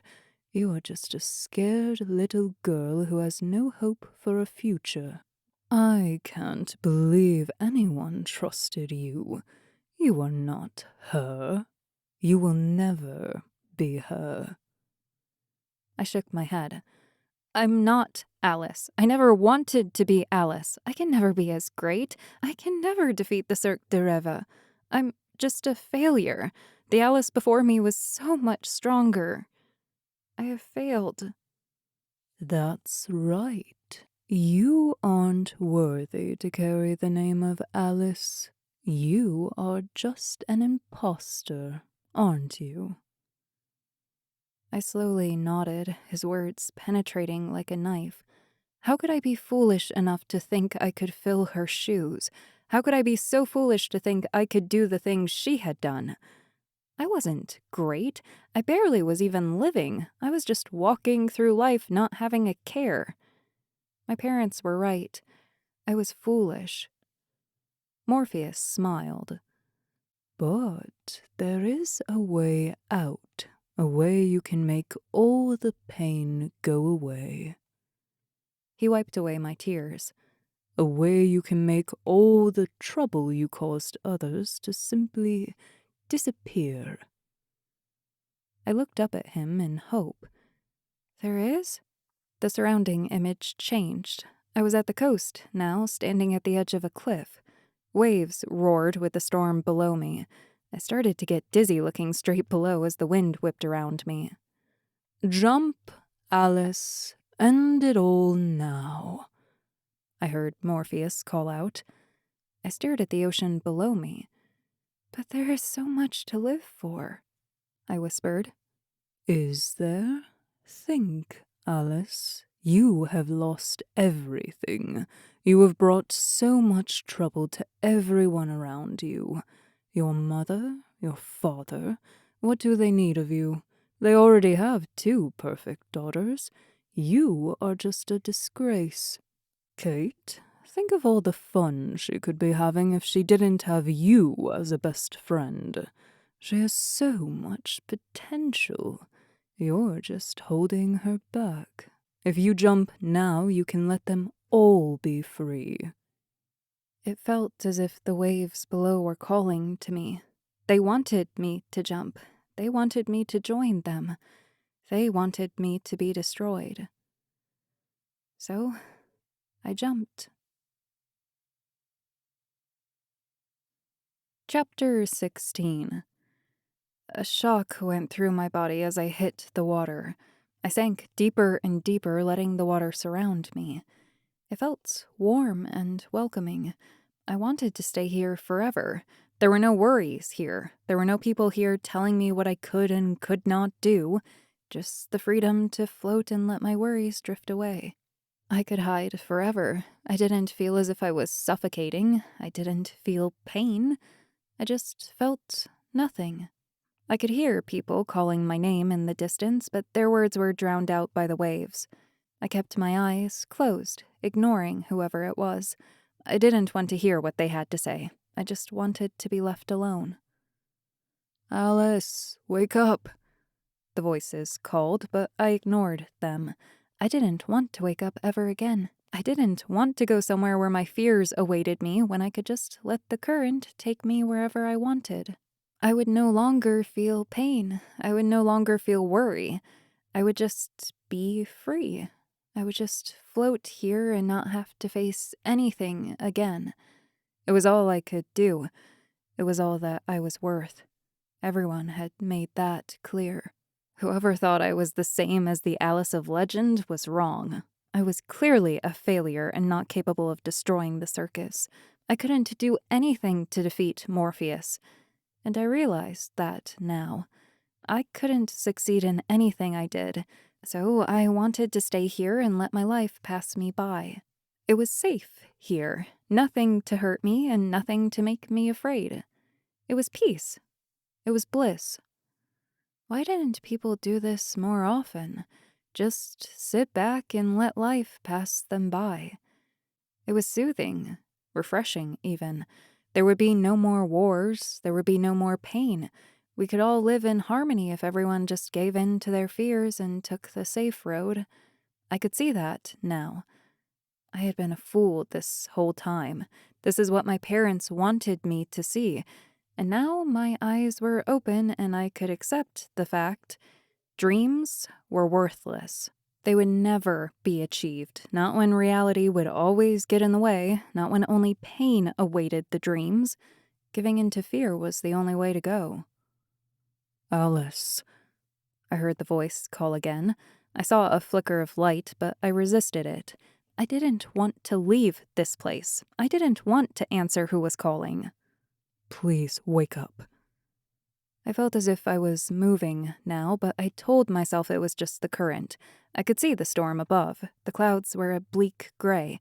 That was the outside world up there, and I didn't want any part of it.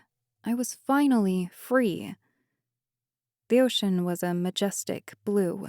It went on for what seemed to be forever. There were no creatures, no people, just me. And I liked it that way. Something tugged on me. Light flashed through the ocean. I shook my head and fought. No, I don't want to leave. The force was too great. Whatever was trying to take me was succeeding. I felt like I was drowning. I couldn't breathe. My eyes flashed open to find Malcolm's lips against mine. Why was he kissing me? I tried to jump back, but he gripped my head in place. I kept pushing him away, trying to get him to let go and let him know I was awake. Mouth to mouth was not supposed to keep going. Then I felt something weird, something in my chest, in my heart. It hurt, sharp pain piercing my heart. Malcolm didn't let go, his lips against mine. Whatever was in my chest felt as if it was coming to my throat.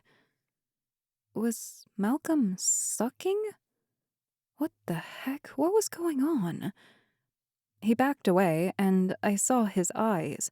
They were black, solid black, like something off of Supernatural. If I had salt, I probably would have thrown it at him just in case. He closed his eyes and took a deep breath. When his eyes flickered open again, the black was gone.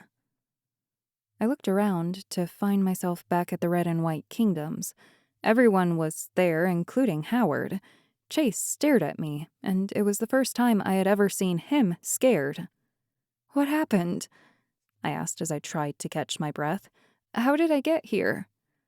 "We brought you back," Chase explained. "I made a few portals. Hopefully they won't figure out which one is correct. They have a 1 in 50 chance of choosing the right one before they completely close." I thought back to the last moments I remembered. I remembered going to the Cirque de Rêves, Morpheus taking me inside, then the light shut off. That darkness was Morpheus. He can control the shadows and make you see anything you fear, Howard explained. He was successful in engulfing your mind into the darkness. Malcolm and the others brought you back here since you wouldn't wake up. They had to get you out of there.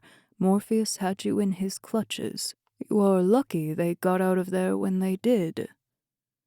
I placed my hand over my mouth and closed my eyes. I didn't want to remember that darkness. I didn't want to ever go back. Everything I worried about, everything that I feared could happen.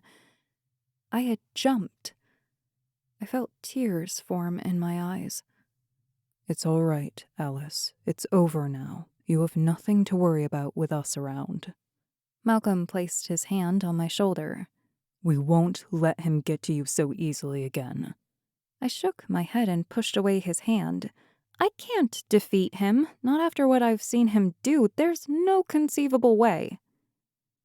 Malcolm just stared down at me, not sure what he should say. I started shaking, afraid at what I had seen, at what I had done. Morpheus was powerful, there was no denying that fact. If he could control me, control what I was thinking, how could I defeat that? I had watched him fight Malcolm with a sword. Maybe if I had enough training, I could last a while using a sword, but there was so much more than that. He was more powerful than I ever imagined.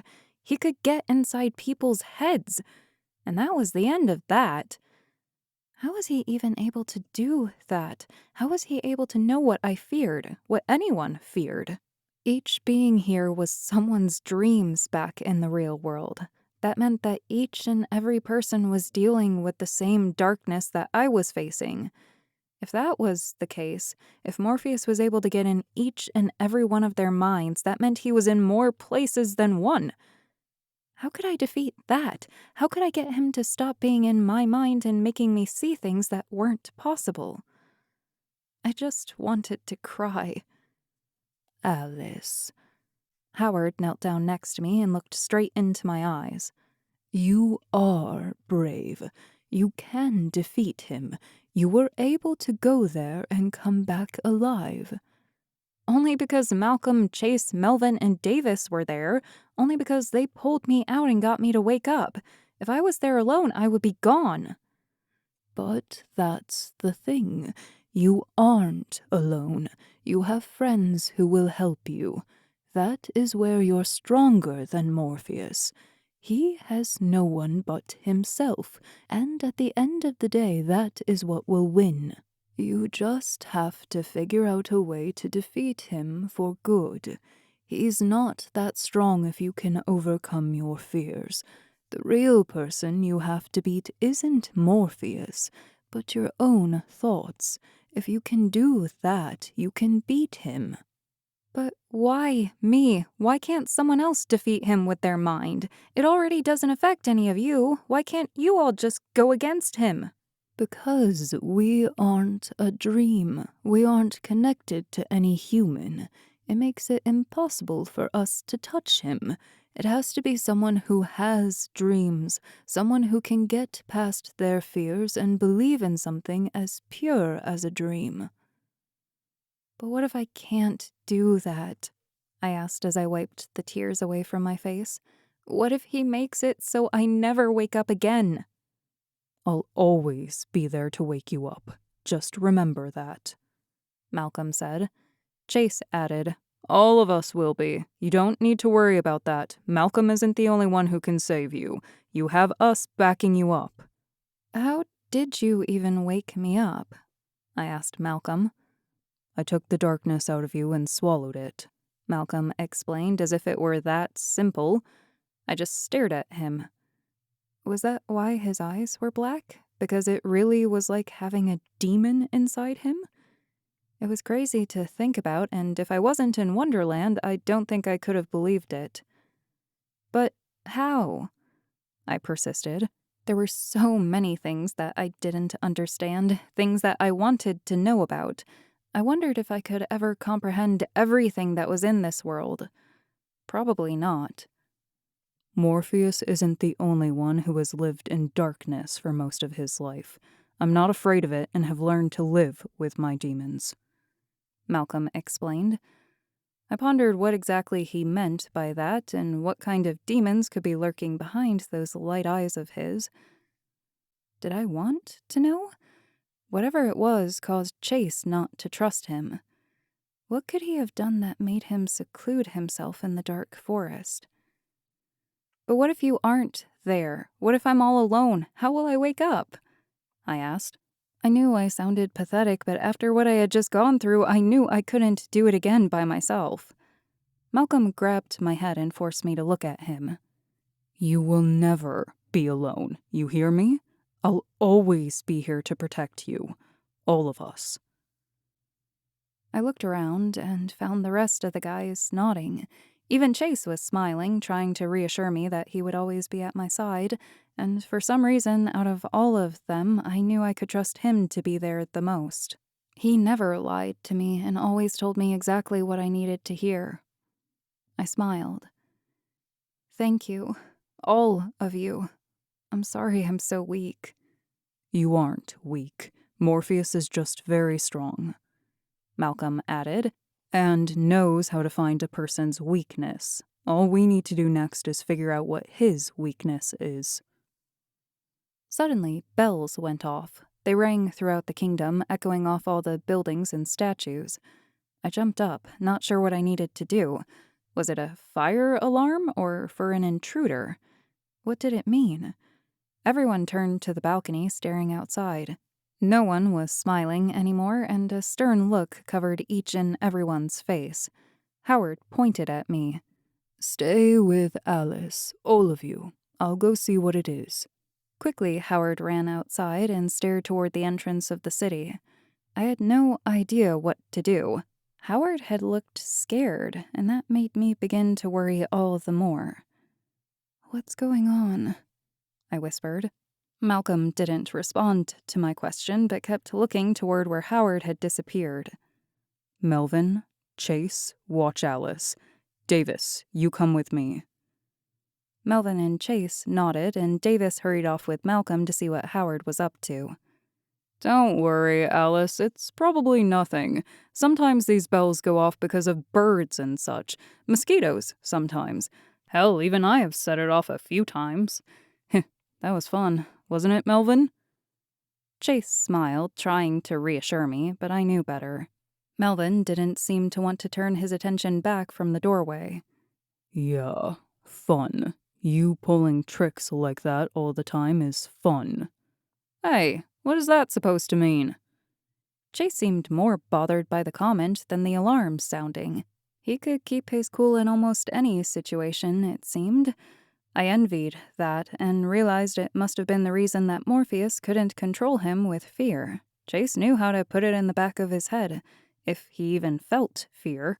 At the current moment, it didn't seem like he did.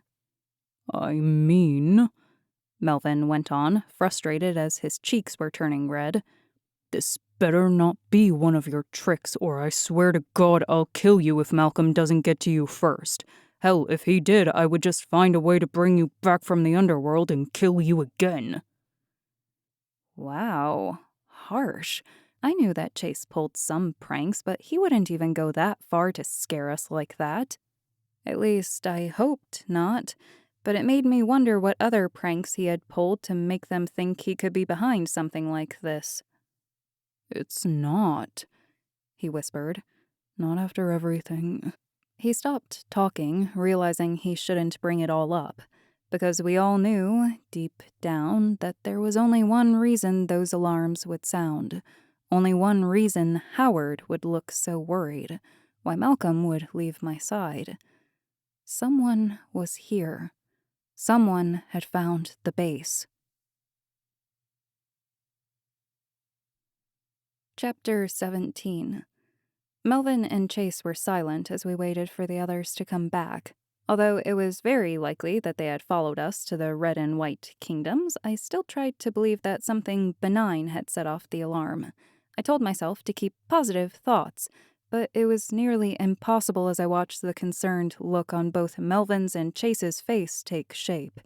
Even Chase was looking worried. I wanted to lighten the mood by talking about something, anything, really, but I was afraid to make a sound. They could be near us, and if that was the case, then we needed to be extra careful. I wouldn't screw this all up again. Not that I hadn't already. It was my fault they had found us. I shouldn't have gone to the circus. This was all my fault. God, I was such a fool thinking I could be any match for Morpheus. He was stronger and better than me on so many levels.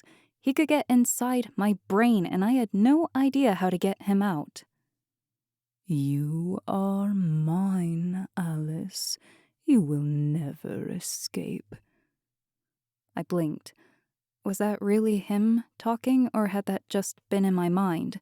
Was it my fear letting him control me? "Does it matter?" I pushed back his voice. This wasn't the time to worry about such things. This wasn't the time to have self-doubt. I had to be strong right now. I had to stand up and fight with others if need be. Howard, Malcolm, and Davis all came back into the castle looking distraught. So an intruder had made it into the kingdom. We were under attack. "We have to get away from this place." Howard grabbed a couple of swords and tossed them to Davis and Melvin. I patted my belt, making sure I still had my own katana at my side. "You two take care of her. Get her out of here. Chase, make portals to confuse them. Malcolm and I will hold them off." Melvin put his arm around me and guided me toward the exit. "Let's go, Alice." I shook my head. No, I want to fight. I have to help you all. Please, let me help. Malcolm was the one to respond. "No, you aren't strong enough yet. We need to leave." But what if something happens to you? What if we don't find each other again? I asked, drawing my sword. I can fight. "We will find each other. We will all be okay. But in order for me to fight my best, I can't have you near the battle. I can't be worrying about you the entire time, okay? If you want to win, if you want to help, listen to me. Get out of here." I stared at him for a moment. He was right. I would be in the way. I would just be a liability. I put my katana away and nodded to Malcolm. Fine, but promise me that all of you will be okay. Promise me you will come find us and we will defeat Morpheus together. Malcolm put his hand on my shoulder. "I promise. Now run." Turning to Melvin and Davis, I nodded as we made our way outside. The last thing I saw was the three of them talking to each other, figuring out their battle plan. I just hoped everything would be all right. Where are we going to meet with them? Was that even established? I asked, realizing that no one had said anything. My heart started to race even more. Davis nodded. We know where to meet up. Don't worry. It's our second hideout, about 8 hours out from here. It's always been the meetup spot if we were ever attacked. That made sense. It wasn't recently that they had to worry about getting caught. They probably had many backup plans to go off of. Who is after us? It's Bill, the man who chased us through the forest earlier. Davis explained. He must have been at the Cirque de Rêves waiting for us. He's the only one who can reopen Chase's portals. And the White Rabbit? "No," Melvin answered. He can only make portals to your world, not within this world. We figured making so many would take too long to sort out, but if we had known Bill was at the circus, we never would have gone. None of us thought he would be there. But that's better than Morpheus finding us, isn't it? I questioned as we picked up our pace. While running, the kingdom seemed even larger, and I felt as if we were still nowhere near the boundaries. Davis shrugged. Really, that all depends on who you ask. That was not something I wanted to hear, but I tried not to think about it. I tried not to think about getting captured and going back to that circus. I didn't want to face my fears all over again. I shuddered at the thought. No, I would not let him take control of me like that. I would not cower now and let him win. I focused on escaping and making it out fine. It was all I really could do. We got to the edge of the castle courtyard and were finally in the city itself. I could hear men around us yelling as they searched us out. We not only had to run, but we also had to be as silent as we could. Melvin grabbed my hand as we could hear a group of men get closer, and he pulled me around the corner into an alleyway. At least I knew that the people I was with had the home field advantage, as this was a place they hid in and knew it like the back of their hands. The soldiers that attacked, however, probably haven't been in this kingdom for decades, if they even had been here. I wondered how many of them were dreams or if they had simply existed here forever like Malcolm and the others. We didn't slow down for an instant. Melvin and Davis had a lot more stamina than I gave them credit for. I, on the other hand, did not. The only thing that was pushing me forward was adrenaline and the fact I didn't want to get caught. My legs ached like never before, even more than the one time I went to racquetball with my sister and her conditioning coach made us do drills for an hour. More yelling surrounded us, and I wondered if they would find us or if all this running was for nothing. We had weapons, but would it really be enough? Would we be able to escape them if we came face to face? Maybe with the soldiers, but with Bill, I doubted it. Although I understood how dreams could be clouded in the darkness, I wondered how exactly those who have always been in Wonderland could be affected. That had existed for so long, yet they still had fears. But of what? Melvin, Davis, Chase, and Malcolm hadn't been affected because they had learned to live with fear. But could it be possible they were the only ones who weren't affected? It was strange to think that people who have lived so long hadn't learned to live with their fears. Didn't growing up mean that you could overcome your fears? That was always how I looked at the world. I guess I was wrong. We hurried farther and farther into the city, trying to get out into the woods where we could hide much easier, I presumed. I just hoped I wouldn't have to climb up any more trees, especially without Chase. At least with him, if I fell, he could easily catch me by making a portal. I wished he were with me, as I felt most safe with him. Even though Bill could open portals, Chase could get us away from here and try to trick Bill into going somewhere else. I hoped that they all were okay. A couple of soldiers appeared before us, but Davis and Melvin pulled out their swords. Davis had a claymore, while Melvin had a saber. It was strange that a lot of the people had different types of swords, but I guess it made sense after so many years they would all have their own preferences. The soldiers pulled out their rapiers. Melvin was the first to attack. His saber slashed down toward the soldier. The soldier easily defended against it, but Melvin had only been faking him out. Quickly, he turned the blade and swiped from the opposite side, cutting into the soldier's leg. The man fell to the ground, screaming out in pain, but I could tell he wasn't out of the fight. The second soldier headed toward Melvin, stabbing his rapier straight at Melvin. Davis was the one who stepped in this time. He countered the attack with the claymore, which he held almost like a katana. Strength was found at the top of the handle and control near the bottom. It was starting to make more sense when I saw it in action. The first soldier started to get up, even with a wounded leg. Melvin slashed down at him, but the man deflected the attack and parried it. I watched in amazement as those two men fought like they did. I didn't realize how good they were at sword fighting. It seemed like it was a necessity in this place. Suddenly, as I watched them fight, someone grabbed me from behind.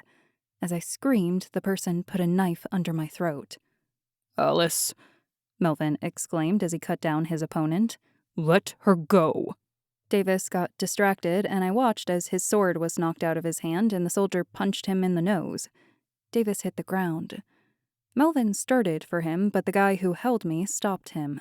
"No, you stay there. I'm not kidding, or the girl gets it." He stopped and stared at me, trying to figure out what we should do next. I struggled, but it was useless. Besides, this man had a knife under my chin. That was it. A knife. I still had the knife from earlier. I reached for it, acting as if I was still struggling as he kept his attention fixed on Melvin and Davis. The soldier was thrusting at Davis, trying to stab him through the stomach.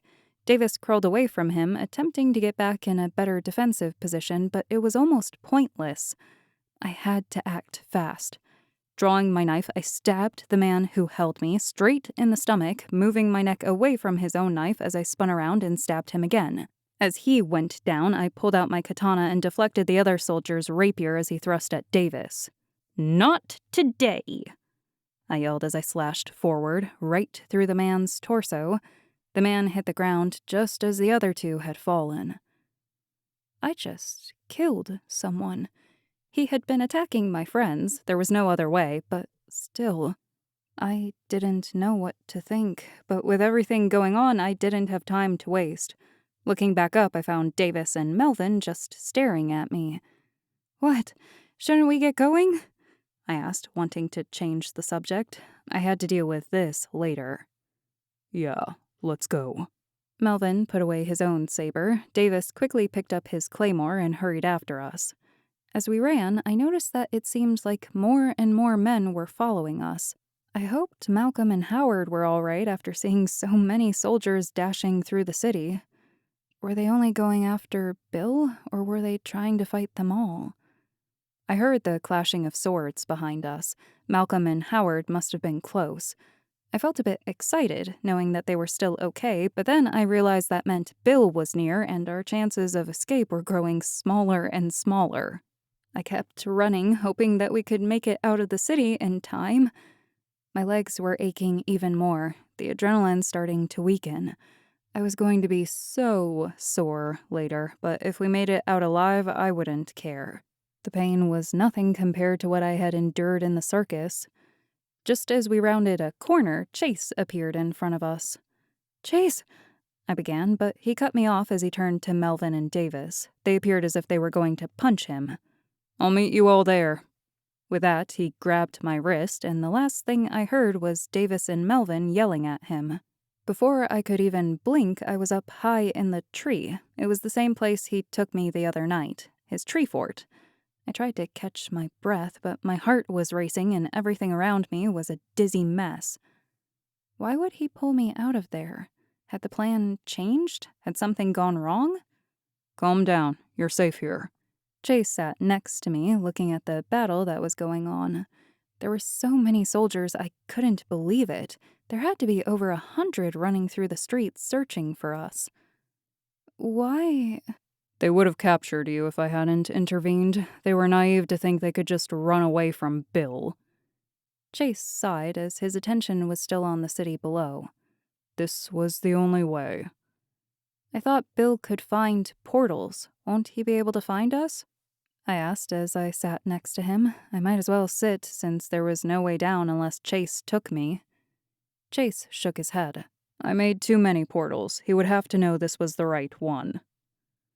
I stared at the city. It was scary to imagine just moments ago I was in the middle of all that. How did he find us? "I don't know. I made over 4 dozen portals. He shouldn't have been this prepared. If anything, he would have just sent scouts to each. He knew this was the correct one, somehow," Chase said, frustrated that he had failed at his job. I felt bad for him, knowing that Howard and the others might blame him for Bill finding us. But I knew it wasn't his fault. There had to be something else going on. "What now?" He took a deep breath. "We wait. I told the others where to meet. We wait for everything to die down, then we will meet them there." I looked back at everything going on, searching for the others. I found Melvin and Davis running toward the edge of the city, knowing that they still had to act as if I was with them to keep the soldiers chasing after them. As for Malcolm and Howard, it took me a moment to find them, but when I did, I couldn't believe what I saw. The two of them were fending off at least 20 men. Were they really that strong? Could they really make it out of there alive? Malcolm promised me they would be okay. He promised me they would make it out safely and meet up with us. He had been there when we'd faced Morpheus again, but the odds were completely against him. There was no way that someone could fight that many men at once. My eyes didn't leave the two of them. I couldn't see exactly how the fight was going, but I could tell that many of the soldiers had fallen to the ground from the two of them fighting at their full strength. Malcolm and Howard were back to back as they went up against their next attackers. Even though they were surrounded, they had the upper hand with that stance. I had faith in them, but the worry they'd lose still wouldn't leave my mind. That was when it happened. The soldiers made them break their stance. Chase slowly stood up, his cat eyes fixated on Malcolm and Howard. They no longer held a great defense since they were separated from each other. One of the soldiers thrust their sword at Howard, and I watched as the sword went through his stomach. I tried to scream out, but Chase quickly placed his hand over my mouth. "Shh! They can't know we're up here." After a few deep breaths, I nodded, and he let go of me. "Alice, I have to go down there and save Malcolm. He won't be able to fight all of them by himself. I'm leaving you here alone. Don't make a sound, all right? You'll be safe. You just have to wait for me." I wanted to say, no, don't leave me, but he was right. He had to get Malcolm out of there. There was no way Malcolm could defeat all those men by himself. Chase disappeared, and I peered down to see him appear next to Malcolm. Malcolm looked surprised and pissed, but Chase grabbed him, and they both disappeared to another place. I looked around, searching for them, but I saw no trace. I closed my eyes and whispered to myself, "It's all right, Alice. He will be back. He will be back for you." Minutes went by, which felt like hours as my heart pounded in my chest. If anything happened to them, I would be stuck up here. How would I get down? I was at least 5 stories high in a tree. I heard footsteps behind me. Chase? I spun around to find a tall man. It wasn't Chase. It was the man I had seen in the forest. It was Bill, his brown hair a bit messy as he had been fighting below. Blood stained his coat, but he didn't seem to be injured. He smiled as if victorious. "Sorry, young lady, but your friends have failed to protect you. It's time you came with me." He started to reach out for me, but I quickly backed up and pulled out my katana. "Get away from me!" "Just lower your sword. I don't want to hurt you." Liar. I thrust forward, but he stepped out of the way of the attack. "I see the boys tried to train you with a sword. How adorable." I swung at him again and again, but he dodged each attack. He didn't even pull out his own sword. "You better put that thing away before you hurt yourself," he said, teasing me. "Stop treating me like a child." I thrust forward again, but he simply stepped out of the way once more. This time, though, I lost my footing and slipped backward toward the edge. Dropping my katana, I screamed as I began to fall down off the board toward the ground way below. Bill caught my arm and pulled me back up. "Don't worry, I got you." I looked down, imagining what could have happened. Pancake, that is what would have happened. Why did you save me? "I told you I'm not here to hurt you. I just want to take you back to the king and queen. They have a few questions for you." "Alice." I turned to find Chase standing there. He pulled out his sword to fight Bill. "Sorry, kitty cat, but you lost this one." Bill kicked Chase straight in the stomach and he tumbled off the branch. "Chase!" I screamed as he fell toward the ground. "He's all right. He can make portals, remember? Kitty cat always lands on his feet." Bill pushed a few buttons on his wristband. "Now let's get out of here, shall we?" Chapter 18. I saw none of the others as Bill took me by horseback toward the Dream Kingdom. I had to admit it was awkward having his arms around me to grab the reins. I just hoped that we wouldn't have to ride this way too long. There were still at least 70 soldiers left in the group, all of them surrounding Bill as he made his way back to the Dream Kingdom. I admit, I was quite relieved that he was taking me to the King and Queen instead of to Morpheus. Although I knew nothing about them, I felt a bit safer not having to worry about going back to the circus, to the place that held my greatest fear. I hoped that the others were safe and were trying to figure out a way to help me. Not that I only relied on them to save me. I would also try to figure out a way to escape, but I wanted to trust that my friends would help, that I wasn't alone in this. There was only so much I could do, and I didn't know everything about this place. But I would keep an eye out for any chance to run. Getting rather bored with the ride, I started to look around me. Just as everyone else in the garden district, each of the soldiers' eyes were masked with darkness. Morpheus had gotten to them as well.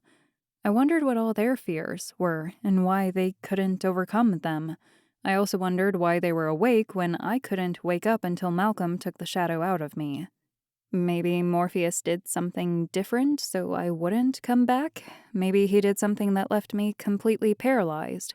And if that were the case, why did he go to such lengths for me? Did he really think I was a threat deep down and didn't want to take any chances? At this point, it didn't matter. He was no longer worried about me being a threat, as he told me again and again, and truthfully, I didn't see what I could do to bring him down and save this place. It was out of my reach to even consider doing something. On top of that, the supposed original Alice had left me something in case help was ever needed, in case her successor, which I still doubted was me, needed to fight. I wondered why she would hide something for another to find but not tell a soul. Did she not trust anyone here? Not even Malcolm or Chase? That seemed hard to believe, but I guess if you didn't know what the future held, you couldn't be too careful. How would I even know what she had left me? How was I supposed to understand something that was never explained? This place held so many questions, and it was getting annoying. It hit me again. I had stabbed someone. In this place, all the citizens were dreams. Did that include soldiers, or were they like in the stories of Alice's adventures in Wonderland and simply here to fill a role? But either way, I couldn't have let my friends get hurt, no matter the cost. I owed them that much, as they had risked their lives for me. Still, the idea left me shaking, and I didn't know what to think. I decided that I had to push those thoughts behind me and keep my mind occupied. Why don't you just transport me to the King and Queen? Wouldn't that be easier than riding horseback the entire way? I asked, sick of the quiet. Even with the enemy, I couldn't stand staying quiet for too long. Only the Cheshire Cat can make portals. I just have a way to reopen them in a small time frame. That's how I found you. He wasn't very smart about putting you somewhere where you couldn't escape, Bill explained. He didn't think you would find the right portal. I tried defending him. Well, he was wrong then, wasn't he? I glanced around the wilderness that surrounded me. It was quiet, other than the crunching of leaves under the horses' hooves. There wasn't another living being in sight. They will come for me, I stated as a matter of fact. You will see. Oh, I'm counting on that. Otherwise, this story wouldn't be very interesting. Bill lashed on the reins to make the horse start galloping faster. It seemed like hours passed as we headed toward the edge of the forest and into the Dream Kingdom. Although I was practically being arrested, I kind of wanted to know what this kingdom looked like. It was called the Dream Kingdom, but did that mean the kingdom would be themed, like the red and white kingdoms? And if so, what theme is a dream? Would it be all clouds, fluffy and serene? Or was it different and more of a hazy existence? There still was no sign of the others. Although I knew Chase could pull through with his portal jumps and land safely on the ground below, I still hoped that he was okay. It was nerve-wracking watching someone start to fall that high up. I had almost fallen as well, and unlike Chase, I couldn't land on my feet, so to speak. I was lucky that Bill wanted me alive, and lucky that he didn't just watch as I fell, my life ending right then and there. He needed me alive for some reason and had said that the king and queen wanted to see me. Why was that? Why would they want to meet me? It was confusing, to say the least, as all of them had been influenced by Morpheus. Could Morpheus be there as well? We weren't going to the Cirque de Rêves, but that didn't mean that he couldn't travel somewhere else. I thought back on the last moments before Bill had captured me. Howard had died trying to make sure I got out of there alive. I couldn't believe he was dead. I couldn't believe all this had happened and I was still in the enemy's hands. That meant his death was for nothing. Then it hit me. If I did escape, I had no idea where to look for the others. I had no idea where the meeting place was. Yes, they would probably be figuring out how to get me out of Bill's grasp, but what if I figured it out before then? What if I escaped? Then what did I do? It wasn't as if I could hide or ask for help. Another thing to think about on top of everything. Once we came out of the woods, I could see the Kingdom of Dreams in the distance. I gasped. It was brilliant and more beautiful than I ever could have imagined. Everything around it appeared to be night, but the kingdom itself was lit like the starry sky. I didn't know if it was actually night or if it was always like that. It seemed to be daytime in the woods just a moment ago, so it had to be the natural state. The kingdom was surrounded by small buildings, almost like an ancient-style Japanese village with paper doors and tiled roofs. Lanterns lined the streets, and everything seemed to be a dream, perfect to someone like me. If I hadn't just been kidnapped, I would have been pretty excited to visit such a place. It reminded me of a dreamier version of Spirited Away, which seemed very fitting. When we got closer, I could make out more of the palace. It was a lot grander than anything around it. A large, steep bridge was the only way to enter the palace. It looked like something from the historic district of Kyoto, or at least what I had seen in the picture. It glowed in the town like a gem in the rough. It was more colorful than I could have imagined, with royal purples, blues, and reds making up most of the walls. As we entered the kingdom, I watched as people hid away in the buildings before we came close to them. They were afraid as everyone else was in this kingdom. Was it just a general fear, or did they fear Bill and his men? It probably had something to do with the Cirque de Rêves. Masked with darkness, they couldn't see the light. Some people didn't hide but went about their business. They didn't fear Bill like the others did. Bill led the horse over the steep bridge. I looked down to see the palace surrounded by water. I could see orange glowing fish as they swam around. It was wondrous, almost as beautiful as Chinny's art. May she rest in peace. We stopped in front of the entrance, and Bill helped me off the horse. My legs were completely sore, but I still managed to walk like I was fine. Never show pain, that was my motto. That, and I didn't know what they would do to me if I couldn't walk. I didn't say a word as he led me inside. The inside was even more spectacular than the outside. Everything was lit up, soft but bold in solid primary colors. Lanterns hung from the ceiling, and I swore even the walls seemed to glow. Magnificent scrolls covered the walls that seemed to depict past battles. There was one that looked like the battle against the Heart Kingdom and one of the Red and White Kingdoms. They were beautiful, and I stared at them in awe. I wished I could paint like that. Along with those gems, there were other paintings of various things such as butterflies, dragons, landscapes, and so on. Each one had to have taken hours and hours, but I suppose that they had a long while to create this decor, as the kingdom had been created shortly after the last Alice left over 100 years ago. There were many workers inside the palace doing their daily job as normal, ignoring Bill and his men. They wore fantastic outfits, kimonos of all styles, and went about their business. I simply gawked at them, wondering if I could get my hands on one. But the realization that I wasn't here on vacation kicked in. I was here to be taken as a prisoner to the king and queen.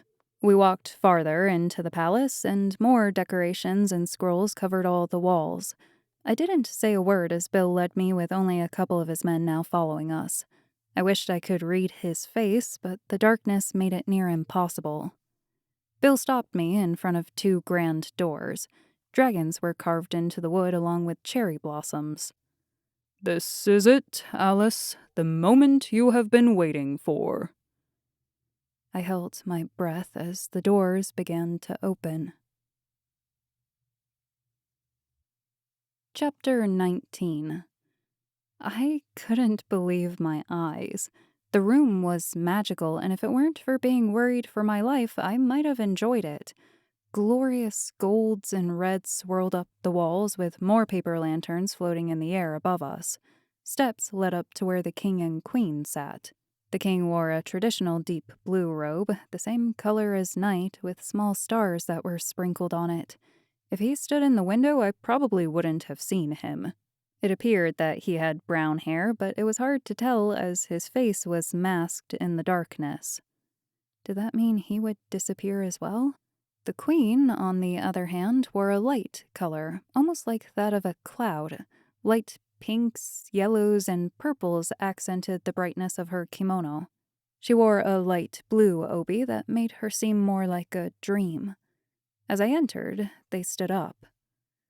At last, we meet the spectacular Alice, the queen said as she stepped down the steps. Was she a bother to capture, Bill? No task is too hard for my queen. Bill bowed. I just stared at her, her golden hair draped loosely on her shoulders. I wondered what beauty the darkness hid beneath. Her skin and hair seemed to be perfect, and she must have had such great beauty underneath.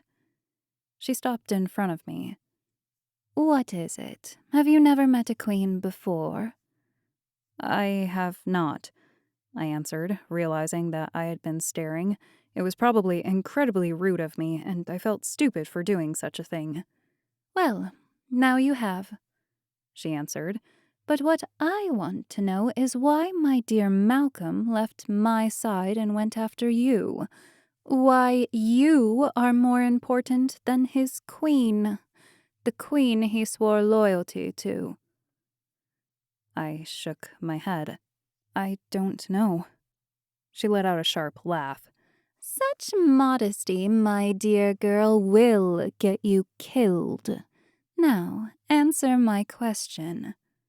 I really don't know. They abducted me from the real world and brought me here. I'm still not sure why, I explained. The real world? Is this world not real? I just meant my world. Both this world and that world go together. They cannot be separated. Each ties into the other, she snapped. They are, in a sense, one and the same. Although I haven't seen your world, I would believe it is much like this one. I glanced around. Not quite, but sure. The queen stood there for a moment as if examining me. I still don't quite get it. My best men left me. Malcolm, Melvin, and Davis. All three of them left me for you. I don't understand why you're so special. I shrugged. I really don't know. And they were in the red and white kingdoms? She asked. He nodded. Yes, ma'am. That's why her capture took so long. Not because Malcolm is a better soldier than you. Bill didn't answer, which made me start to wonder if what Malcolm had said earlier about him being better at tracking and fighting was true. I guess he had shown this entire kingdom how powerful he truly was. But then I messed up, and here I was. I thought so, the queen added. But, Bill, do you have anything to say on the matter? Is this not the Alice of legend? Your Majesty, this is the girl the boys had with them. Howard even gave his life for her. She's the one. Bill explained, trying not to upset the Queen any further. I felt my heart fall into my stomach at the mention of Howard. He had given his life to protect me, only for me to get myself captured. I was such a nuisance. I should have learned how to fight better. I should have been able to protect myself. Then explain to me how this girl can be connected to the Alice of legend. She pointed at me viciously. This girl is feeble compared to her. She can't be the one they risk their lives for. Bill didn't say a word as the Queen approached me. Her face was right in front of mine, and I could almost make out her eyes. I think they might have been blue. What makes you so special? What makes you think you can overthrow this kingdom? She yelled. I wanted to back away, but there was nowhere to go. I was cornered with a queen yelling in my face. Not something I could ever prepare for, that was the truth. I was scared that she might order my head to be chopped off, even though that was another queen's trademark. Answer me, Alice, she demanded. I already told you I didn't know, I murmured. It wasn't my choice to be here. Your white rabbit tried to kill me. She whipped around. Where is that rabbit? Right here, Your Majesty. The little white-haired boy appeared. I took a step back. He was as disturbing as the first moment I saw him. A little kid with rabbit ears, yet more dangerous than anyone I knew. Or at least anyone I knew in the real world. Everyone seemed to be dangerous in this world. Tell me why you think this girl is the Alice of legend, the Queen demanded. Because she has the same mind as her. Just look at her eyes. She has that curiosity that always got the old Alice in trouble. The little boy answered as he stepped up to me, his face covered in a shadow now. Why he didn't have one before, I wasn't sure. Must have been because he was on Earth. Yep, just like the old Alice. The Queen's lips pursed as she stared at me. I suppose you would know since you brought the first Alice here? She clapped her hands together. Then it is settled. You're the Alice we're looking for. I still don't think I began. Shush! You're only to speak when spoken to.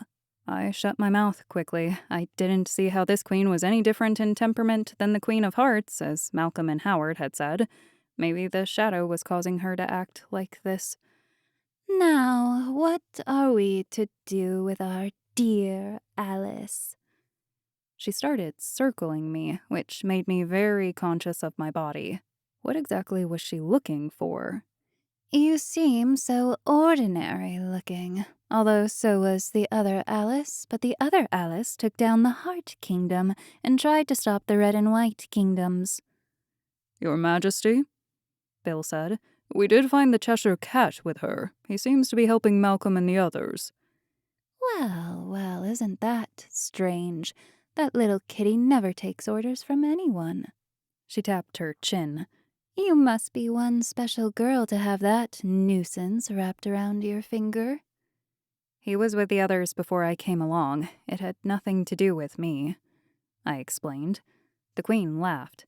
But everything has to do with Alice. It always does. She spun around on her heel.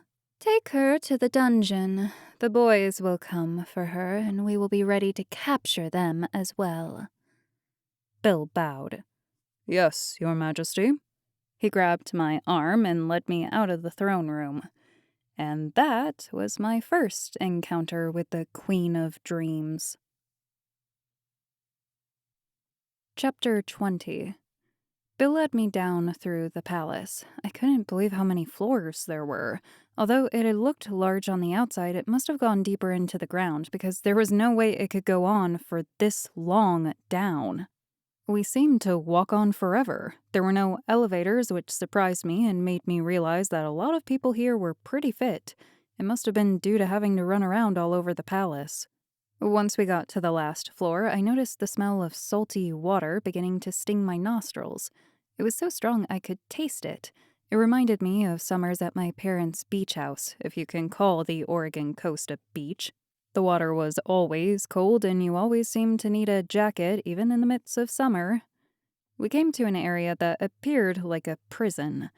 I gulped as I smelled the stench of uncleanliness, as many prisoners couldn't leave their cell. I wondered how long I would be down here. I glanced around. I didn't see any way out except through the entrance we had gone through. There was only one way out, and it was heavily guarded, which meant escape would be very difficult in this place. Great. Opening one of the doors, Bill shoved me inside.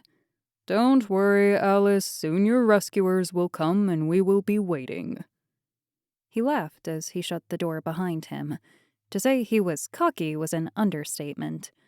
Gathering myself, I peered around at my new surroundings. This room wasn't as brilliant as the others were, which made sense. This was the prison.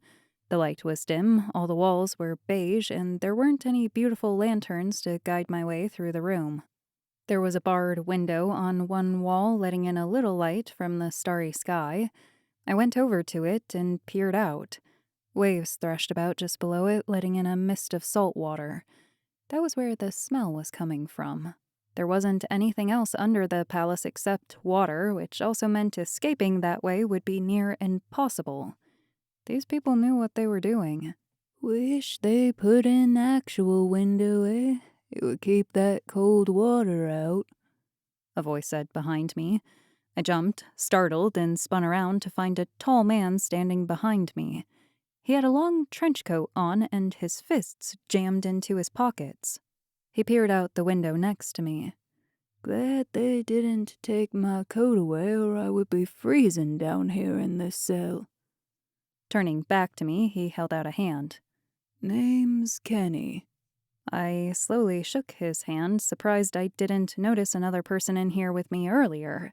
Maybe I just assumed I was alone. Some of the areas were pretty shadowed. He must have been hiding. Alice. He opened his mouth wide. So, you're Alice. Glad to see the boys finally found you. You know Malcolm and the others? I asked, surprised that I had been thrown into a prison with someone else who knew the situation we were in. I wondered if all the other ones were full or if Bill had simply forgotten he was here. Either way, I was glad to have some company. They're friends of mine. I help them out here and there. He gestured around. Until I got caught, which was just a matter of time, really. I'm very unlucky when it comes to getting captured. He trailed off as if he had many memories of being captured. I wondered how many times he had been locked away. I examined him. He had quite a cute face, actually, kind of like a puppy dog. He was a bit older than me, probably about 30. As for his eyes, they were large and brown. That's when it hit me. Wait, your face isn't masked with a shadow. He raised his eyebrow. Just now noticed that. Brilliant you are. He sat on the ground, cross-legged. He was quite a character indeed. Now tell me, what did the idiot boys do to get you trapped down here? Why did they mess up protecting precious Alice? I turned, letting my eyes focus on the distant shore across the water. It wasn't them, it was me. I screwed up. What did you do then? Had to be pretty bad to land you down here, he said, teasingly. I didn't appreciate his attitude, not in this situation at least. I had messed up badly, and he only saw it as fun. I could see why he found himself in prison more often than not.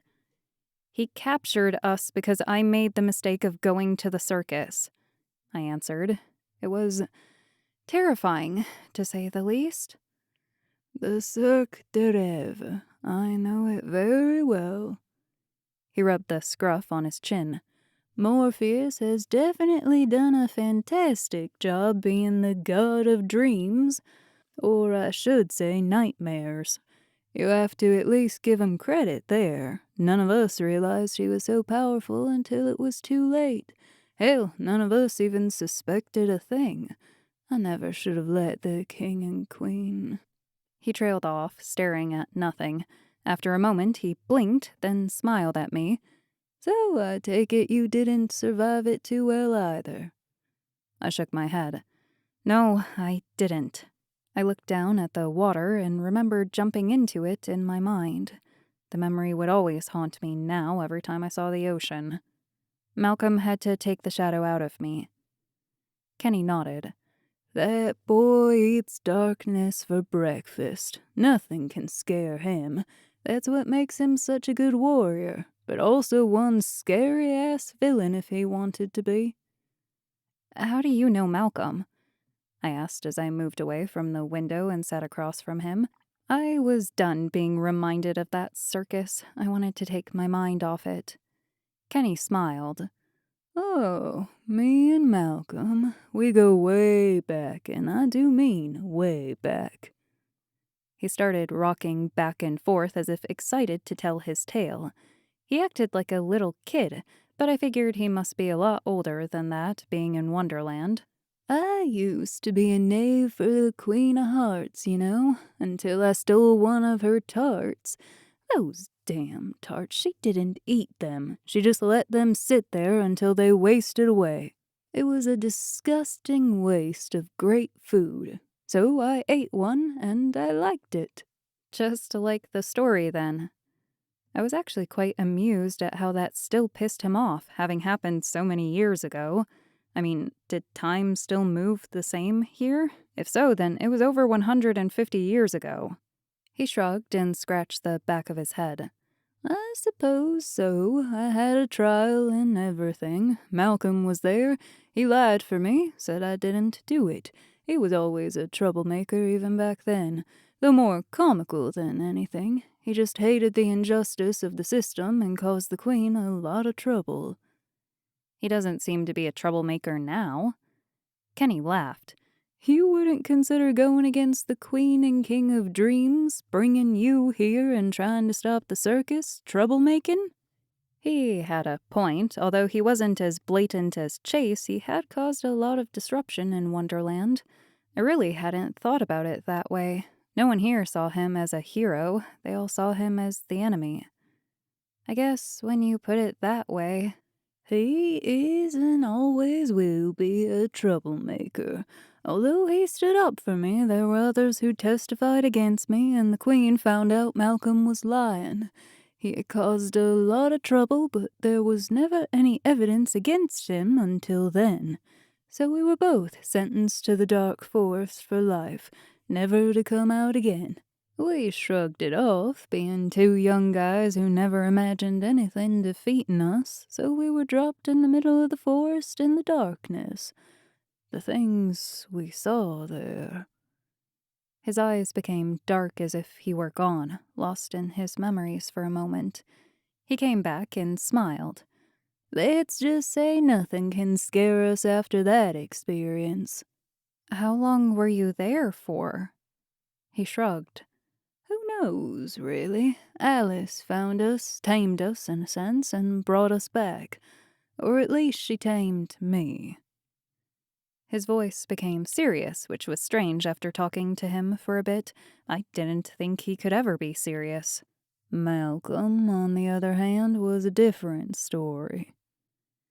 He slapped his knees, coming back to his cheery self. But that is not my story to tell now, is it? I wondered what he could have meant by that.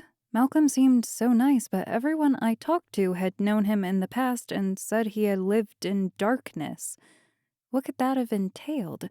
I wanted to ask more questions about Malcolm and get to the answers of what people had been hinting at, but by the sound of it, Kenny wasn't going to give away any secrets. So, how did you get thrown in this cell? I asked. Oh, that's simple. I got caught doing stuff I wasn't supposed to. I spied on the White Rabbit and let Malcolm know what he was up to. I also did some research on trying to find you.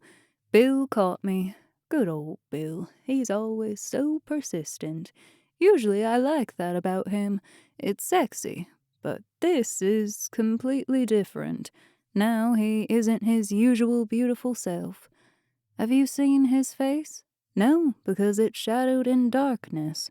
It's a shame, really. He has such a lovely face. I wasn't quite sure what he meant by that, so I decided to focus on the beginning of his rambling. So you're the one who found me? He grinned. Yep, did all the research myself. I know your school, where you live, all those paintings you have. That is not something I wanted to know. His eyes widened. Sorry, that made me sound like I was a pervert.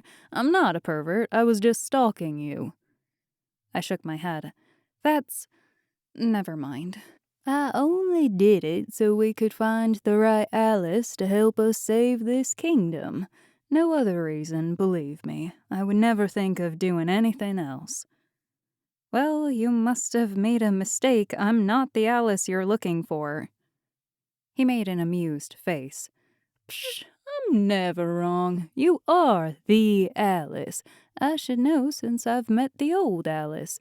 You are her and always will be her. I hated it when people kept saying I was the same Alice as before. She was legendary and much stronger than me. But then here I was trying to live up to her legacy. But I'm a weakling. I'm not strong. There's no way I could battle like her or bring down any kingdoms whatsoever. You would be surprised what you're capable of. Just look inside yourself and you will find out. I shook my head. I already failed at that. I faced Morpheus and I lost. You survived, though. Barely, I thought. The only reason I survived was because the others pulled me out of there, willing to sacrifice everything. I would be gone if it weren't for them.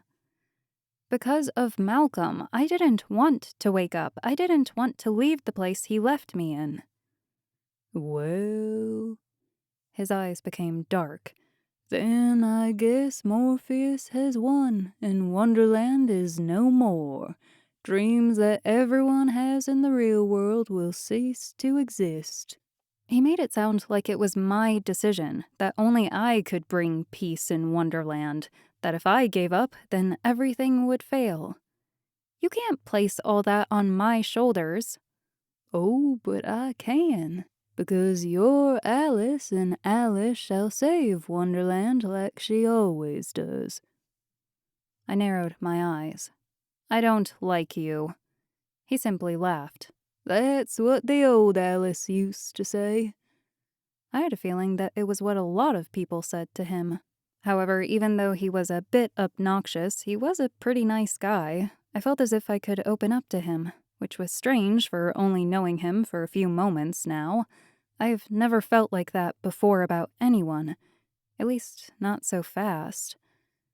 A crash sounded from the other side of the door. Both Kenny and I jumped to our feet, not sure what was happening.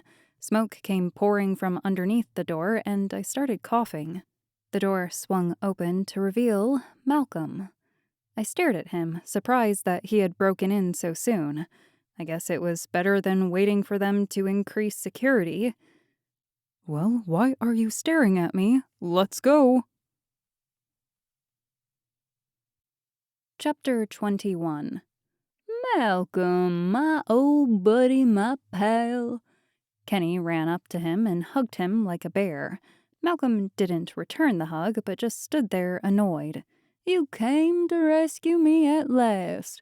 I came for Alice, and you know that. We're in a hurry, so either stay here or join us in our escape. Malcolm grabbed my hand. Let's go. We only have so much time. Malcolm pulled me into the hallway and handed me a katana. Here, figured you lost your other one. I took it and strapped it to my side. Thanks. Although I didn't know how much help I could really do with it, as Bill had easily defeated me when I went up against him. Then again, he was one of the best soldiers in the kingdom, so I couldn't really compare myself to him. Ooh, I do love a good escape. Kenny ran in front of us, backward so he could face Malcolm and me. What do we do next? We escape, Malcolm answered as a matter of fact. Brilliant. Hey, did you get me a sword? No, quite honestly, I forgot you were even in here. Kenny pouted. Oh, how can you say that after all the things we've been through together? Easily. I just simply put any thought of you in the back of my mind and let it disappear. Because your feelings for me are too great, so you had to let yourself forget. I understand now. Kenny smiled as if he had really believed for a second that was what Malcolm meant. I turned to Malcolm. He's strange, isn't he? Kenny laughed. That's what the old Alice used to say as well. Nodding to turn, Kenny led the way, running with his knees up way too high to be comfortable. I didn't even know how to take in the strangeness that was Kenny. It was like taking in every strange anime character I knew and combining them into some eccentric hybrid. Or maybe he was just like Vash the Stampede. Alarms started ringing and echoing through the basement of the facility. We actually got quite farther than I thought we would before the alarm was sounded. I was surprised, but a little worried. Something seemed off to me, but I couldn't quite figure out what it was. As we made it farther down the corridors, Kenny stopped and peered around as if looking for something. What is it? Malcolm asked. He seemed actually concerned instead of ignoring him. So he did trust that Kenny knew his stuff. I probably would have ignored him if I were by myself. He seemed to have some weird quirks. Where is everyone? There used to be more guards down here, he whispered, his face now serious. How he could change his tune so easily, I had no idea. There's a trap waiting for us. Malcolm smiled. I know. I planned on it. Bill thinks he can outsmart me, but as we all know, he can't. Kenny laughed. You always did think ahead. Nothing like me, are you? Wouldn't be alive if I thought like you. How you managed not to be killed by now, I have no idea. He started back down the hall. Now we need to go this way. Kenny and I followed Malcolm as he led us farther through the basement. I didn't understand why we didn't head up. Bill would catch us if we didn't start ascending soon, as that was the only exit to get out of this place. At least, that was what I thought. I had no idea of how everything was even laid out. Malcolm must have had something planned. How did you get in here so easily? I asked. It's always easier to sneak into a place than it is sneaking out, Malcolm explained. Remember that. Besides, I used to live here, remember? I was once the king and queen's knight in shining armor, so to speak. I never cared for armor, always got in the way. Kenny added, That's for sure. A nice leather coat is always so much more practical. That is, until you're shot or stabbed. Which is why you just simply don't allow that to happen. You can wear all the armor in the world, but if you go against someone who is better at sword fighting than you, it will all be for nothing. A good offense is always a good defense in this world. And you try to say you aren't mad anymore, Malcolm. I think you lie. Malcolm let out a quiet chuckle. It's really just common sense, something you lack by far. Who needs common sense when you could just be spontaneous? Everyone needs common sense. I have no idea why you don't understand that by now.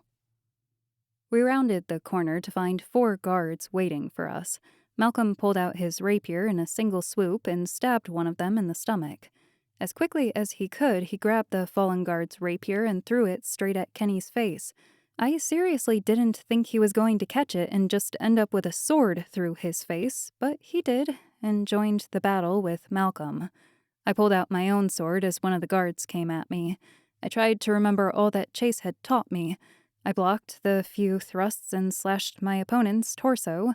He fell to the ground along with Malcolm and Kenny's opponent. Wow, Malcolm taught you well, Kenny commented. I didn't teach her, Malcolm said as he started down the hallway. Let's keep going. Where are the others? I asked as I ran beside him. It's easier for one person to sneak in than a group. That's something else you need to remember. Besides, it's better if they're on the outside in case we get captured again. Then they can rescue us. If they were here and we were all captured, who would rescue us then? Excellent point. We came upon a dead end with nowhere to go but back the way we came. The hall just simply ended. Malcolm stared at it for a couple of seconds and let his lips curl in a smile. It was all part of the plan. I just wished I knew what that was. The sound of clapping came from behind us. Turning around, we found Bill and a dozen or so guards trapping us. If I could see Bill's face, I bet it would have been a look of pure satisfaction. "Good show, Malcolm, good show. But where did you think you were going?" he asked. "Tracked us the entire time?" Malcolm questioned. "Of course. Who do you think I am? I just waited for you to make a very bad choice, which you did. Now you have nowhere to go." Kenny stepped forward. "Oh, come on, Bill. What are you going to do to us? You wouldn't hurt me, now would you?" "You're the first person I want to hurt, Kenny." "So naughty, I swear. But you don't mean that, not after all the fun we've had together." Kenny pouted. I really wished Bill didn't have his face covered in shadows so I could see his response. I felt like there was more to the story between those two, but knowing Kenny from these past few minutes, it was really hard to tell. "Stop talking. You have nowhere to escape but back into our custody. There is no point in fighting, Malcolm. Just give up so your precious Alice doesn't get hurt." I glanced at Malcolm, who was smiling, not afraid of Bill and the others. "Are you so sure about that I have nowhere to go?" Malcolm asked. Kenny examined Malcolm as if trying to figure out what he was planning. Then a giant smile appeared on his face. "You, Malcolm, are brilliant. You are brilliant." Bill started for his rapier, but it was too late. Malcolm wrapped one of his arms around me and grabbed Kenny by his jacket with his other hand. Slamming his back into the wall behind us, the paper ripped, and down we went toward the ocean. I screamed, of course, because what else do you do when you're falling to your death? You scream bloody murder. Malcolm kept a firm grasp around me and onto Kenny's coat. Of course, Kenny laughed the entire time we fell. Malcolm simply closed his eyes, remaining calm as we were falling straight into the roaring ocean, about to die. Then, suddenly, out of nowhere, Chase appeared, grabbing Malcolm, and away we went to another part of Wonderland. Chapter 22. It took a couple of moments to catch my breath. The air no longer tasted of salt, but of wet moss and pine. We were in a forest now. Peering around, I saw the massive pines and oaks that shrouded the light from the sky. It almost appeared to be twilight out due to the tree coverage, but I had no idea what time it was. A light fog covered the ground all around us, which always did creep me out. I hated not being able to see the ground. You never knew what you were going to step on or what was going to grab you, especially like that episode of Stargate Atlantis. I shuddered at the thought. There was a reason I didn't watch scary movies. First off, I lived by a forest. Second, I wanted to be able to sleep at night. Kenny started clapping his hands. "Ooh, that was fun. Can we do that again?" Malcolm glared at him as he stood up and wiped off the leaves that clung to his clothes. He hadn't landed as softly as we had, which I had a feeling Chase might have done on purpose. "No. You can never have any fun, can you?" Kenny added. "Not when you're around." Kenny smiled. "You don't mean that." Chase stayed seated on the ground, cross-legged, staring at Kenny. "What's he doing here?" Malcolm finished straightening his tie. "He was locked up with Alice. I told him he could tag along if he wanted. Didn't actually think he would, but I figured if we ran into any trouble, I could just throw him at the enemy and save Alice." Kenny laughed. "Such a joker. I love you, Malcolm." "I wasn't joking." "Well?" Chase leaned his chin on his knuckle. This changes things. But we're all about change now, aren't we?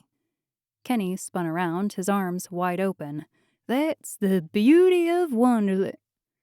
He stopped, face frowning. Wait, I know this place. Malcolm looked at him, but didn't say a word. I tried to figure out what was happening, but I also didn't know what was going on. It wasn't like I could recognize places in Wonderland, except maybe the kingdoms from the stories.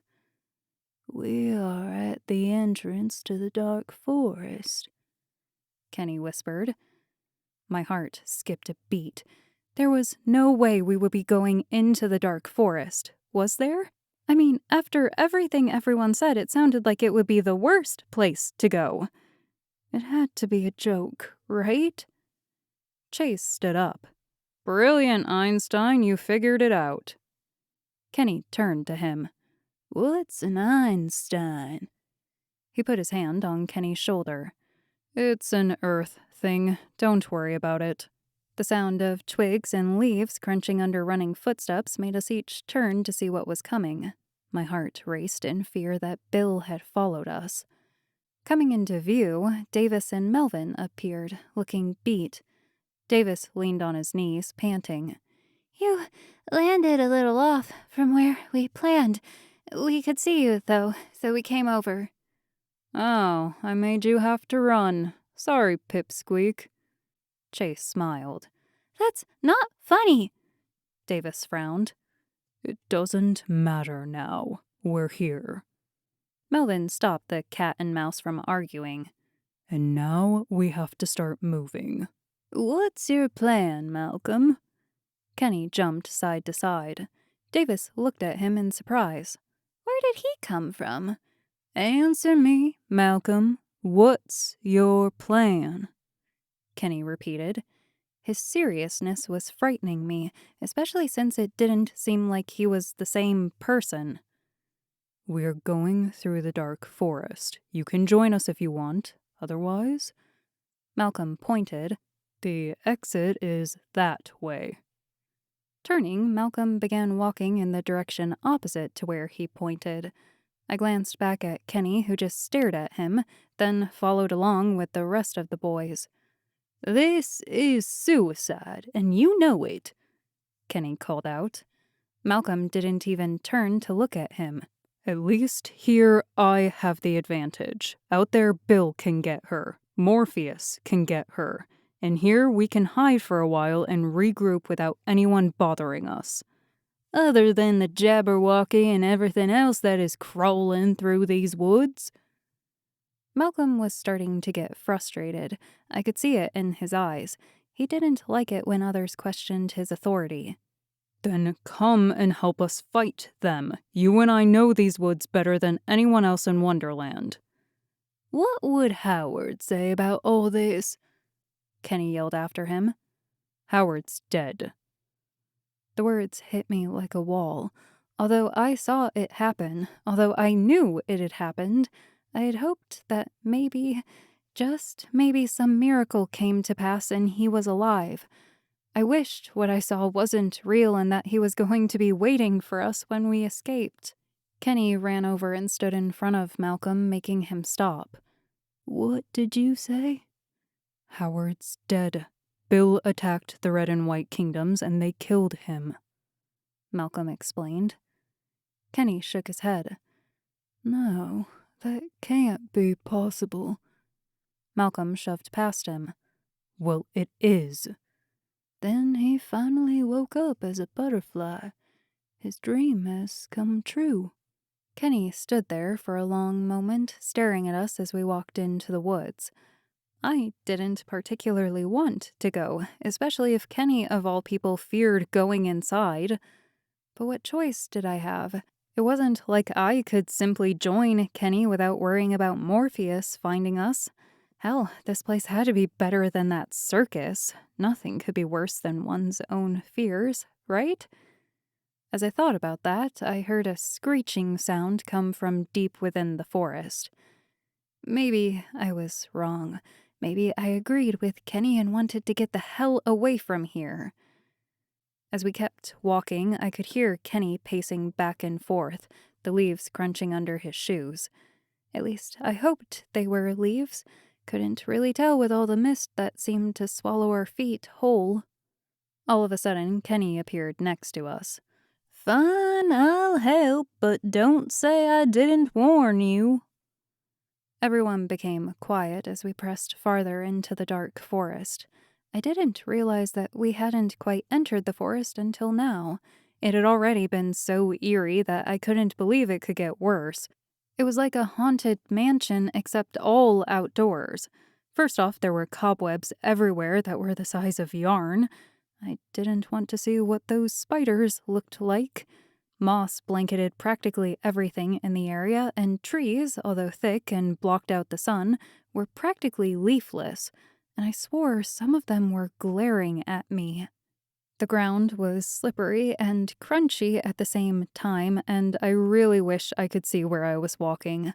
I felt as if at any moment I could step into quicksand like in Princess Bride. This place was horrible and quiet now that we had gone deeper and deeper. I couldn't stand the silence. "Have any of you heard of Princess Bride?" I asked. I mean, I just really hope that there are no ROUS, rodents of unusual size. Davis gave me the most horrified look I had ever seen. At first, I had no idea why he was looking at me like that. Then it hit me. "Oh, no, I didn't mean... Davis, I'm sorry." He put his head down as if ashamed he was a dormouse. I felt like such a jerk. He was a rodent in Wonderland and was probably picked on about it, and I had just made matters worse. Chase simply laughed. "Now that was funny, Alice. I didn't know you had it in you." I really didn't. I wasn't even thinking about it when I said it. I decided to keep my mouth shut for a while and just hoped that Davis would forgive me. As we kept walking, the fog started to clear. I was thankful that I finally could see the ground. This area was covered in grass and flowers were spread out all around. It was quite gorgeous in a very creepy sort of way. Out of nowhere, I started to hear voices, of children, to be exact, singing. It echoed around me, bouncing off all the trees, making it so I couldn't figure out the direction it came from. I glanced at the others, wondering if they could hear it or if it was just in my head. None of them seemed to be bothered by it. I tried to ignore it, blaming my mind for making things up, but it kept persisting, the strange lullaby echoing through the forest. I could even see the tall grass and flowers sway to the rhythm. "What's that singing?" I finally asked, persuaded that I couldn't be the only one hearing it. "Ignore it. Just ignore it. Don't let the words form in your mind," Malcolm warned. "Cover your ears if you need to, but it might not help. You just need to let your mind ignore it." I nodded, trying my best to ignore the singing, but it was nearly impossible. With every step I took, it got louder and louder. Even when I covered my ears with my hands, I could still hear it. It was that persistent. My mind couldn't do it any longer, and before I knew it, the voices had gained formation in my head. Listen to our song, most majestic one. It's just a little tune to make anyone swoon. A lullaby just for you. Help you sleep, most precious Sue. Whatever it was sang in an innocent, childlike voice. My body became tired and weak, as if my energy was being sucked dry. I couldn't think straight. Everything started to turn into a blur. How could I become so sleepy at a time like this? It made no sense, but the thought of a soft, comfy bed was to die for. All I wanted to do was curl up with a blanket next to the fire, snow falling gently outside as the smell of cocoa came from the kitchen. It was perfect, something I just wanted to dream about, and the more I thought about it, the more I convinced myself that if I fell asleep right now, I could enjoy it. I started to collapse on the ground when someone grabbed me. Up we go. Kenny pulled me up on his back to carry me. I didn't resist, but simply rested my head on his shoulder. Don't fall asleep. Never fall asleep with that disastrous tune in your head. Bloody flowers, such a nuisance to anyone and everyone. They don't care about anything except for their next meal. My eyelids drooped, but I tried my hardest to fight it. In between my slow blinking, I saw them. Flowers rocking back and forth. Daffodils, roses, tiger lilies. They were all singing. They were the ones trying to make us fall asleep. Why we didn't just bypass them, I didn't know.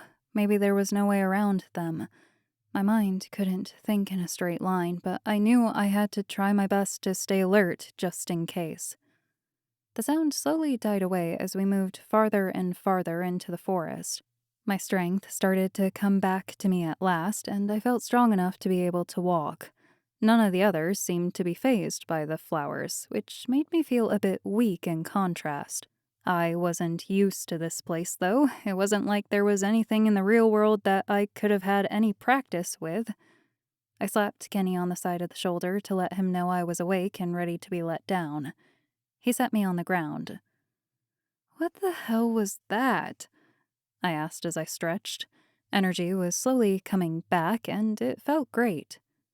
"The Garden of Live Flowers," Malcolm answered. "Which means what?" "Which means," Chase said, "that they're living beings that feed off anything that they find. They get their victims to lie on the ground and fall asleep, then they wrap their roots around you and suck the life out of your body. Your blood becomes their juice, and everything else their food, in a sense. Most of them have been destroyed in Wonderland except in the dark forest. No one wants to deal with the things here, so most people try to avoid the area. They must have been really hungry because they weren't trying to hide the fact that they were there."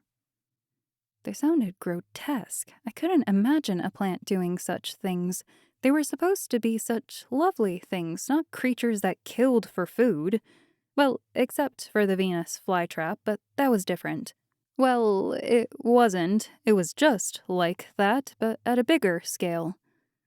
Why didn't we just go around them? Because there isn't a way around them. They are essentially the wall that keeps people out of the dark forest.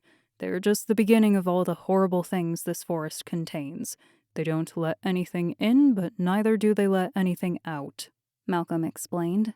"That is, unless you're used to their lullaby."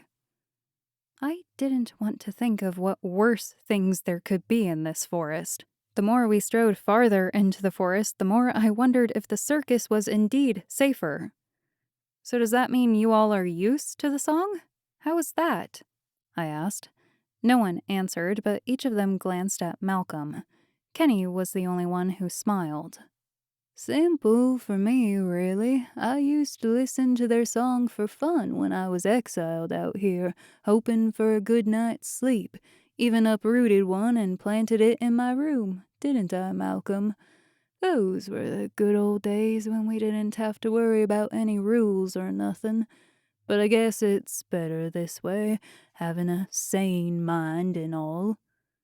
"You are everything but sane, knave," Chase commented, "and the Mad Hatter here has never lost his name." Malcolm shot Chase a look, and before they began their never-ending argument, I decided to intervene. "How do we know Bill won't follow us?" "Because this place is too dangerous even for him," Melvin explained. "But what about the portal? Why didn't they just use that?" "It would have been very tricky for him to open a portal in midair, where if he messed up, he would crash into the ocean below. We actually planned it out instead of just going on a whim and getting captured." Malcolm eyed Chase. I had forgotten Chase was the one who had grabbed me and put me up in the tree where Bill had found me. I didn't blame Chase. There was no way Bill should have been able to find the right portal. Yet somehow he did. "It wasn't my fault," Chase argued. Malcolm stopped and turned around to face Chase. "What do you mean it wasn't your fault? We had a plan and you didn't stick to it." If we stuck to the plan, we would have all been dead, and Alice would have still been captured," Chase retaliated. Malcolm jabbed at Chase's collarbone. "If you didn't bring Alice to the circus in the first place, we wouldn't have needed a plan. Because of you and your big mouth, Howard is dead." Kenny held out his hand. Malcolm, calm down. It isn't that bad. Just calm down. "I would be calm if this cat didn't always screw things up for us." Chase frowned, and the two boys glared at each other for a moment. Chase shook his head and turned away from Malcolm. "Fine. I can tell that I'm not wanted. You don't need me anyway. This is your turf, not mine, Mad Hatter." He turned and started into the forest, running away from the group. I watched in terror as he would be all alone in the dark forest, a place where horrors simply awaited us all. I knew Chase was mad, but it was an idiotic reason to split from the group. I glanced at Malcolm. "You can't let him just run off like that." "I can't?" he sarcastically replied. I shook my head. "No, because friends don't leave other friends behind." I started after him. "No, Alice, wait!" Malcolm called after me, but it was too late. I was already out of sight from them as I headed after Chase. Chapter 23. I regretted running off from Malcolm and the others, but Chase was a friend, and I really believe that friends never turned their backs on one another. Even if he messed up, it wasn't a reason to completely kick him out of the group, especially when he was trying to do what he thought was right. Besides, they always tried to help me. It was my turn to return the favor. I pushed through the scraggly branches, the sharp edges hooking on my clothes and ripping them. Blood-stained areas where my skin got caught as well, and I grimaced, hoping that none of them were poisonous. It was an afterthought, really, so from then on I made sure none dug into my skin. I kept going on, pushing myself farther and farther into the woods. There was no turning back now, especially since I didn't know the way I had come. Even though I had run straight after him, I still didn't see any sign of Chase. There were no more singing plants, which I was thankful for, but the fog seemed to have grown thicker as I went on. Moisture formed on my hands, reminding me of a dark, moonless night I had gotten lost in when I was younger. I heard the croaking of frogs around me, but I had no idea from what direction they came. The trees bounced every noise off of them, making everything seem to come from every which way. Just like home. I was glad Wonderland wasn't in a desert because I don't think I would have known how to handle that. No trees and only sun and sand forever? No. All those things were foreign to me, especially the sun. As it was already October, that wasn't something I was going to see for another 5 or 6 months. At least in the real world. Here, on the other hand, was a different story. The sun existed somewhere above me. I just had to get out of these woods and I would see it. At least I hoped there was a way out. Coming upon what appeared to be a clearing, I stepped out onto soft grass, praying it was indeed grass. It was mushy, like grass, but since the mist covered everything on the ground, I really wasn't sure. When I got to the clearing, I saw a rectangular figure covered in moss and blue star creeper. I looked up in the sky, or where there should have been sky, as foliage were thick. Curious what the rectangle was, I got closer until I realized it was a table, or an object that used to be a table. What's a table doing way out here? I mumbled under my breath. Even when I was alone, I couldn't stand silence and mumbled to myself. Yes, I was a freak, but I honestly accepted it. I touched the moss, the fuzz tickling my fingers. In random spots, there were hard bumps underneath. I stuck my finger deeper into the moss, which in retrospect could have been bad, and pulled the item out from underneath the table. It was half a teacup. I gasped. This is... I dug for another item. A teapot. A spoon. A plate. The Mad Hatter's tea party. This is where the original Alice first met Malcolm. I glanced around again. This wasn't the cheerful scene that was told in the story. No, this was dark and dank.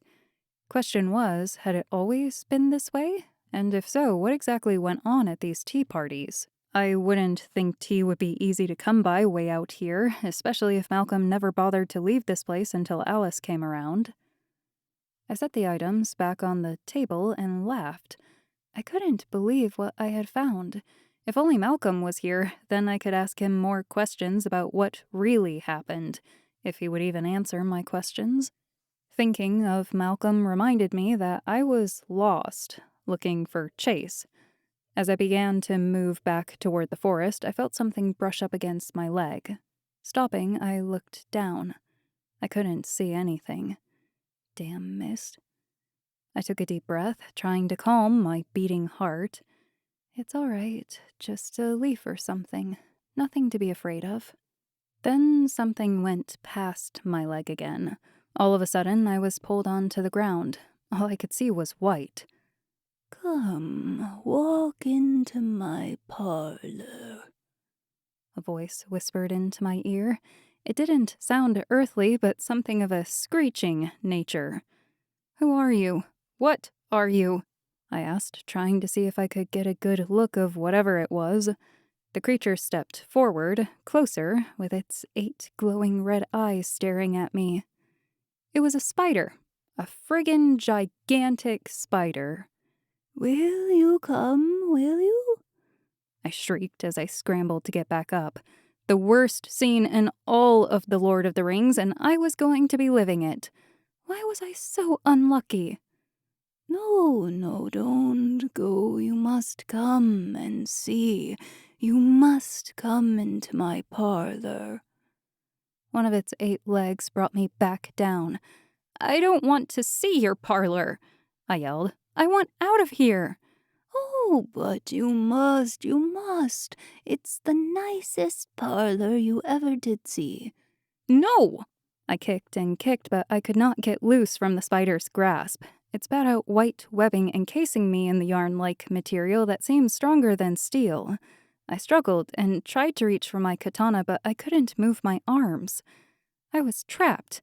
As it wrapped around and around me with sticky webbing, I screamed for help. Now I knew how Frodo felt, but for some reason that wasn't a reassuring thought whatsoever. "I have so many curious things to show you, my dear," it began. Suddenly, the creature let out a petrifying scream. It backed off me and screamed again. Firm arms helped me up. Once I was out of the fog, I could see my rescuer's face. "Chase, thank God!" He helped pull the webbing off me, slashing it with his knife. "What are you doing here?" I took in a few deep breaths, still frightened about the spider. "I came looking for you." "How could you be so stupid to separate from the others?" he exclaimed, serious fear in his eyes. Had he really been that worried about me? I frowned, mad at the attitude he was giving me after I came to help him. I could ask the same about you. "But I have lived in these woods before. You have not. I know what to look out for." He pointed into the fog. "Like those spiders." I shivered at the thought of that spider. "Thank you for saving me. I'm just glad you're all right. Otherwise, I probably would have been blamed." He sat up on the table. "Just like with everything else." I sat next to him. "It's not your fault."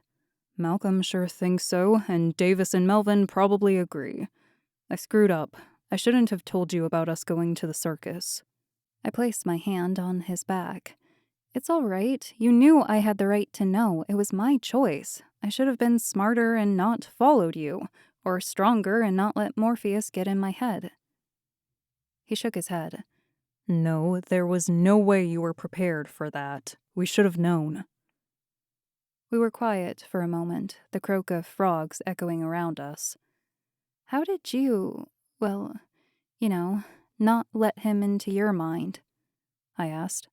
Chase looked up as if he was staring at the sky, except all there was were trees. "I'm not afraid of anything, I guess. I have always been alone, going from place to place. I guess he just had nothing to confront me on." "You aren't afraid of being alone?" He shook his head. Not really. You get used to it after a while. It has been a long time since I had any real friends or anything, but it has taught me how to live for myself and do the things I want to do. Well, I know I couldn't be okay with being alone. I hate it, actually. It feels like no one will be there to catch me when I fall. That is why you learn to land on your own feet. You can't only rely on others so much, and while it is great to have people around you to support you, it is up to you to make the final effort to stand tall. That is what I have learned and what I live by. I stared at him for a moment, trying to take in what he said. I understood, in a way, where he was coming from. It was important to be able to stand up for oneself, but it was also important to surround yourself with those who will make you stronger. It was all about balance. You're lucky not to have any fears. He shrugged. It's not that hard, really. Just don't let anything bother you. Know what's supposed to happen is going to happen and just wish for the best. If only life were really that simple. You make life what you want it. He turned to face me. And I know what I want. There was a long pause where neither of us said a word. I finally turned away and looked down at my hands. It seemed like the only thing to do, especially since I could feel my cheeks starting to turn red. There you two are, a voice called at us. I looked up to find Malcolm and the others walking toward us. I was beginning to worry. Chase looked like he wanted to say something else to me, but only stood back up and held out his hand to help me. I dusted the moss off my clothes. "What is this place?" I asked Malcolm, hoping he would answer truthfully. I mean, it was obvious this was the infamous tea party from the books. Malcolm stared at the table for a moment as if he were somewhere else. After a few moments, he blinked. Beats me. I knew he was lying. I could see it in his eyes. I glanced over at Melvin and Kenny, who just stared at Malcolm. They knew the truth, but no one was going to spoil any secrets. It wasn't fair. I hated being left out of the conversation. Now let's go. We need to find somewhere we can stay before it gets dark. Malcolm started for the way he had come. This isn't dark? I hurried to his side, glancing all around. If you think this is dark, just wait until night comes.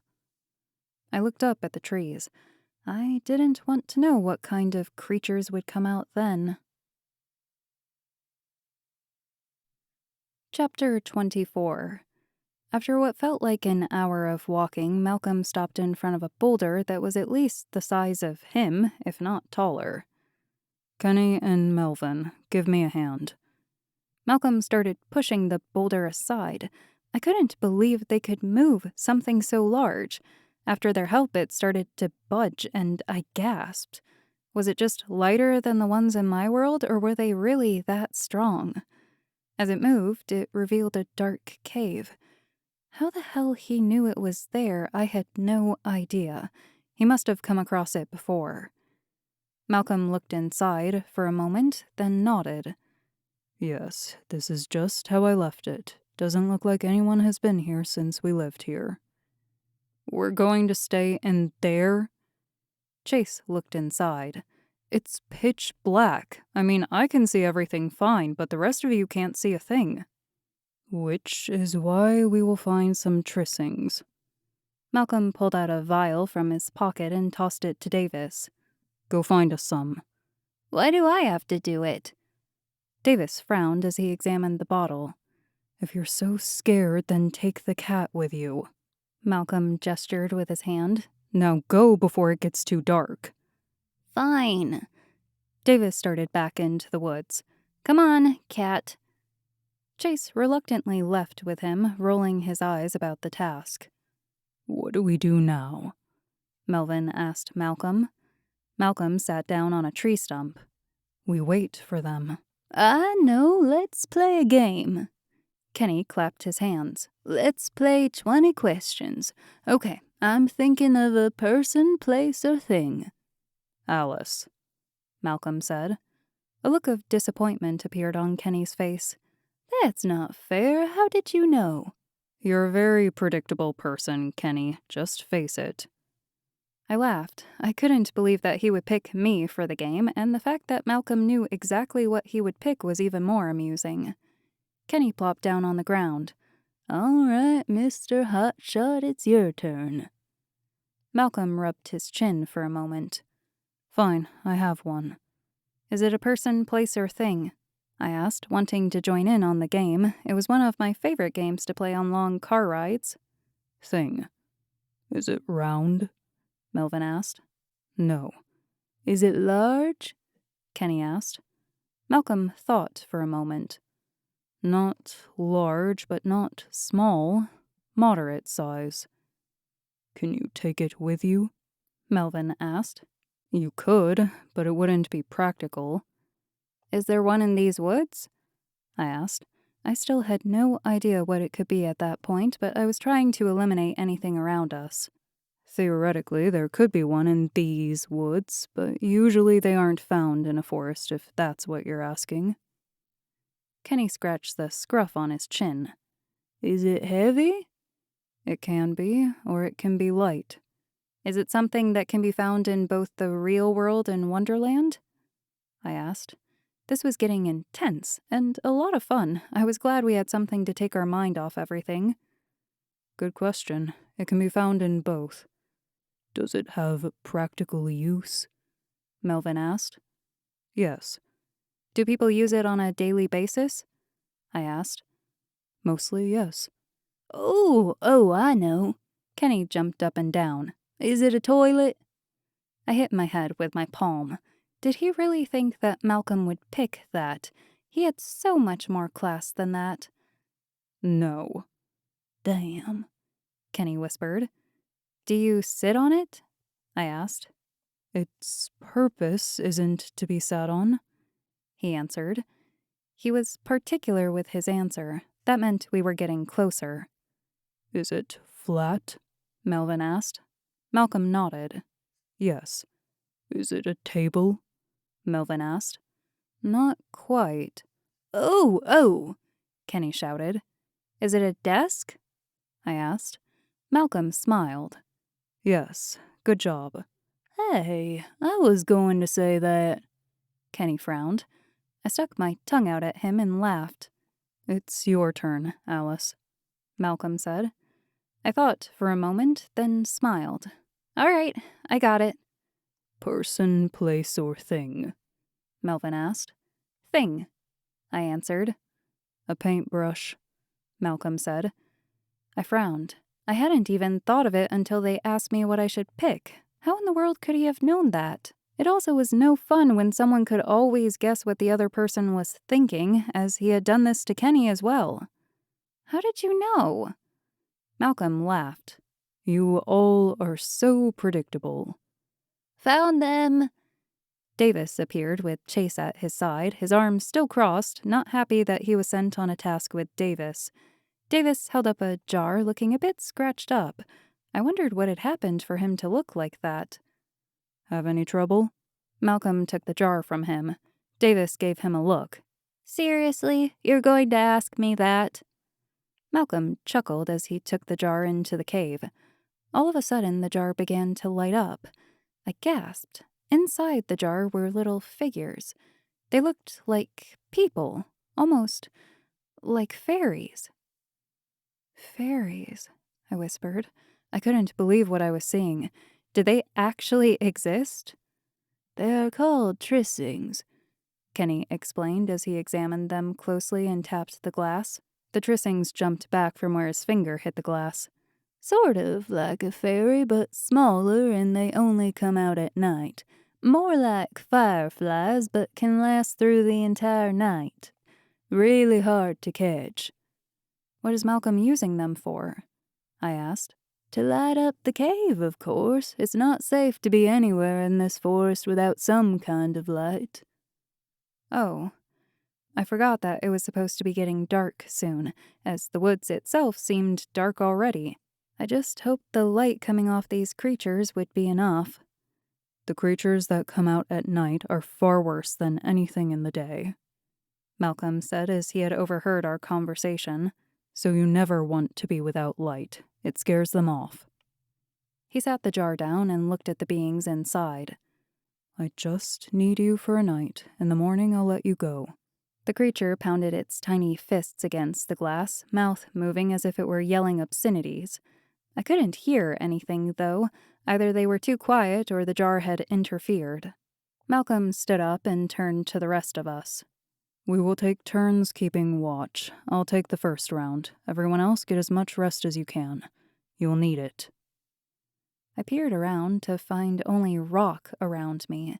Since Malcolm acted like he used to stay here when he lived in the forest, I figured it would have a little more to it. I was wrong. It was just like any other cave one would find. I sighed, knowing that there was no way I would be able to sleep tonight.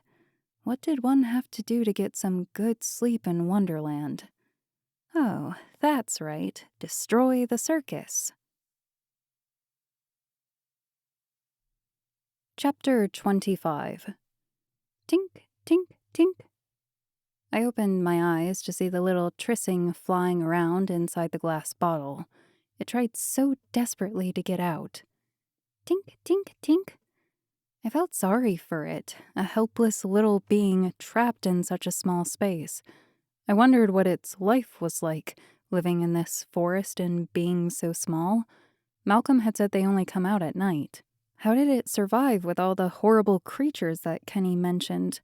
Was it just because it let off light that all the other creatures didn't bother it? Malcolm was next to the trissing, staring at the little creature. He looked as if he was in another place, staring off into the memories of his past. He used to live here, and after what I had seen, I wondered how he could have survived so long, and what all he had dealt with. Is there something on my face? He whispered. I blinked. What? You keep staring at me. I thought maybe I had something on my face. Oh. I blushed. You looked deep in thought, and I was just wondering what you could have been thinking about. He gestured to come sit up next to him. I hesitated, but decided if I sat by him, then we wouldn't wake anyone while trying to talk across the cave. I was thinking of what to do next, he whispered. And? I asked. And I don't know. We can't stay in here forever. It's too dangerous. If we leave, we will probably be captured by Bill. We need to face Morpheus, but... But I'm not ready for it, I finished. It was exactly what I was thinking as well, and honestly, I didn't know how I would ever be ready. I wasn't strong enough to face my fears. I was just a kid in high school. How could I do anything to face my fears? It's not your fault. Nothing in your world would have prepared you for this. You don't have people who can get into your mind like him. I didn't think that was the truth. It was more than just that. I know I'm weak, Malcolm. You don't have to sugarcoat it. He shook his head. No, even the strong fall under Morpheus's influence. He has most of Wonderland under his thumb. It has nothing to do with being weak. Tink, tink, tink. I looked down at the little creature. It was trying its hardest to get out of the little cell it found itself in. I feel sorry for it. Malcolm let out a slight laugh. Why? Because it's in this scary world and it is so small. Trissings are monsters. Demons, really. I looked at him, puzzled. But it's so small. He pointed at it. Look at it. Do you see its fangs and claws? You think that kind of body is meant for sweetness? I looked closer. He was right. Instead of fingers, there were long claws, and as I brought my face closer, it opened its mouth as if it was hissing at me. Its mouth was full of sharp teeth, just like a shark's. Ew! I backed away. You don't want to come across one of these in the middle of the night. They will tear your skin right off. That's morbid, I said. He shrugged. That's the dark forest. Everything here is morbid. We sat in silence, and I imagined all the things that could be out there waiting to kill us. Kenny had said that the creatures wouldn't come into the light. I tried not to think about that. Stay positive, I told myself. You will get through this. You have a bunch of friends who would protect you. I glanced over at Malcolm, whose blinking seemed to get slower and slower. He was tired, especially after everything that had happened. Hell, he probably slept less than I had in the past few days. You can go sleep if you want. I'll keep watch, I said, straightening up as if I wasn't tired. Truthfully, I was. He shook his head. No, it's fine. You should sleep. If you want to protect me, then you need your strength. Go, sleep. He smiled. Well, when you put it that way. Moving over to what I guessed was a comfier spot, which seemed unlikely since everything was rock, he lay down and stared up at the ceiling. If you need anything, just wake me up, even if it's just to talk. Go to sleep already. I watched as he shut his eyes. I kept an eye on him for a few moments before I decided he really was trying to sleep. Bringing my knees close to myself, I leaned my head on them and watched the trissing trying to escape the jar. Time passed as the others slept. I heard a few mumbles, as if someone was waking up, but whoever it was would just roll over and fall back asleep. Mainly that was Kenny. He was a very active sleeper, which didn't surprise me in the least. The Queen of Hearts, she made some tarts, all on a summer day. The Knave of Hearts, he stole those tarts and took them quite away. Kenny whimpered in his sleep. He was telling his story, again. They were tired. We were all tired. They put their lives on the line for me, and I wasn't going to wake them up from a sleep they all desperately needed. Alice ate the tarts, I swear, Kenny went on. I frowned. Well, maybe I would wake him up if I needed to.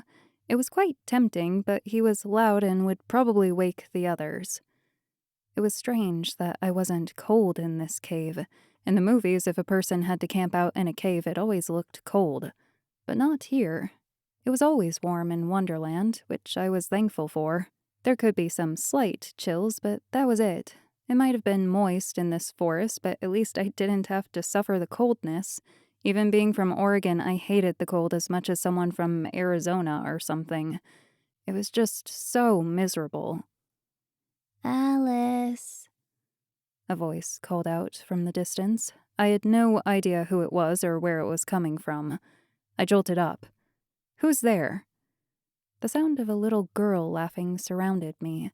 I just hoped it wasn't those flowers again. Or something worse. I glanced over at Malcolm, wondering if I should wake him up or not. You ask far too many questions. You're definitely Alice. The voice sounded like a little girl. I looked around, but saw no sign of whoever or whatever it was. Who or what are you? I called out in a whisper. Silly Alice, can't you tell? I'm you. A form began to appear in front of me. It was me, or at least me when I was younger. She was a blonde in pigtails with a little blue dress and black shoes. I remembered that outfit. It was for the first day of kindergarten. That's not possible, I whispered. Well, it probably was. This was Wonderland, after all. She turned around and started skipping to the entrance of the cave. Come on, Alice. We can go play. Don't you want to go play? No, wait. I ran after her into the darkness. Before I realized it, I was out of the cave. Shit. I spun around to find that I had already become lost. I couldn't see the entrance any longer. Crap. I hurried back the way I thought the cave would be, only to find more woods. They're going to kill me, I gulped. If something out here doesn't do that first. The girl laughed. Silly Alice, where are you going? I want to go back to where I was, I answered, as if the little version of me was real. Why would you want to do that? Because that is where my friends are. You don't need them. I'll be your friend. Suddenly, blue lights appeared on the ground, making a path. They twinkled in the darkness, only lighting up little parts of the path. This is the way you need to go, Alice. Come on, let's play. She appeared once more in the path, running and laughing. I started after her. Wait, where are you going? Just trust in your friends, Alice. They will know where to take you. This way. She giggled as she skipped. More and more lights lit up before me. I couldn't see anything but the blue lights, like little bell-shaped figures. No trees, no stars, no plants, no creatures trying to kill me, just the little blue lights and me as a little girl. I hurried after her, but the faster I went, the farther she seemed from me. I had no idea what was going on, and I just wanted to be back with the others, but I had no idea where that was anymore. It was pitch black other than the blue lights, and with a little girl looking like me, I had to know what it was and how it could do that. I still had my katana on me. I knew I would be fine. At least, I hoped. That's it. Come on, Alice. The next step I took, I felt the rock give out. I screamed as I fell down. Quickly, I grabbed the ledge and held on with all my might. The blue lights kept on, but I could now tell that below them was nothing. I was on the edge of a cliff, and the only thing below me was the never-ending pit of darkness. Let go, Alice. You never will know what's down there if you don't let go. Are you crazy? I'll die! I exclaimed, my arm feeling as if it were going to give out. Why had I been so foolish to think that the girl would lead me to somewhere I needed to go? So? She giggled. I tried to pull myself up, but I felt the edge I was holding on to start to give way a little. I screamed as the dirt began to move under my hand. Something grasped my arm, and I was forced back up onto the ledge. It was Malcolm. How did you... I began after he pulled me up on the safe ground. He panted out of breath. I woke up and you were gone. Then I saw the blue lights and followed them. I wrapped my arms around him. Thank you. You saved me. I realized how close I was and backed away from him. I was a little embarrassed by that action. Don't ever do that again. He turned back the way he'd come. We better hurry back before the lights disappear. It was me, I whispered. What? The little girl. She was me. She brought me out here. It was probably a trickster. They will make you see what they want you to see. Then, as I found out, we'll send you over the edge. I shook my head. No, it was trying to tell me something. Tell you something? He asked. Yeah. I smiled. And I know exactly what we need to do now to take down the circus. Chapter 26. We were able to return to the cave before the blue lights completely disappeared. As we hurried back, I heard the little girl, the younger version of me, laughing and giggling. Nothing was worse than hearing oneself, especially when the apparition appeared right in front of them. It was creepy, actually, and I wished that it never would happen again. But at least now I knew what I needed to do in order to defeat Morpheus, and it had been in front of me this entire time. Malcolm and I sat back down next to the trissing. It was apparent that he wasn't going to go back to sleep anytime soon. I wondered how much longer we had before it would be lights out, or at least lighter. All the others were still asleep, Kenny snoring away. I bet an earthquake could happen and he still would be asleep. What do you mean you know what we need to do next? Malcolm whispered. Against Morpheus, I said. I know how to beat him. He shook his head. How? How do you think you can beat him when just a little bit ago you didn't even know what to do? Alice showed me what I need to do. Alice? He frowned. You mean that trickster? They will tell you anything to kill you. Exactly, so we need to go to the circus as fast as we can. How do we get out of here? I asked. We aren't going to the circus, he stated. I looked at him in bewilderment, thinking at first he was joking. He wasn't. Excuse me? I'm not taking you there. I'm not risking it. He acted as if his decision was the only one that mattered. I glared at him. It's not your choice, Malcolm. We are going.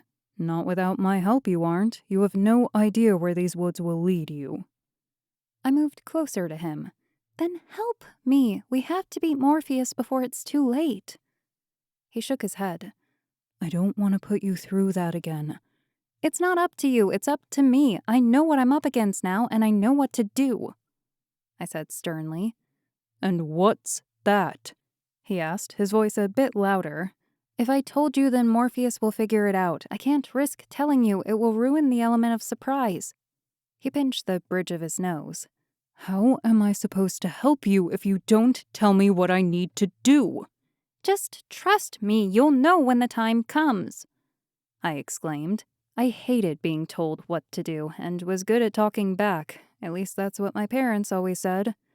You two sound like a married couple, Kenny yawned. We both spun around to face him. Do not! Kenny shrugged. Whatever you say. She's being unreasonable. She thinks she can face Morpheus now, out of the blue, he said to Kenny. I turned to him. I'm right here. Why are you telling him like I'm not here? Because you aren't listening to me, he answered back.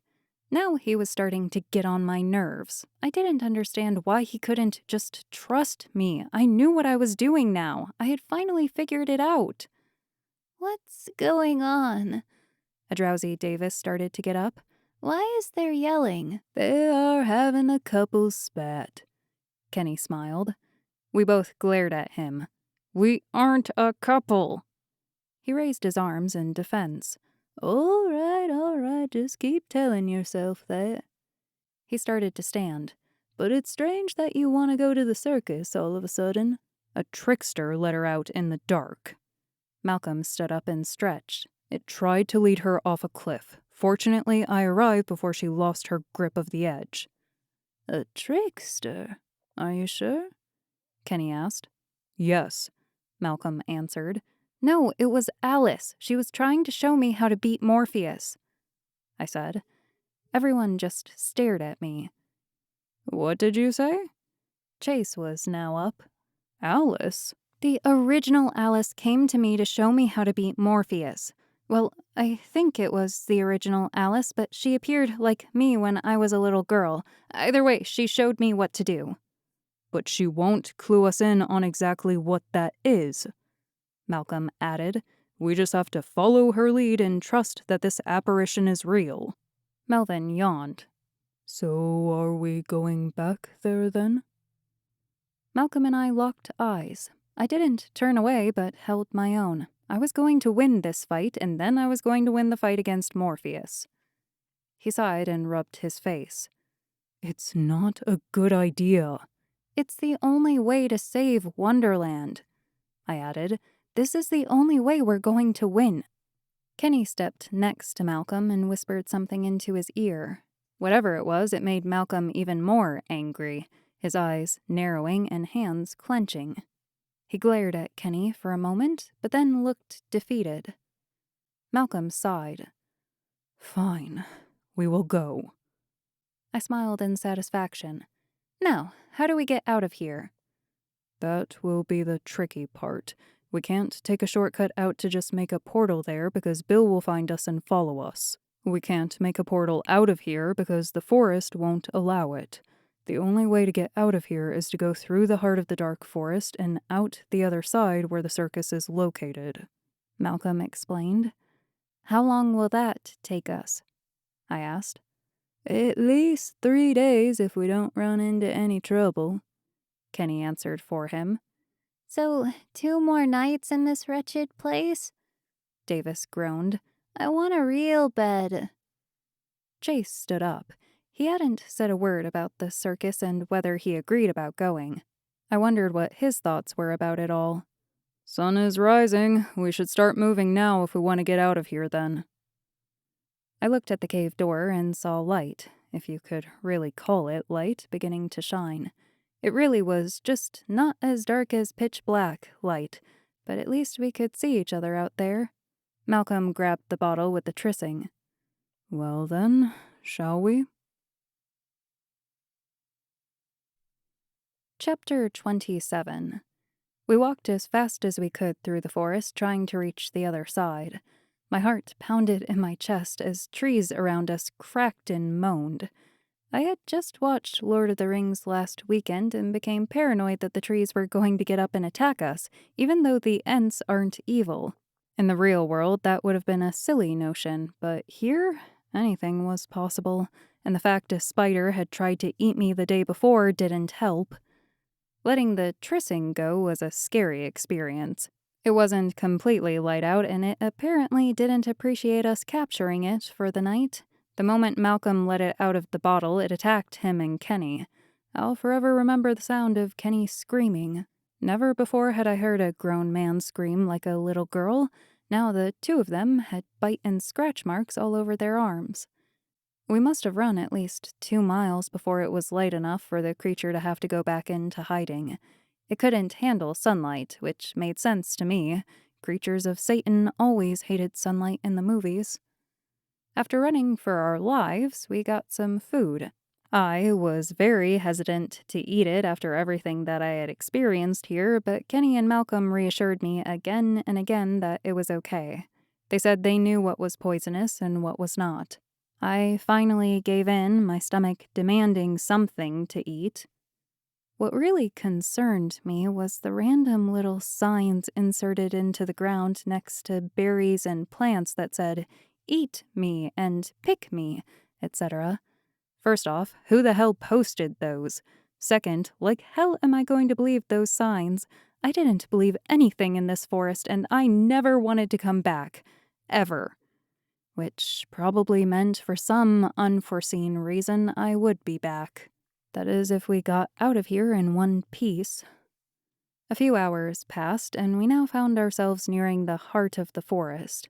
The trees seemed to be getting denser, more creatures growled around us, and even more fog appeared to worsen our vision. I stayed close to Malcolm since he knew where he was going, and everyone else stayed close behind. Melvin had his saber out, chopping down twigs and ivy so that we could pass.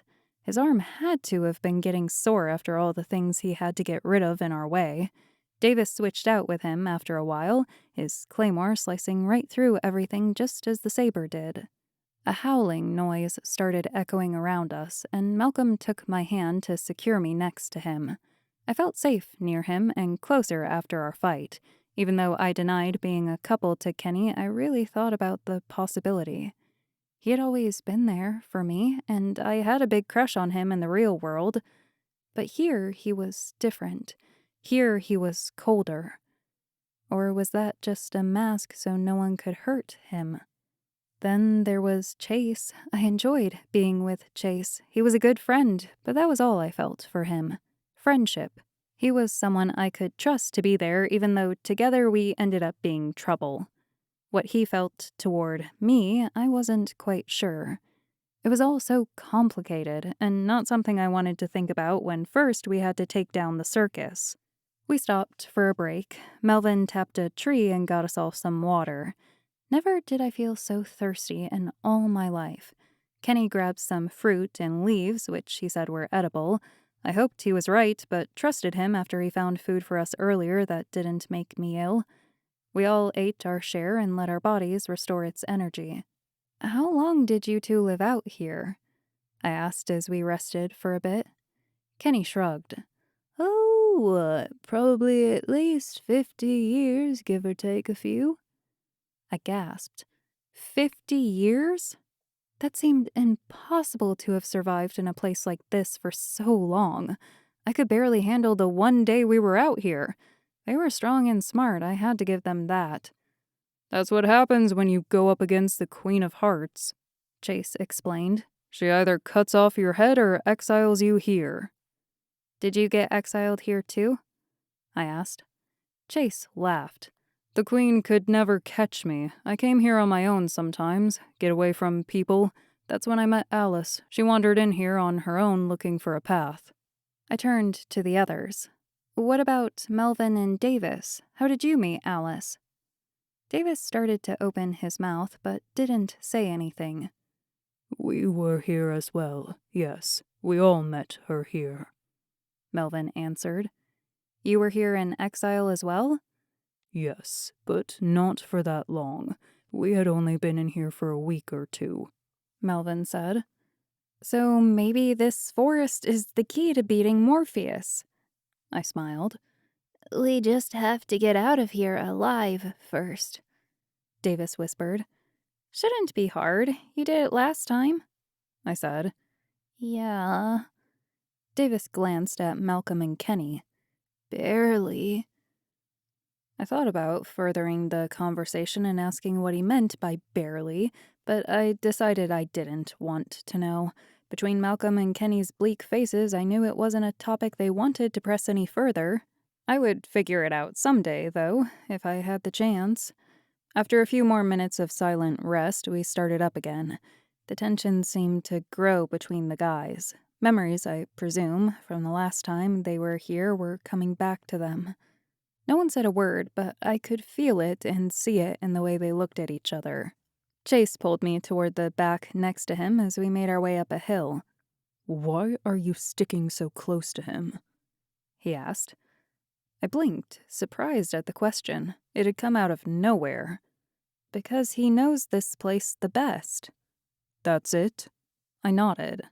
Just be careful, all right? You don't realize how this place can affect a person. It might have been a long time ago, but Malcolm and Kenny used to rule these woods. What do you mean by rule? I asked. He started to say something, but out of the darkness, a loud roar rang through the trees. I spun forward to see one of the strangest creatures I had ever seen come out of the trees before us. Its head was round, with large eyes and teeth that belonged on a tiger. Its long neck ran down to its round body and even longer tail. It had massive arms with claws that extended out toward us. Its dragon-like wings flapped vigorously to keep its body up off the ground. It let out another roar. Everyone pulled out their swords, even me. The beast charged at us, and everyone jumped out of the way. It screamed as Davis slashed it with his claymore. Angry, it grabbed the sharp edge of the sword with its claws out of Davis's hand and threw it. Davis just stared at it, horrified. "Retreat," Malcolm ordered. We all ran to the right of it. It followed after us, making trees crash down beside it due to its large size. Malcolm put his arm around me and guided me left. "This way. Hurry." Melvin and Kenny turned the other way, leaving the creature away from us. Chase and Davis turned around and followed it. "They are going to deal with it. I'm going to get you to safety." Malcolm pushed me further away from the creature. "No, we have to—" I began, when I felt him pull me back. All of a sudden, we both started sliding down the cliffside. We both screamed as we tumbled onto the rocky ground below. Chapter 28. I don't know how long I lost consciousness, but when I woke, I found myself at the bottom of a cliff. Looking back up at where we had slipped, I couldn't believe I was still alive. My body ached from all the rocks beating against my body and twigs snagging my clothes and hair. After I caught my breath once more, I tried to stand. My body didn't want to stand, or move, really, and my leg was screaming at me in pain. It felt like it was screaming. It really did. I fell back down. Ow. I peered around, looking for Malcolm. He was lying a few feet in front of me. "Malcolm, can you hear me?" I whispered. He didn't budge. I crawled over to him. He was completely knocked out. I tried not to panic, finding myself in a dire situation. I had to take deep breaths and calm myself down. "Malcolm?" I shook him. "Wake up. We have to get out of here. Wake up!" Still nothing. I felt his wrist as we had been taught in middle school health class and could feel a pulse. At least he was alive. A roar echoed behind me. I glanced back to see trees swaying back and forth. That creature was coming this way. I quickly turned back to Malcolm. "Wake up, Malcolm! Please, for the love of—" The monster roared again. I grabbed Malcolm's arms and pulled him in the opposite direction of where the sound was coming from. My leg exploded in pain. "Please, wake up, please!" The creature came flying through the trees, its scream piercing my ears. I didn't know if it was the same one as before, and if it was, I wondered where the others were. I stayed still, hoping it couldn't see me like the T-Rex in Jurassic Park, but that wasn't the case. It started flying straight for us. Malcolm's eyes flickered open. Oh, my head. I pointed up. Malcolm? You have got to be kidding me. He tried to stand, but failed. I think my leg is broken. Alice, run! Get out of here! I'm not going to leave you here. You will die if you stay here. I pulled out my katana. No, you have saved me multiple times. It's my turn. I ignored the pain in my leg as I limped between Malcolm and the Jabberwocky. The Jabberwocky let out a fighting roar. No, I'll not let you hurt my friend. I'm sick of this place, and I'm not going to die by some stupid creature. I made it too far to die now. I charged at the creature, slower than I would have liked due to my leg. It dove at me, claws extended. The katana clashed with its claws. I spun forward and sliced one of its feet completely off. I got it right at the joint for a clean cut. The creature screamed in agony. It looked mad, its eyes glaring at me. It wanted revenge and wasn't going to stop until it got it. It swooped down and attacked again, jaw open as if it would eat me right there. I jumped out of the way as its mouth came at me. I stabbed it straight in the eye. It screamed and collapsed on the ground, trying to make the pain stop. Quickly, I swung the katana right through the creature's neck. The body fell, along with its head, never to move again. "Take that, you stupid, worthless piece of crap!" I yelled down at it. My adrenaline was high, and I'd had about enough of everything in this forest. The fight must have been too much for my body, as I suddenly collapsed. Alice! Malcolm yelled. I lay on the ground, staring up at the trees. Everything seemed blurry, like it was just one green mess. Maybe it was always like that. I didn't know. I just wanted to get out of there. Where did I go wrong? What did I do in my life to deserve this? Getting kidnapped to a world that didn't exist, then having to face my darkest fears, and then taken into this wretched place? I just wanted to go home. Alice, can you hear me? My eyes flickered open. I had thought my eyes were open, but apparently that wasn't the case. I blinked a couple of times and found Malcolm leaning over me. You did it. You killed the Jabberwocky. He smiled. I couldn't let it kill you, now could I? Who would save me when I need help? He laughed. Thank you. Malcolm stared into my eyes and I into his. It felt as if time had stopped for a moment as he leaned in closer and kissed me. Well, well, what do we have here? Kenny's voice broke the magical moment. Malcolm backed away, and I saw everyone standing behind him. Chase was frowning.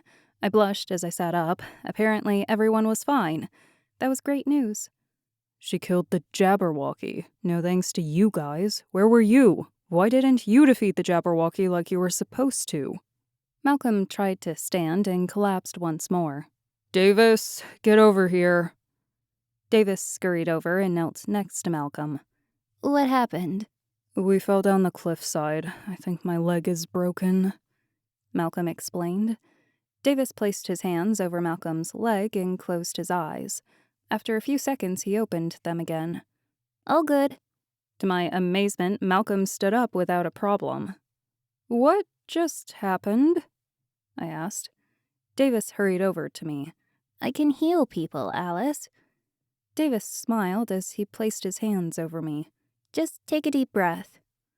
It hurt bad. I could feel my sprained ankle fix itself. I bit my lip in pain, not wanting to seem like a weakling, but God, it hurt. All done. He stood up and looked at the Jabberwocky. You did this? I nodded as I stood. Yeah, I guess I did. Amazing. Melvin came up beside me. Not many people have gone against a Jabberwocky and lived to tell the tale.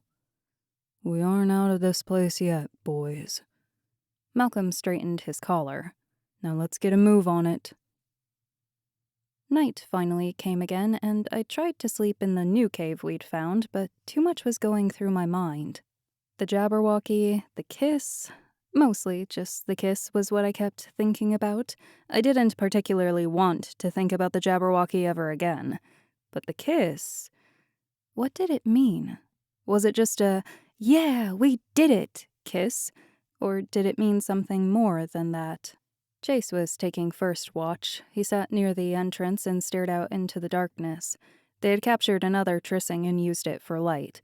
This one put up less of a fight, which I was thankful for because it meant that it wouldn't try to kill us in the morning. At least, that's what I hoped. I went over and sat next to Chase. He didn't even glance at me. "Couldn't sleep?" he asked. "Nope. My body wants to, but my mind won't stop." I smiled. "Thinking about that kiss?" I couldn't believe he asked that. I looked down at the rocks beside my feet. He spun around to face me. "What does he mean to you?" I don't know." "You shouldn't like him. He isn't the man you think he is. He's cold and dark, and nothing can bring him out of that. Not even you." Those words, they didn't describe Malcolm like I knew him. Malcolm had been kind since the moment I had met him. "What are you talking about? He's nice and sweet." "If you knew him as well as I did, you would never say that. There's a darkness inside him that will never leave. That is why Morpheus can't affect him. Malcolm's heart is much darker than that circus leader could ever imagine. But it's your choice. Just don't say I didn't warn you." Chase turned away. I opened my mouth to say something, but decided not to. I didn't want to gossip behind Malcolm's back. If I was going to find out about his past, I would ask him myself. Deciding to try to get some rest, I headed back to my spot and finally fell asleep. Over the next 2 days, we made our way farther toward the circus. Never had my body been put through so much strain, not even in Becca's ballet classes. I was glad I was at least in shape to be able to walk so much, even though my arms and legs begged me to stop. Nothing major attacked us again, thankfully. A couple of small birds pecked at us, but Chase handled them like a pro. I wanted to comment on it, but after our conversation, we didn't really talk. Flowers around us sang, but at that point, we were used to their sweet lullabies. At last, I could see sunlight. It was setting in the distance, great reds and oranges making its way through the trees. I smiled. "We did it. We're almost there," I said. Kenny walked up next to me. "Now you will have to face Morpheus. You think you're ready?" "Oh, after all that we've just gone through, I know I'm ready. Let's go." By the time we got out of the forest, the sun had set and the stars and carnival lights lit up the area. It glowed spectacularly, just as it did last time, looking innocent and charming to the unsuspecting eye. But I knew better. I knew the truth. It was dangerous and dark, and Morpheus would use any means necessary to get a person wrapped around his finger. I wouldn't let him get away with it this time. The moment we stepped through the entrance of the circus, I knew this would be an all-or-nothing mission. Either we were going to beat Morpheus once and for all, or we would lose everything, and Wonderland would cease to exist. It didn't bother me, the weight of the mission on my shoulders, because I had the one thing that Morpheus didn't. Friends. Malcolm stepped up beside me. "Are you sure about this?" "As sure as I'll ever be. Just trust me, okay? That's all that I ask of you," I said. He nodded. "With everything I have to the very end." I turned around to the other boys. "You all ready?" They nodded. I smiled. "Then let's bring this circus down once and for all." The sound of clapping made me turn my head to find Morpheus approaching us. "I have to admit, Alice, I didn't expect to see you walking in here ever again." "You don't frighten me anymore, Morpheus. Just give up now." I stood tall, not letting my body admit fear. He just laughed. My dear, you're delusional. I would never admit defeat. And why would I need to? You could never conquer me. Not here, not anywhere. That's where you're wrong. I have grown. I'm stronger, and I can defeat anything you throw at me. Morpheus tilted his head. Malcolm, are you going to let her destroy herself like this? You know I can take her to the point where not even you can bring her back. She won't need to be brought back, Malcolm said. She's going to defeat you. I have no doubt in my mind. He just smiled. And I see you brought another friend. Kenny, isn't it? I remember looking inside your mind. There wasn't much there now, was there? Kenny stuck his tongue out at Morpheus. Well, then, if you think you're ready, my dear child, I shall make the arrangements. The arrangements? I didn't remember him having to plan for me last time. Yes, because this time you're going to be my main show. He tapped his cane. Now come, my customers are waiting. We followed him toward the tent, and a few of his workers joined us, making sure we weren't going to make a scene. I could tell Malcolm and the rest were nervous, but I didn't let their fear rub off on me. I had to stay strong, because I knew exactly what I needed to beat Morpheus. And if I lost that, then I lost everything. The tent was crowded once again with people from all over Wonderland. Their faces were all masked with darkness. I couldn't tell if they were enjoying themselves or not. I suppose they were, since they were here. I wondered if they were in the ocean like I was when I was clouded in darkness, or if each of them had their own special place. Ladies and gentlemen, boys and girls, welcome to a show like no other. I'll be taking you to a place where none have gone before, into the mind of my dear Alice here, a human from the real world. You will see the worries of those pathetic beings and see how much more advanced we are than them. Morpheus grinned. And we will watch as she'll fall into my hands once more. Grabbing my hand, he brought me into the center of the arena. The boys tried to come with me, but guards kept them back. Thousands of eyes stared down at me, and I felt my heart beat fiercely against my chest. It was just like a recital. All I had to do was my best. Morpheus held up his hand, and fireworks filled the arena. Let the games begin. Chapter 29. Everyone cheered as the fireworks went off, rooting for more. Jugglers and people with hula hoops danced upon the tight wire, acrobats flung across the tent, and a unicyclist was eating fire while going around the arena. If this was a normal circus, it would have been spectacular. But it wasn't a normal circus. It was evil, warped, and out to destroy the world, both mine and Wonderland. The tent went dark. I could no longer see the crowd or the performers. It was happening. I would have to face my fears once again. And this time, I wouldn't give in. All of a sudden, my house appeared in front of me. It seemed worn down as if no one had been there in years. The windows were boarded, the paint was peeling, and weeds littered the yard in every direction. Not sure what was going on, I went and opened the door. "Mom?" I called out into the house. "Dad?" After stepping inside, I could tell for sure that no one had been there in years. All the pictures we had in frames were now shadows on the walls, and the furniture was torn to shreds. I ran down the hall to my room and opened the door. All my paintings and belongings were still there. I quickly went and checked my parents' room and my sister's room. There was nothing there. Why? How could that be possible?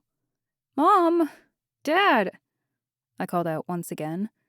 They aren't there. They left." I could hear Morpheus's voice in my ear. "Where are they?" I asked. "Gone. They left you here. They couldn't stand being with you anymore, so they left," he explained. They gave up on me? Why would they do that?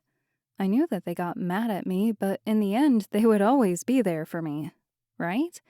I had a big fight with them before I came to Wonderland. Would that have really made them mad enough to leave me? I would bring my grades back up, I promised that. Kate had said she would study with me. It was all going to be okay. Because this wasn't real. I shook my head. They wouldn't do that. My parents would have never done that to me. "But they're nowhere to be seen, Alice. They couldn't stand your bad grades or your attitude. You're a disgrace to them." No, my parents love me, and even though we don't agree, they know these are the things I want to do. "They harp on you to stop wasting your time. You can't believe that they will support you in what you want to do." They may be hard on me, but that shows them I'm passionate in what I believe in. They will come around. They always do. "Fine." Morpheus's voice sounded mad. "They may not leave you." The scene changed. I was now at school. There was no one in the hallways. Everyone was either in class or at the gym. "But what about dear Kate?" Alice. Kate appeared in the hallway. She frowned when she saw me and stomped over. Where have you been? I don't know, I said. Well, never mind that. You are late and will probably receive another detention. That's the third one this week, she exclaimed. I don't know what has gotten into you, but you're turning into someone that I can't be friends with. Detention? What the hell was going on? I mean, I have had a couple in the past due to being late, but never that many in a week. What do you mean? I have straight A's, Alice. You barely pass your classes. I couldn't be friends with someone who always receives detentions all the time. It would ruin my reputation. I shook my head. Kate would never say that. She put her hands on her hips. Oh, really? Then who am I? You are my worst fear, the Kate that I hope will never come to be, the one who I fear will turn her back on me. But that is only a fear. I know for a fact that Kate would never leave me. You're talking nonsense. You know, in reality, I should take your place. Your parents like me more than you anyway. You could just disappear and no one would notice. Kate would never say that. She's my friend. Her mouth turned up into a slight grin. No one would notice. My best friend would never leave my side. I repeated again and again, letting it resound. My best friend would never leave my side.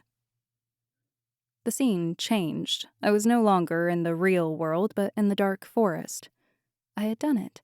I had successfully faced my fears of the real world. But why did I find myself here? I stood alone. I could hear creatures move around me, and the fog was taking over the land. My heart began to beat faster. How was I in here? How did I get in this wretched place again? And why was I here? Although this was a scary place, it wasn't really a major fear of mine. So why was I here? That's right. It was an illusion. "Why are you all alone here, Alice?" Morpheus's voice echoed around me. I don't know. "Your friends left you. They couldn't stand saving you any longer." I shook my head. No, they wouldn't do that. They wouldn't leave me. "Take a look around, Alice. They aren't here." This is a trick. This isn't real. You should just give up now. I won't give in to my fears anymore. "Not real, you say? Tell that to the creatures at your feet." I looked down to see 10 of the spider creatures that almost got me last time. I screamed and tried to kick them away. "No one's here to save you. Just run, Alice. Run as fast as you can." I ran faster and faster into the woods. Twigs clawed at my skin, the blood running down my arms. More and more spiders seemed to join the chase. I wanted to call out for help, but I knew no one would be coming. I went past the flowers singing the lullabies, the blue lights calling to me to run off the cliff, other lights in the distance that were probably those fairy things that wanted to kill me. I kept running, nevertheless, as fast as I could manage. Coming up to an opening, I stopped. I couldn't believe what I saw in front of me. A table, covered in moss. I found myself at the tea party once again. I glanced behind me to find that all the terrors were gone. There was nothing following me any longer. The only thing I could hear was the sound of my own breath as I slowly approached the table and chairs. Then I realized what was odd about all this, why it wasn't things that I feared in my dreams. I'm inside Malcolm's mind, I whispered. You are smarter than I give you credit for. Morpheus appeared in front of me. He looked as cocky as usual. I didn't think you would ever figure that out. The spiders were Chase's fear. He was afraid of what would have happened if he didn't save me in time. Very good. Morpheus slid his fingers over the moss that covered the table. Now, you must be asking yourself, why is Malcolm afraid of this place? And more importantly, why is he afraid of you finding out? I don't know. The answer is hidden away under all this moss. He smiled. All you have to do is take it off, and all the answers will be given to you. Slowly, I took a step closer and placed my hand on the soft moss. I wanted to know what Malcolm was thinking. He had so many secrets that had been hinted at, that I had asked about, but no one gave anything away. I just wanted to know what could have been so bad that even Chase didn't trust him, things that the original Alice took him out of and helped him through. Why did she get to know and I didn't? The moss would be easy to take away. It wouldn't take that much effort. I could just pick it up and be able to have all the answers revealed. But I knew I couldn't. I shook my head. No, he is my friend. I would never do this to him. Morpheus appeared next to me and whispered into my ear. He's hiding such darkness from you. Don't you want to know? Don't you have the right to know? His past doesn't matter to me, but who he is today. He's sweet and kind and cares about everyone. He cares about me. I shut my eyes. Friends trust each other, and I know they feel the same. My friends will always be here for me, and I'll always be there for them. I heard Morpheus scream as something threw him back. I opened my eyes to find myself on a beach. The waves gently came upon the shore. Where am I? I whispered. What is this? Why, you are me, A young voice said behind me. I turned around to find a young girl with long blonde hair smiling. Alice? She laughed. That's me. I don't understand. You realize the truth in yourself that Morpheus can't defeat. You realize not only how much power friendship has in your heart, but how much power you have within. She pulled out a clear orb that shone brightly. And with that, you will be able to save Wonderland. She handed me the orb. This is the power of your heart. Use it well. As quickly as I appeared, I was pulled back into the circus. You! Morpheus pointed at me. You ruined everything. He pulled a rapier out and charged at me. I started for my katana, but the clash of another sword hitting it distracted me. Malcolm and Chase stood between me and Morpheus. I don't think so. Chase grinned. You are finished once and for all. Give up, Morpheus, Malcolm said as Melvin, Davis, and Kenny surrounded Morpheus. Your reign is over. Morpheus shook his head. No, it will never be over. He placed his sword back into his cane and slammed it against the ground. A puff of smoke engulfed him, and he was gone.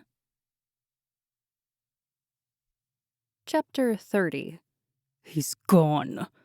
Melvin waved the smoke away.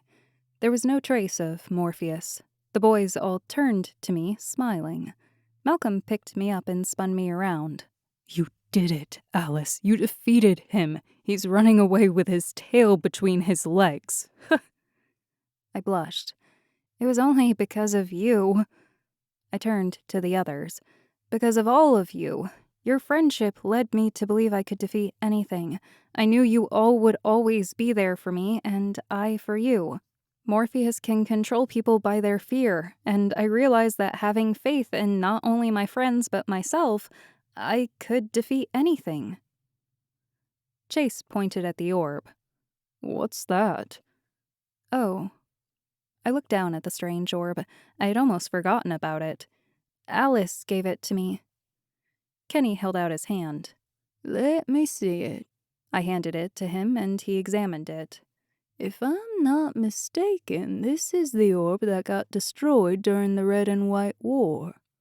What? Melvin exclaimed as he took it from Kenny. This can't be it. I saw it get destroyed. What are you talking about?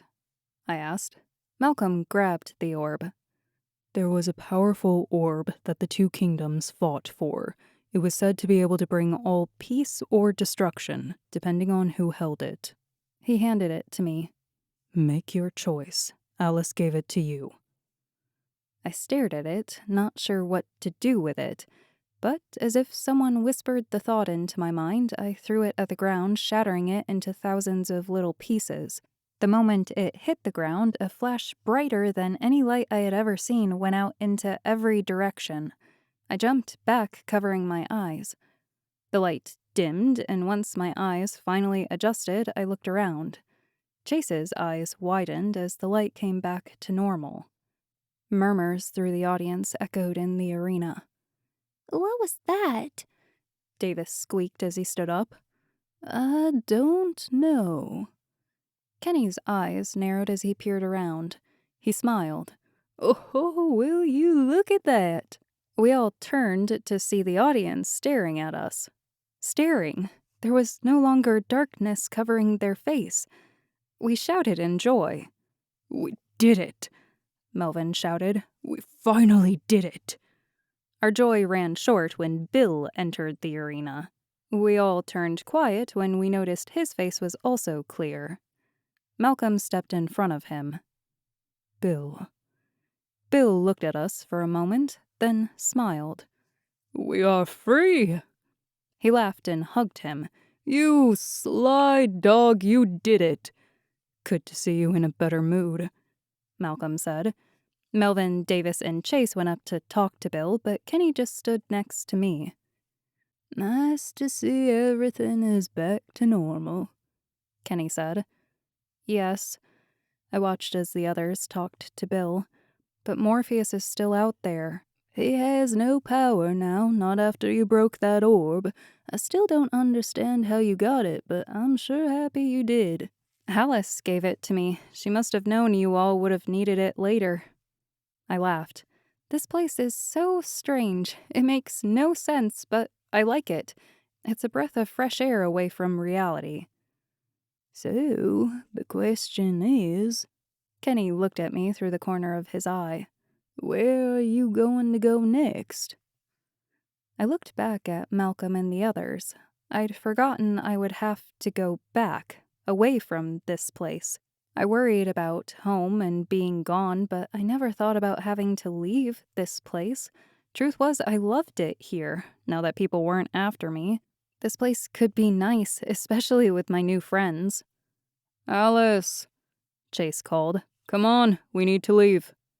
I hurried over. What do you mean? We have to report all this to the king and queen, of course, Bill said. He glanced at Kenny, a little grin appearing on his lips. Now that you have saved us. Chase grabbed my hand, and suddenly we were in front of the palace. I could appreciate the beauty of it better now that I didn't have to worry about my head getting chopped off. Paper lanterns hung in space all around us. A figure came running out toward us. Alice, The Queen called. Malcolm, you did it. Malcolm and the others bowed in front of the Queen. All as expected for the Queen's head servant, Malcolm said. You will be heavily rewarded. She looked at us all. All of you. Thank you, Your Majesty. Malcolm bowed again. As for you, the Queen stepped in front of me. I don't know how, but you defeated Morpheus and restored Wonderland.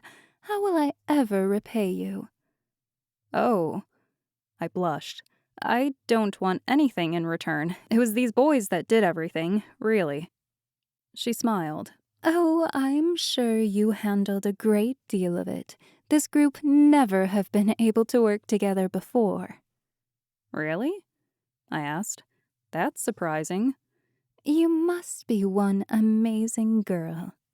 She winked. Now, shall we head inside? We nodded and followed the Queen inside. This time I was able to really relax as I strolled through the palace with the others. It was still as magnificent as when I entered the first time, and it was a relief to be able to see the faces of everyone who passed. They all smiled at us, bowing thanks as they went on with their work.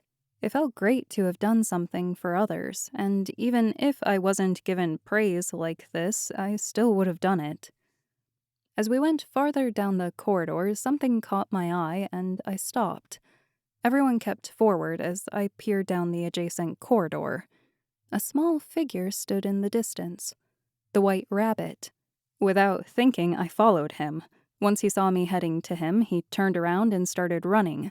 I ran after him. I don't know what the driving force was that caused me to do that, but I did. I ran after him. Maybe it was just curiosity. He disappeared around a corner, and once I made it around it, he was gone. There was only one door at the end of the hall. I stepped to it, slowly, my mind only focusing on the door. I slid it open to find the only thing in the room being a mirror. It was large, elegant. I had never seen something so beautiful. Standing in front of it, I heard the door shut behind me. I spun around to see the White Rabbit.